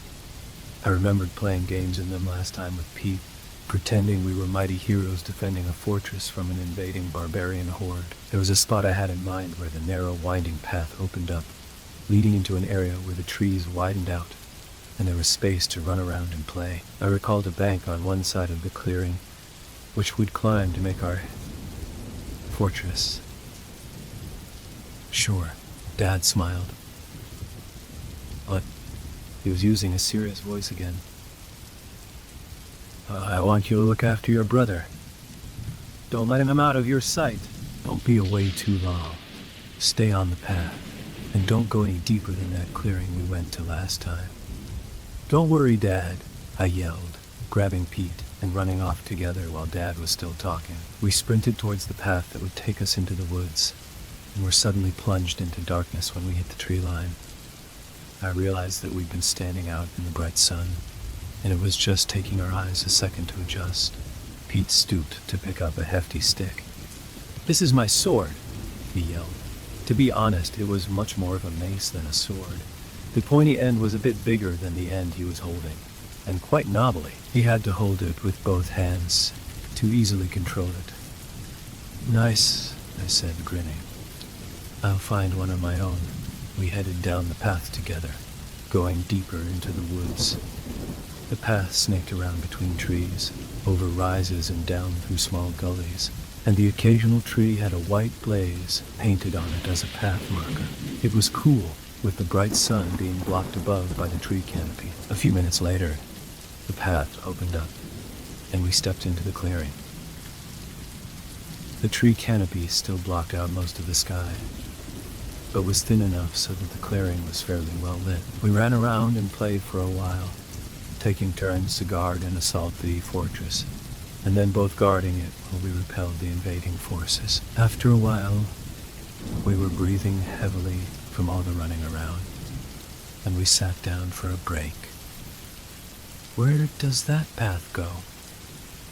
Pete was looking around, pointing towards the far side of the clearing. I looked in the direction he was pointing, and spotted a tree with another white blaze painted on it on the far side of the clearing. The path was hard to spot next to the tree. It seemed to be quite overgrown, and the tree that was marked was gnarled and twisted, with only a few leaves still attached. It was covered in moss or lichen, which made the blaze a lot harder to see than normal. I don't know, I replied. Let's find out, I stood, picking up my sword stick, and Pete picked his up too. Didn't Dad say not to go any further? Pete sounded worried that we'd get in trouble. Come on, we'll be fine. I was using my big brother powers of persuasion, knowing that Pete would cave in and come with me if I headed that way. I was soon proven right, as we headed towards the path together. We were less than a minute past the gnarled marker tree when a sense of unease settled in. The woods felt different. There was less light, and the trees were closer together. They seemed to be fighting each other, clawing their way up towards the light. I no longer felt the confidence that I had before, and I gripped my stick a little tighter, taking some comfort from its weight. Marty, did you hear that? Pete asked, clutching at my arm. Hear what? I don't know. Like something moving around. Something big, I think. He trailed off as we slowed our pace to a near crawl, and I listened hard. I hadn't heard anything, but at that moment I realized I couldn't hear much of anything at all. The woods were normally full of sounds, the rustling of wind through the trees, bird song, and the like. But it seemed eerily quiet all of a sudden. We heard the snap of a twig behind us and froze in place. The hair on the back of my neck prickling and standing on end. Pete slowly turned his head to look at me, and I slowly turned to look at him. His eyes were wide, and I could see he was breathing fast, and I realized that my own heart rate had risen as well. The woods seemed even darker than they had been moments ago, the shadows deepening and pressing and almost menacingly. We turned fully around at the same time, and were confronted suddenly by a tall figure looming over us. Blar! Blar! Blar! It was Dad. We both screamed as Dad yelled and waved his arms in the air, and then he started to laugh at us. He chuckled to himself. You should have seen the looks on your faces. Dad, we exclaimed, breathing hard in fright. I thought I told you not to go any further than the clearing. You didn't sound too impressed. Come on, your mother's got lunch ready. Let's not tell her how far into the woods we've come, okay? Pete and I nodded our agreement, and we followed Dad as he turned to head back down the path. As we walked back towards the clearing, I heard rustling behind us. It was like Pete had described, something big moving through the brush. Pete and Dad were laughing about Dad scaring us. I don't think they heard anything. I kept walking, looking back over my shoulder as I went, but couldn't see anything in the shadowy undergrowth. I quickened my pace to catch up. The rest of the day was fun. We headed back to the cabin, had a late lunch, and then spent the rest of the afternoon down by the lake. Later that night, Pete and I had been sent to bed, and as we lay in our sleeping bags, I heard something outside. Pete, can you hear that? I asked. I got a snore in response, He was already asleep. I slid down from the top bunk and rummaged around in my backpack, grabbing my flashlight from the bottom of it. I flicked the switch and nothing happened, so I shook it around and the light flickered on, casting a weak cone of light across the room. I opened the curtains and looked out of the window. The woods loomed out of the darkness, the beam of the torch just making across the clear area to the first trunks of the tree line.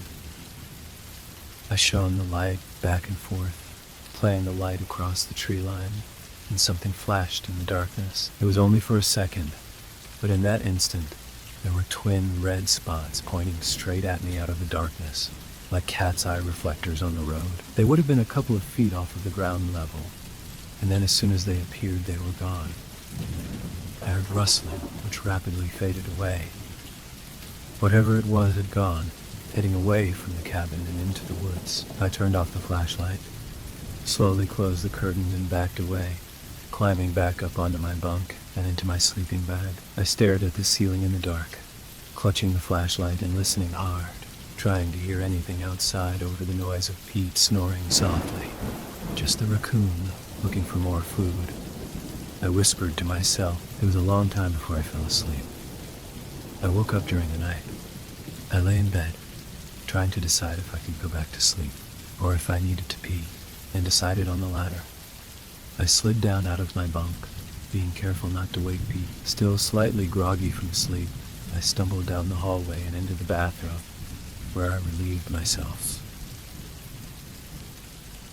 I was heading back down the hall to the bedroom when I heard something from the lounge. Further down the hall, I was in place, listening hard. There was something in there. I crept ever so slowly down the hallway, passing the door to our bedroom, and peered through the doorway into the lounge. I relaxed when I realized what the noise must have been. The front door was open, creaking slowly back and forth in the cool night breeze. It must have not shut it properly, and it had opened in the wind. There were no lights on, but the lounge was half illuminated by moonlight coming through the windows and through the cracked open doorway. I stepped into the room, intent on heading to the door to shut it, and then once again froze a few steps in when I perceived I wasn't alone. Parts of the room were lit from outside, and this made it hard to see into the gloom of the other parts that the light didn't hit. But there was something in one corner of the room. I couldn't make out anything as I peered towards the shadows, but as the door creaked slightly more ajar once more in the wind, I saw the red lights staring out at me from the dark. With a thrill of horror that sent the hair on my neck standing on end, I realized that they weren't lights at all. They were eyes. I took a step backwards, and as I did, the red-eyed creature in the shadows glared out at me. I could see a faint outline, a shape, in the darkness, but nothing clear. Whatever it was a lot bigger than a raccoon. I opened my mouth to yell, but all that came out was a whimper. The breeze stopped, and the door creaked once more, slowly closing this time. As the door closed, the beam of light that was coming through the gap slowly narrowed, and then disappeared as the door came to rest against the jamb, just short of clicking completely shut. As the light disappeared, the red reflection in the creature's eyes faded from view, and I realized to my horror that I could no longer make out its shape in the darkness. I took another step backwards, and the thing growled at me from the shadows, a low, throaty rumble that filled me with dread. I heard the clack of nails or claws on the hardwood floor as it took a step towards me, and I finally found my voice, screaming at the top of my lungs as I closed my eyes and covered my head with my arms, turning away from whatever the thing was, and trying to cover up, to protect myself. As I screamed my lungs out, I heard my parents yelling in alarm from the bedroom down the hall, and scrambling sounds of them trying to get up quickly to come and see what was wrong. I heard the door open again in the wind, and opened my eyes to see the end of whatever the thing was disappearing outside. It was big, at least dog-sized, but apart from a split-second glimpse of dark fur on her hair, I couldn't see anything that would tell me for sure what it had been. My parents burst into the room, Dad running to grab me and then Mom turning on the lights. They held me close, asking what was wrong. Dad was saying something about how I must have been sleepwalking and had a nightmare. Pete came in as well, and as the family gathered in the lounge, everything seemed much less scary in the light. Maybe it had just been my imagination. Despite my protests, my parents eventually decided I'd just had a nightmare, and everyone eventually went back to bed. Mom stood by my bunk and whispered soothing things to me as I dropped back into slumber. I awoke the next morning to sun streaming through the windows, immediately feeling much better in the daylight. The events of the previous night seemed far away, like they had been a dream, and I wondered if that's all that it had been. Everyone else seemed to already be up and about. It was just me in the room. I got up and got dressed, and headed out into the lounge, where everyone was gathered having breakfast. "Good morning, honey," my mom called to me. My mom called to me. "Did you sleep all right?" I replied that I was fine, and set about getting some breakfast. The rest of the day, and the next couple of days as well, were fairly uneventful. We swam in the lake while our parents read their books, and then Dad came in to throw us around in the water. We walked through the woods several times, taking different trails. Pete and I ran around like madmen out front of the cabin, playing tag and every other game we could come up with while Mom and Dad relaxed on the front porch. The nights, though, I had bad dreams about a dark shape scrabbling around outside. I'd wake up and listen hard in the gloom, trying to figure out if the noise was just the trees or something else. Saturday came, which would be our last night at the cabin. We'd be packing up and leaving in the morning. In the afternoon, Pete and I had gone back to the clearing in the woods, playing Star Wars this time. We were taking turns using the torch as a lightsaber. We must have played for hours, as I noticed the daylight was just beginning to turn to dusk, the woods growing dimmer as the light fled. For the life of me, I've never been able to explain what came next. I wish that we had just walked out of those woods, back to the cabin, but we didn't. You see, after that first night, I'd been afraid. Whatever the thing had been, it had shaken me badly. But I was one of those kids who had to know everything, and I had an idea about where I'd find out for sure. Deeper into the woods, where I'd heard something that first day. I stared across the clearing at the gnarled tree with the faded white blaze, and decided that I was going to look before Mom and Dad came for us. Pete had piped up, saying it was getting dark and we should start heading back. Dinner would be ready soon. I told him my plan, and he shook his head vigorously. He didn't want to go deeper into the woods. Once again, using my big brother powers of persuasion, I convinced Pete that he'd get in trouble if he headed back alone, as our parents had told him that he had to stay with me at all times. I turned on the torch again. Pete hefted his sword stick and we set off together, heading past the gnarled twisted tree that marked the path deeper into the woods. We walked in silence, carefully picking our way along the path in the dark, my crappy torch lighting the way for us. Every now and again, it would flicker, so I'd give it a whack and the light would come back. I found myself wishing I'd packed spare batteries for the trip. We must have drained the power while we were playing with it. The evening was getting rapidly darker, the moon coming out and casting some dim light through the gaps in the trees. "Marty, I don't like this," Pete said apprehensively after about a minute on the path less traveled. "Neither do I, but we can't turn back now," I replied. Looking back, I just can't understand why it meant so much to the 8-year-old me. By this point, I was starting to doubt the intelligence of the plan, but I was too headstrong to admit it and turn back. We continued along the path, my torch's light picking up the roots and branches that we needed to avoid. I felt apprehensive, and I'm sure Pete felt the same. This part of the woods had been bad enough in the daylight for the brief period we'd spent in it, but it was 100 times worse at dusk. I was jumping slightly at every shadow, every branch that reached out of the darkness at us. Eventually, the path turned sharply, and I lit up a gap between two trees that opened up into a second clearing. We stepped into it, and I noted with some relief that there didn't seem to be a path out the other side. I couldn't see a white trail blaze on any of them. I breathed a sigh of relief, deciding that we'd gone far enough and we could turn back now. I started to turn, and Pete grabbed my arm. "What?" I looked down at him. "Don't be scared. We're leaving now.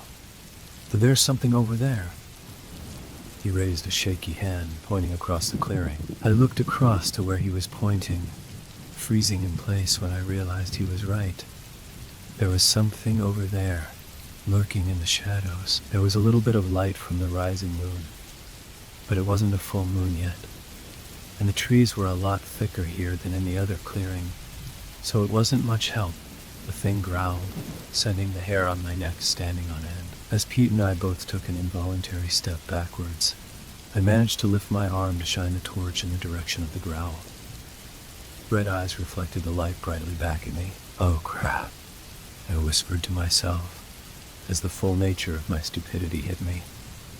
In my efforts to prove to myself that I was brave, I'd taken myself straight into harm's way. And what was worse was that I'd taken my little brother, who I was meant to protect, along for the ride. The thing stayed just out of the weak range of the torchlight, a dim cone of light just enough to make out its outline against the trees behind it. As it padded back and forth, a low warning growl rumbling continuously in its throat. I could see it only a little better than I had been able to in the house. Just an outline, and the red reflection of the light in its eyes. It was powerfully built through the shoulders and forelegs, a small head on a large frame that tapered down towards its back legs. Maybe it had a tail. I couldn't tell in the dark. All I could really see was those damn eyes. Just seemed wrong somehow, twisted like the tree that marked the entrance to the part of the woods it seemed to live in. Pete was beginning to hyperventilate, and my heart was hammering at 1,000,000 miles an hour. But I knew I needed to try and stay calm, to try and get us out of this mess. I asked, not taking my eyes off of the red eyes being reflected in front of me. "What?" he stammered. "We're going to back away slowly, okay? Just stick with me. We'll be fine." It doesn't like the light. I was praying that I was right. The thing seemed reluctant to come into the torchlight. We backed slowly out of the clearing and back down the path that we'd come in on. We rounded the first corner and kept backing away. I kept the torch pointed in front of us as we slowly edged down the path, hoping that maybe the thing wouldn't follow us. My hopes were dashed when a shape appeared, and the reflection bounced red off its eyes again. It was following us, stalking along the path after us, staying just out of the reach of my torch, and making its way around the odd patch of moonlight that made it through the tree canopy above. And of course, it was at that moment that the torch started to flicker and die again. "Damn," I cursed, whacking the side of the torch to try and hit the light back into existence. But it continued to flicker, and then it died completely as the batteries finally gave up. "Marty?" Pete sounded as terrified as I felt, suddenly enveloped in the dark. I heard the thing growl again, so I flung the torch in its direction and screamed at Pete to run as I turned to do the same. Whatever the thing was, it was now chasing us, and I could hear it getting a little closer with every step. Outstretched branches tore at our clothes, one whipping into my face and cutting my cheek. I barely felt the sting. The fear I was feeling at that moment was almost immeasurable. Pete was sprinting as fast as he could, but with my longer legs, I was beginning to outstrip him. "Come on," I urged, reaching for and grabbing his hand to pull him alongside me. "You can do it. Just keep running." I spat the words out between frantic breaths. I realized that Pete was still carrying his HS sword stick, and without breaking stride, I stretched over and tore it from his grip, flinging it behind us as we ran. I heard a meaty thud as it landed, and then growls that sounded of pain and anger. I must have hit the thing. I just hoped that it would slow or distract it enough for us to get away. We kept sprinting down the track in the now near-dark forest, which had been difficult enough when my torch was working. As we ran, I silently prayed that we wouldn't snag on a branch or trip on a route, as that would surely be the end of us. I silently wished I still had my torch. It would have made our flight easier. There, I saw the twisted tree, the outline just able to be made out against the dark sky, thanks to the dim moonlight. By this point, we were both nearly out of our minds with fear. All that was keeping me going was the adrenaline, and I knew Pete would be much the same. We were both sobbing as we ran, taking in deep, ragged breaths as we ran. We burst into the clearing, and were about halfway across it when Pete fell, tripping over a branch laying on the ground. He landed heavily, and my momentum from running carried me well past where he lay. I skidded to a halt, turning to head back to get him. And as the thing bounded out from the path behind us, I caught my first real glimpse of it, eyes widening in horror as it came into view. It was a twisted thing, like a huge dog or a wolf, but wrong, somehow. Its proportions were all off. 4 legs were much longer and muscular than the hind. It didn't run like a canine either, moving more like a gorilla charging on all fours. Its long, dark fur shaking back and forth as it lolloped forward towards my brother. Long tongue spilling out from behind jagged white teeth in a snapping, slavering maw. And those horrible red eyes, glowing brightly with hunger in the dim moonlight.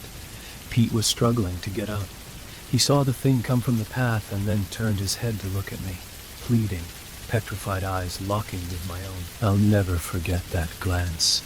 In that second I saw exhaustion, confusion, and an all-encompassing fear, bordering on the brink of madness. But worst of all was the unbelieving, horrified betrayal that came into his eyes as I did, the only thing that my terrified 8-year-old brain could think of. I turned away and fled, Pete's screams echoing after me as I went, rising in pitch and seeming to go on forever, then cutting off suddenly.